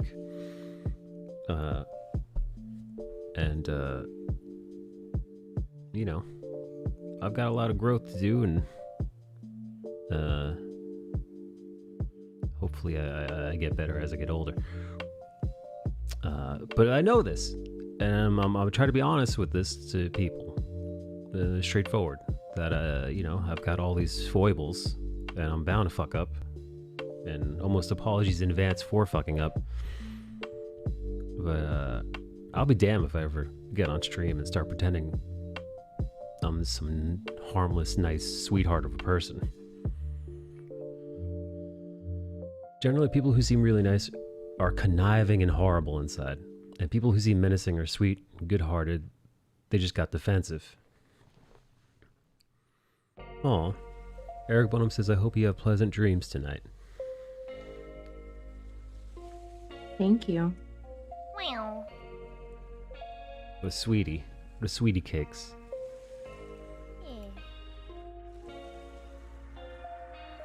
I don't know. I think Bonham might be the exception to the rule because he doesn't seem menacing at all. Bonham seems like a big old teddy bear, and I think this is just me guessing here, but I think Bonham, I think he really is a big soft teddy bear. I think what you see is what you get. Now, I could be mistaken. It could be, you know, once Bonham gets you behind closed doors, you're in trouble. You in trouble, girl. Eric looks menacing. You know, he probably. You know what? I will say. You know what? That's true. I think if you didn't know who Eric Bonham was, and if you just saw him standing there with neutral face, he could be a little intimidating. Just him being a giant dude. Oh. What are you owing? Oh. Eric's being dirty. Eric's talking naughty on YouTube. On the YouTube. Big squeeze. Eric Bonham's ready to come over there and spit on your granola. Oh no, not my granola. I already ate it. He's still gonna try to spit on it. Yeah.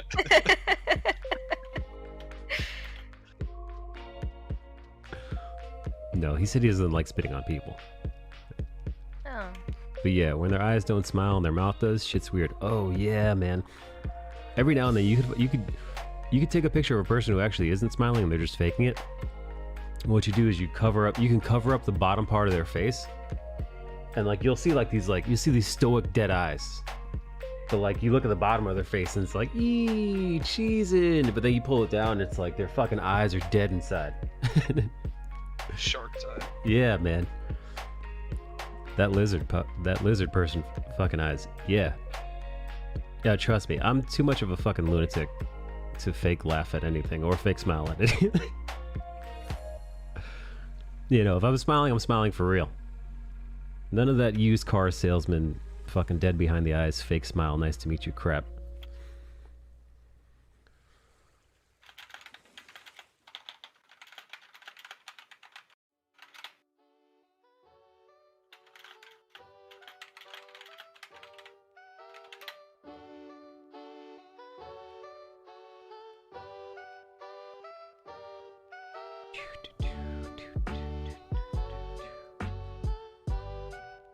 Yeah, man, you gotta be careful for those people who are really good at being able to convince you that they're a really good person. Once you're good at it, they're hard to catch. Like serial killers. I don't know. I have like a really weird radar for that shit. Like Most people do. like- By the way, if you go with your gut, if you listen to your gut, you could usually there's this part of your brain that will let you know that the person you're dealing with is on some shit, is disingenuous. You know, don't believe don't believe the smile at face value.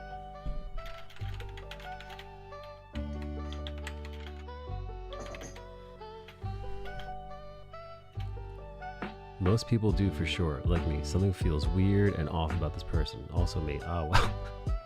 I think that's right, Bree, because you can't just be like, hey, fuck you. Like, right. Oh, you're doing something polite for me. Hey, fuck you. I see through your shit. So I think maybe everybody kind of sees what they're doing, or hopefully most people see what they're doing.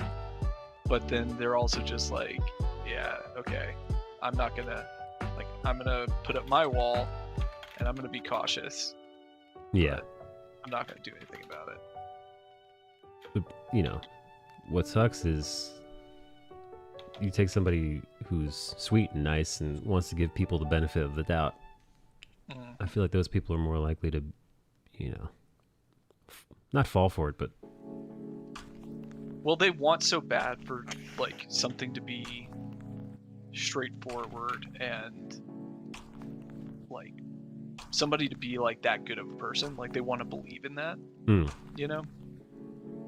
Like, I've seen that happen a few times. Like, we have one dude here who's like a fucking predator. But he, like, just, does the, like, shit-eating grin, fake compliments, all that shit. And he's, like, 40.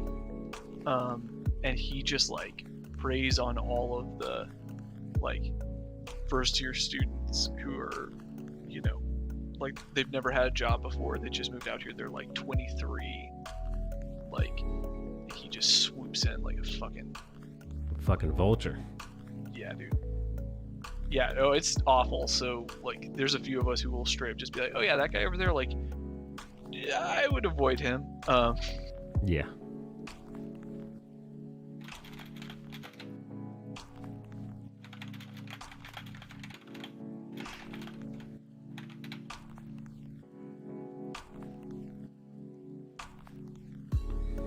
Liz is a pretty tough lady. I'm sure she's got a good sense for people. Yeah, Liz seems like she would take some shit. Deceitful people.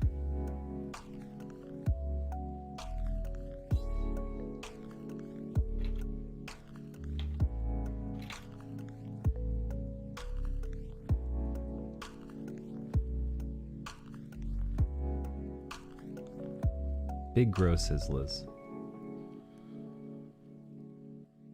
There was a guy in Korean who had some mouth genetic defect and only had a few teeth. The TV shows made him out to be some sort of saint raising his daughter who also had issues. Turns out he was a total POS who was misusing the money people donated. He drugged. Oh!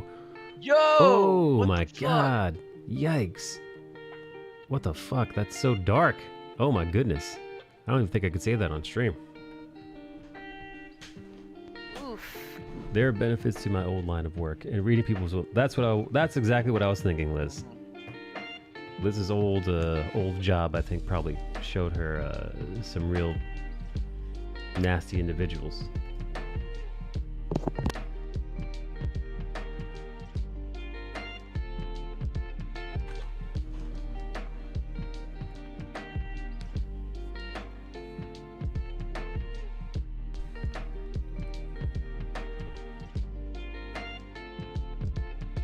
And thank you, Rogers, by the way. Right, I think it was Rogers who was like, this is nice. You did good.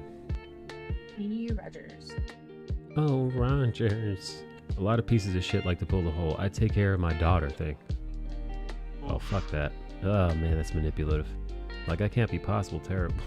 I can't possibly be terrible if I take care of kids.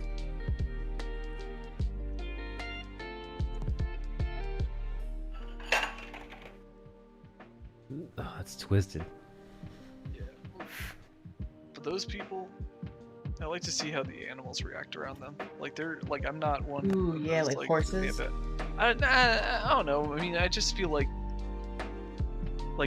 domesticated animals, like dogs and cats, like just with their body language and everything. Yeah. They kind of like they can't mask it as well or something. I don't know.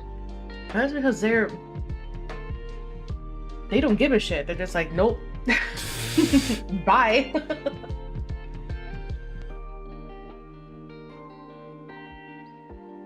Yeah, right. You do kind of feel inclined, right? When an animal doesn't like somebody right off the bat, Yeah. you're just like, Yeah. Be careful, Michael. Man, animals like me fine.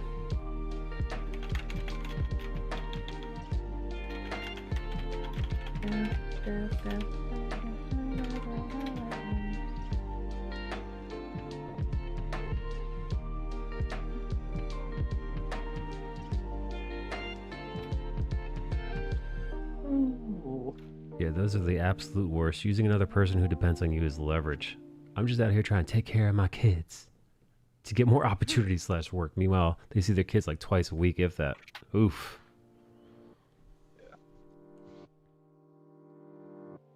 That was one of the weirdest things when I lived in LA. I lived in one of the like pre-furnished apartment complexes, where like all the child actors lived, and like seeing those families around all the time. I was like, this is fucked up. That's twisted, man.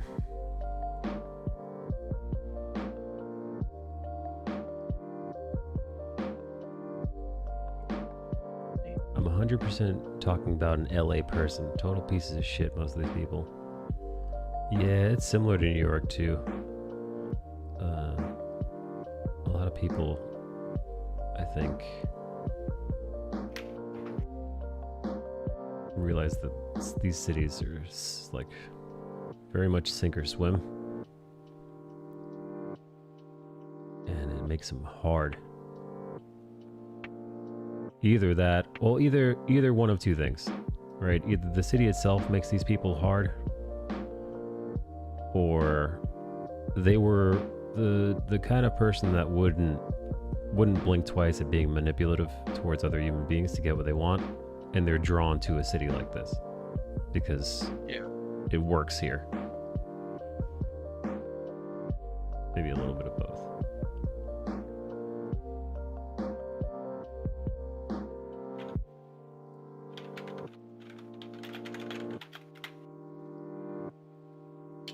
Chris Rock, you're supposed to take care of your kids. I love that bit. And I can understand that given how the industry is to be cutthroat, but I hate bad parents. Yeah, no, that's something really awful about people who sire offspring and then disregard them as if they were not, growing human beings that you're not damaging irreparably, perhaps. It's very much a, how can I make this work for me? Mm-hmm.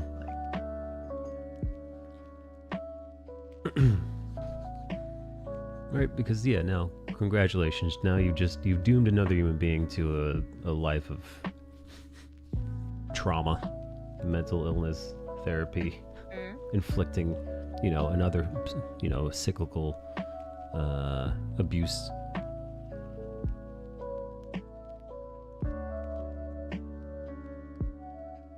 Or have kids so they can get the government handout and not have to work.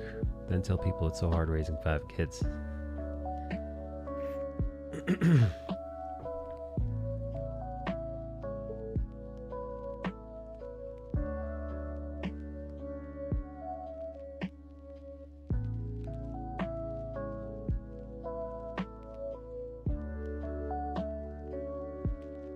Yeah, where's this woman that had 3 kids by different men just for a paycheck? She hardly did anything for them, and it was spent on her. Fuck. Oh, man. I hate hearing stories like that. I got a lot of stories like that, but it is what it is. The thing that kind of shook me the past few weeks has been dealing with the ladies who are pregnant and just and these are ones who wanted to get pregnant, they want to have kids, and they're just they don't give a fuck. There was one lady who was very close to giving birth, but she had her water break very early, and she just got bored at the hospital and was like, I just want to go home. And we're like, so you realize you have a very good chance of losing this child? And she's just like, well, there's nothing to do here. I'm like, yo, fuck you, man. Jesus. Yeah, and we have a lot of people who have gestational diabetes, and if you don't control your blood sugar like at all, it's like very easy to lose the kids. And so we had a couple of them like that where they would like come in with their food logs, and then we were like, so you need like, so we took your blood sugar, it's through the roof. You had like 2 breakfasts yesterday, and they were both waffles. And they're like, well, I don't want to give up on that. It's like, do you want a baby? Like, it's just shit like that, man. That's so annoying. I was talking to yeah. like my I have to see this therapist for this surgery, and you know, one of the first questions he asked was like, you know, do you have any like previous meetings, like, you know, have you been to therapy before? And I was like, yeah. So, but he basically just wanted to like warn me, which is understandable. Like, what you're gonna do is you're gonna drastically change your eating habit. Like, this is not a diet, it's a lifestyle. And I was like, listen, I've been living with this shit since I got diagnosed. I don't plan on just being like, oh, this is an easy fix, I'll be fine. Like, I don't know how long I have left, and I gotta make the best out of it. I just turned 31, so I'm gonna make those changes because this is what I need, this is what I want. And you have these other ones that are like, oh, because like I find like these like support groups, and there's like that one person that's like, I didn't realize that I would have to change like my whole lifestyle, and I'm like, are you fucking kidding me? You know, okay, that sure, good luck. And that's the thing, like, for people like that, it's like, okay, whatever, you do what you want to your own body. But it's when they're like, when we are like telling them to their face, like, so you're going to like probably have a baby with like pretty serious health problems if you don't just like stop this one thing that's like, and they're not just like, man, I know, and I really want to stop, but I can't. It's like, I don't really feel like it. Yeah. Fuck you, dude. Yikes. You're gonna be a great parent for the next 18 years. Like, you're bored because there's nothing to do at the hospital for a week.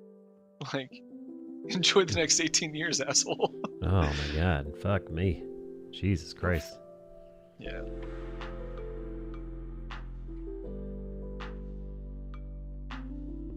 Upsetting. Yep.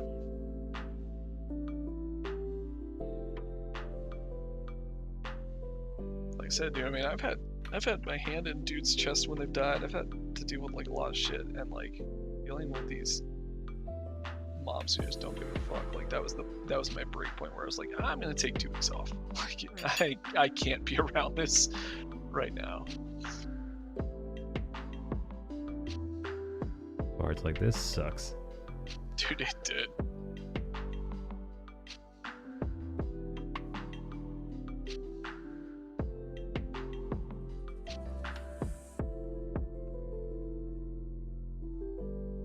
But then you think about it, it's like, there's nothing magical that happens when you become a parent. Like, You're just tired. Yeah. Well, and people in general are mostly idiots, myself included. You know, people are just, they do dumb shit, and nothing magical happens when you become a parent. So you just keep being an idiot. Evo, I can't wait till you get somebody pregnant. Oh no. All right. Gotta stealth them. Hey. No. Evo's gonna be dropping loads in no time. Hey, Liz knows Evo. Liz, did you meet Evo on this stream?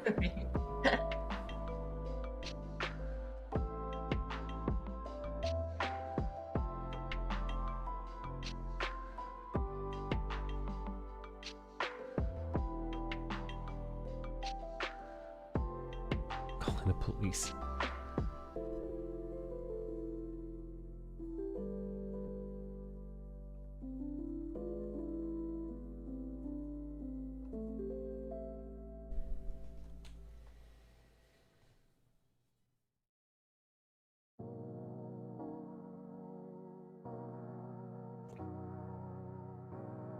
So, okay. Speaking of babies, one of my guy friends got his wife pregnant. That's great. Whatever. He can blow loads. Cool. Sweet. I don't really care. Nice. Fucking The dropping issue loads. is he's like messaging me about like the baby registry and stuff. Like, I don't know. It was just very unprompted where I was like, oh, your wife's pregnant? He's like, yeah. And I'm like, all right, cool. And then like months later, he's sending me like links to the baby registry and telling me what he needs. And I'm like, that's cool. I don't have that kind of money though. And I don't know why. I just feel like it's weirdly ill-mannered to just drop your baby registry on somebody that didn't ask. Hey, give me shit. Give me fucking face. I think that's actually like super normal, but for me, I find that incredibly distasteful, which is why I just generally am the asshole who like I show up to shit and I just like don't bring the kind of gifts I'm supposed to bring. I didn't show up to anything, and I'm not bringing anything. I'm like fucking. I don't know. I just thought like I didn't really ask, so I just don't know why out of the blue. Really it's just weird. like, here you go. This is my baby. Is he having a registry." party? They had like a gender reveal party. They had one. Were you invited? No. Oh, what the fuck? Fuck him This then. is a guy. Fuck that noise. This is a guy that like it sounds horrible. This is a guy that like even though he's with his wife and he very much loves his wife, like he still will be like, hey, I'm driving through town, do you want to see me? And I'm like, no, what the fuck? Ooh-wee. Like he tries to make pit stops and I'm like, sir, excuse me. Oh, damn. So you mind S-ing Yeah. this D real quick while I'm Yeah. driving This D. He's like, I'm gonna be in town, you doing anything? And I'm like, yeah, I'm minding my fucking business. What? Yeah, I'm over here busy not sucking your dick. Yeah. Yeah. I've got a lot I'm of... not yeah. gonna get you a crib in the meantime. Yeah. Yeah. Yeah, I'm my like, schedule's fucking- full up of lots of time spent not fucking dealing with your genitals. Yeah, I'm like, listen, I see the outcome of what happened to the last person that dealt with your genitalia. I think I'm good. Pretty freaking solid on that. I don't know, like, it's weird. I used to not kind of mind that kind of thing whenever I was single. Mostly because it was like, whatever. Doesn't really affect me. But I don't know, I feel like the difference is like his wife's very much pregnant. And I feel weird. I feel very weird. Why? Wait, Feels why like weird? that because it feels kind of like a second option. Like he's not comfortable banging his wife, so he's trying to talk to me, and I'm like, no, Oh, that's not my yikes. problem. Yeah, Yeah, go bang your wife, dude. yeah. I don't know. It's interesting. Riri says, "I don't fuck people who are in monogamous relationships." That's a fair deal. Yeah, I feel that. Riri, what about people who are in polyamorous relationships? Like Nikki. I still don't understand that. It's like a one-sided thing, though. Okay, well, I haven't. You can come over, Riri. But Joe's made it clear because, like, we talked about it just like randomly. I'm like, not like as far as like relationship, but he's just like it doesn't bother him. He's open to it if like somebody came along and they was interested in me, and I'm like, that's a thing for you. Like I didn't know that was like, you know, years later. I'm just like, hey, look at, tell me who you are. But he's saying that like, yeah, like that's fine. And I go, okay, well, what about you? Like I'm gonna have to, you know. And he's like, oh no, I don't want. I'm fine where I'm at. So it's just kind of like only me. Ooh, only Nikki. OnlyNikki.com. Only stupid. Yeah, so I mean nothing ever came about it. I think that probably happened that conversation happened 1 or 2 years before COVID. So you know, we're not like actively looking, we're just like, hey, if something happens, something happens. Yoji says, someone call Mona. Bring, bring.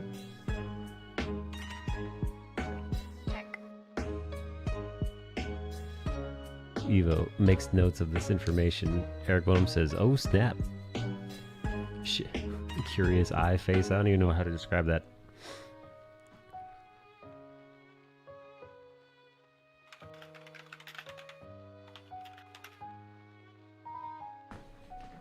Bonham's been in a polyamorous relationship before, I believe. Riri says, does he want to get cucked? Do you think Joe would jerk off while another dude fucked you? Or do you think he'd want to join in? Oh no. Oh, no. It's strictly only females. All right, ladies only. I'll see if I can I'll talk to Joe about you, Eric. We'll see. No. What if Eric Bonham is dressed up like a lady? Oh no. What is the Bears team Bears? Get out of here. So tall. Oh no, fucking Joe knows his voice too. Like he knows Eric's voice to the T. I'd be like,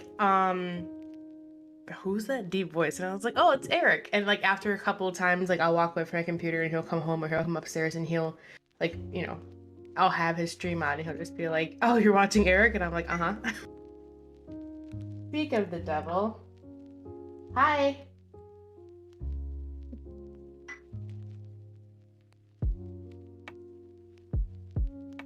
Eric Bonham says, many moons ago he was in a polyamorous relationship. Many moons. Riri says, Nini's like, I'm just playing. She's not. No, it's just the girls. What? Yeah, I saved you a little bit. Hey, say hi to Mike. Are you excited to meet him? Hi. Hey, baby. He said, hey, baby. Way too many intimate personal details. Tell him I know length and girth. Get out of it. Said, he's like, yeah, he knows length and girth.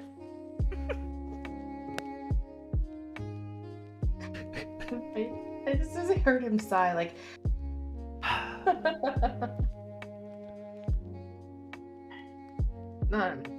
If this happens, though, you have to make him a sub sandwich, babe. No, don't put that on him. Are you kidding me? No, it's fine. I mean, I'd love to try one, but you know. No, that's his thing. What's his thing? What? Cookies, my thing, not just sub. I literally explained to them everything you learned about here. It's a sad glass. Yeah. No, he likes it. I wouldn't offer his services if he will. Bonham says, tee-hee. Tee-hee.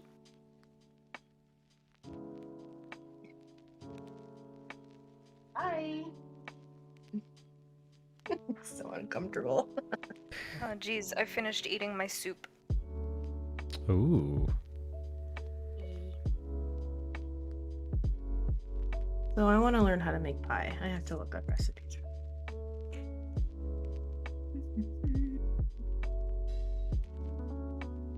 What kind of pie are you trying to make? I can't. Okay, so I want to make 3. I want to make an apple, pumpkin, and I want to attempt to make kind of like a maybe I should make a cobbler too. I don't know. What's that chocolate one called? The French chocolate silk. Yeah, the French chocolate silk. Oh. Yeah, I want to try to make that one, but I want to make it more of a like my way. Try to ease up, like you know how sweet that fucking pie is, man. Like you lick it and you're just like, whoa, it's delicious, but I can't eat it anymore. So I kind of want to make it on my own. Sugar and tastes great. I like it along with coconut. Love coconut.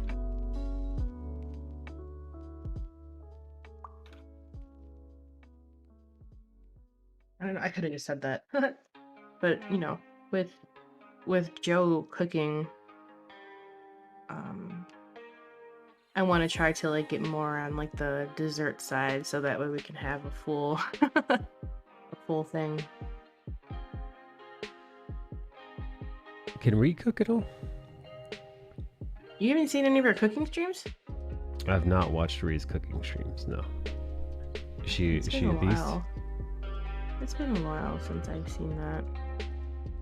Also, because she gets on when I'm like about to fall asleep.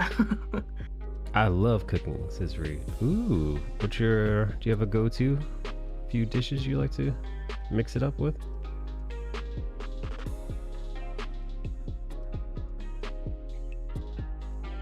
Reed does fairly frequent cooking streams. I can't bake though because I can't follow instructions. I'm pretty decent at baking. Man, That's all I do. the one time I messed up, I added salt instead of sugar. Oof.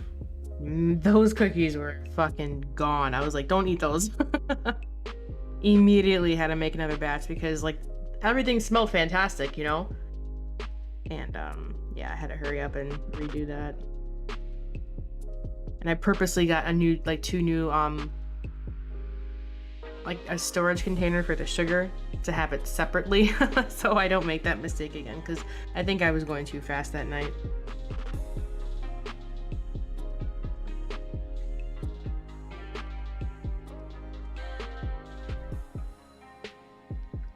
Whoa, another one?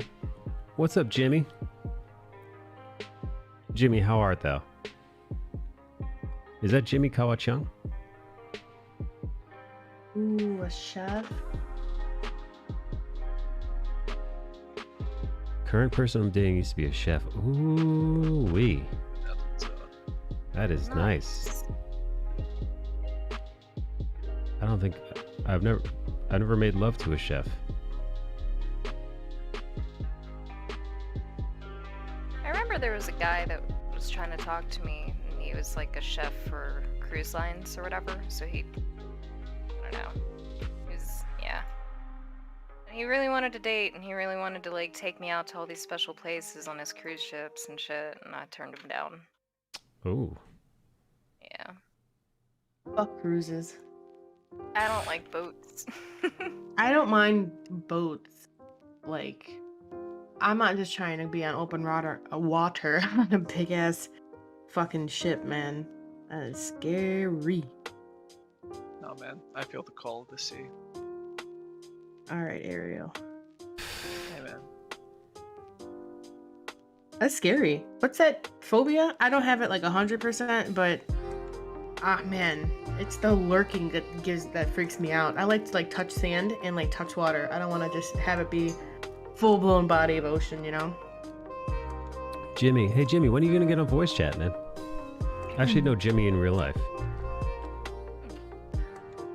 Hello, That Jimmy. soup is not settling with me right now, and I'm so sad. When someone says they're kind of gonna soup? cook for me, my coochie, her coochie turns into what looks like Bulbasaur? Hi, Nobi. And correct. Hey Jimmy. Eric Bonham says everyone wants to fuck on the boat.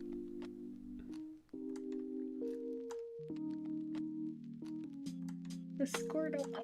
Squirtle. Squirtle, Squirtle. Oh dear.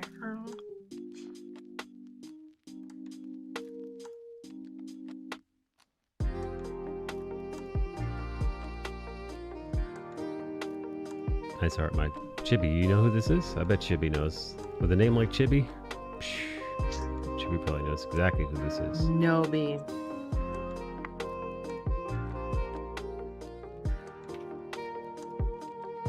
Stain, bro. It is Stain.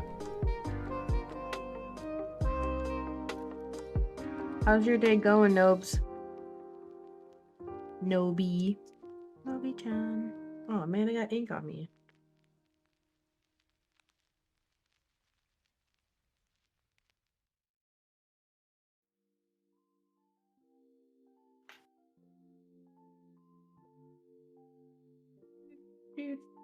He works in your style too.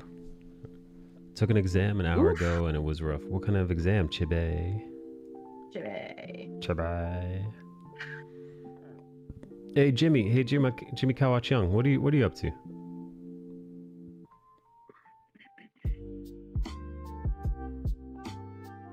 So many things to learn. I hate it.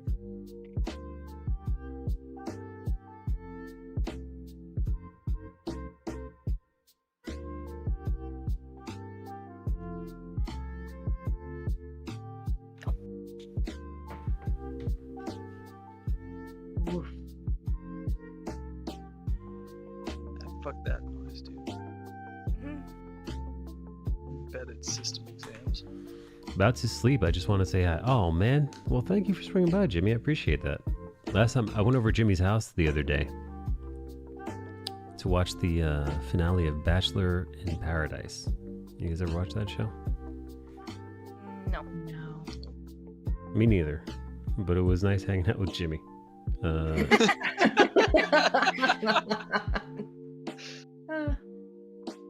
Never heard of it.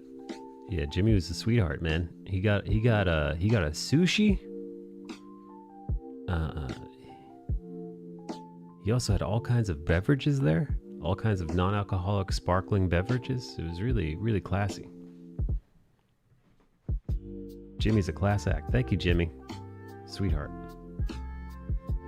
Already going into a deep lurk. My husband is on his way home from work, and he asked if I want to watch Lord of the Rings while we play New World. I'm not crying. It's just something in my eye. Aw. Have a good evening, Liz. Do you think Liz is going to suck on her husband's balls during Lord of the Rings? Oh my god. Have a good evening, Liz.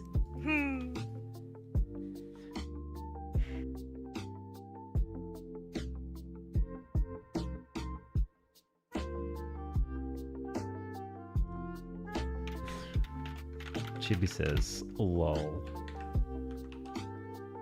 Oh, lol. Lols.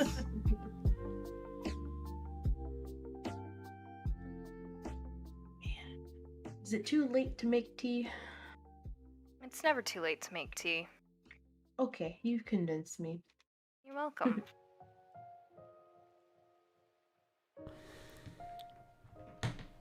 Never too late for tea. Shut the fuck up, Mike Nicola. So that's a yes. Liz, you have my number. Will you keep me posted about December or anytime you want to visit? Please and thank you. Okay, bye. I'm gonna make my tea. Be right back.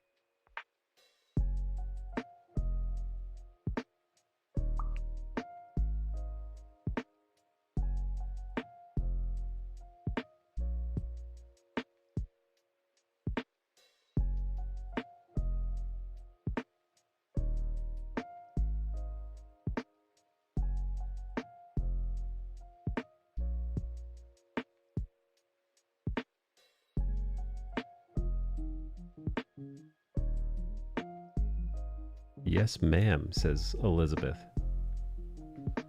Oh, it would be awesome seeing Liz in real life.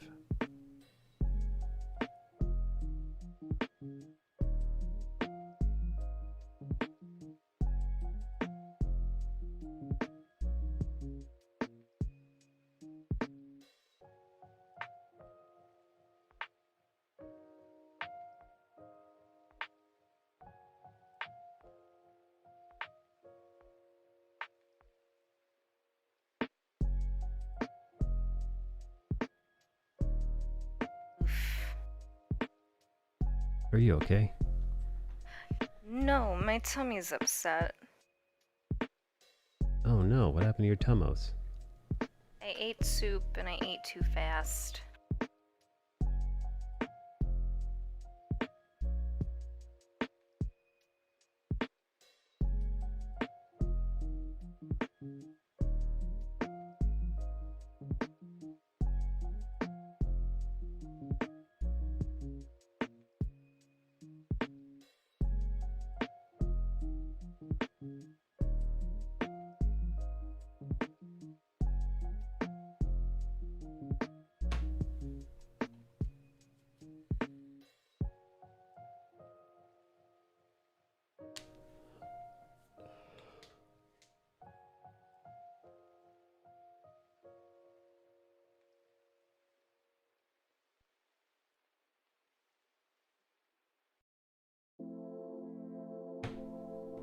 Man, you're making me hungry.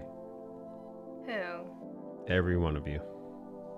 Oh dear. I'm about to go heat up some leftovers. I want Taco Bell though, you guys. Oh, God. I haven't had a Bell's my choice. vice.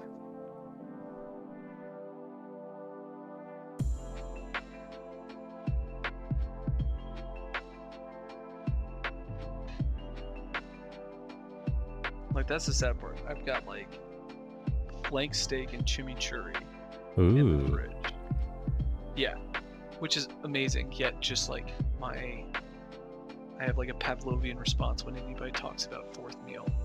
That like now I'm like, I want a shitty quesadilla and a Doritos Lobos taco and some goddamn Mountain Dew. Like, yeah, give me that Baja Blast.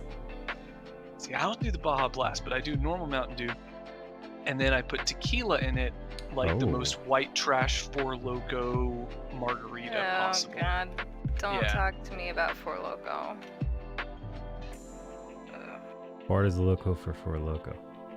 No, I hate Four Loko, but I love some Mountain Dew with tequila because I'm a shitty person.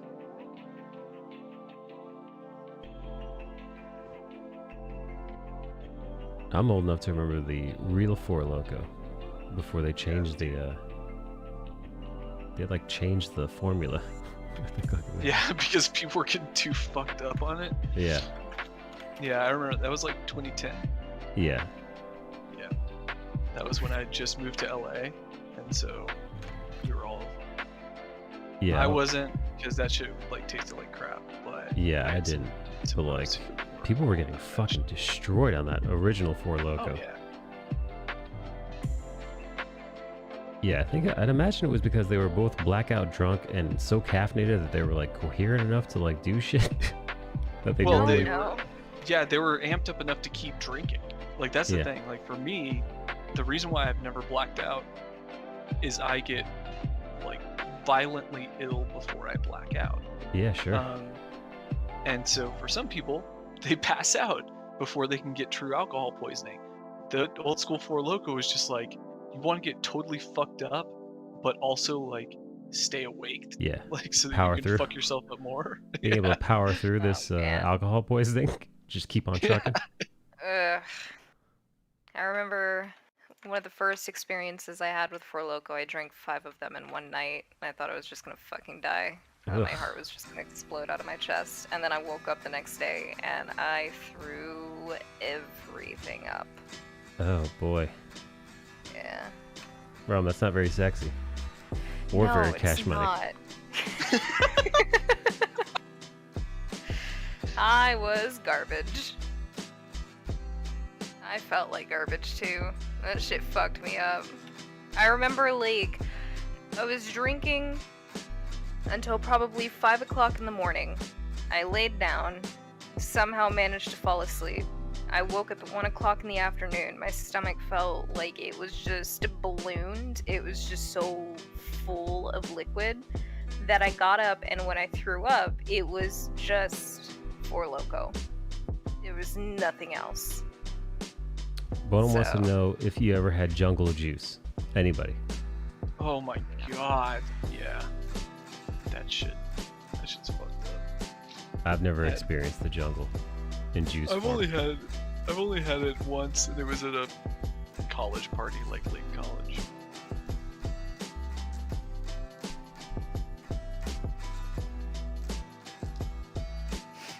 Give me the jungle.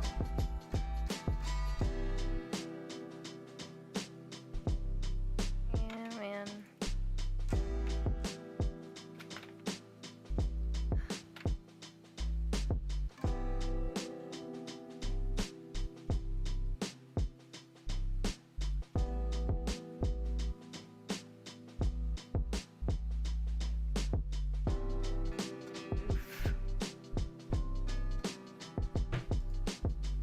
You know what? Like, I'm enough of a fatso. I think I'm gonna go eat that flank steak with chimichurri, and then I'd be willing to put money on I will actually go to Taco Bell later anyway. Proper fourth meal. Be right back, meeting time. Be back later, meeting time. You know what? Bard's going to eat. Eric's going to meeting. I'm gonna go finish this up. I'm taking off, y'all. I'll be back tomorrow. Oh shit, you know what? If anybody wants to actually participate, I'm gonna be finishing this drawing up and perhaps doing another My Hero Academia drawing for season 3. This is a season 2 drawing. We're gonna be doing a season 3 drawing tomorrow. So please come hang out and sketch along with us. Me and Bale are going to be sketching probably a little bit earlier than usual because he's a Slavic man and likes to go to bed around 12 a.m. So we'll be a little earlier than usual. Thank you for being here, Bard, Nikki, and Rum. You guys are great. Yeah, man. This has been good hanging out. Like, this is a break from the usual bullshit. So. Heck yeah. Cuties. I appreciate you, cuties. Enjoy your dinner. Good night, everybody.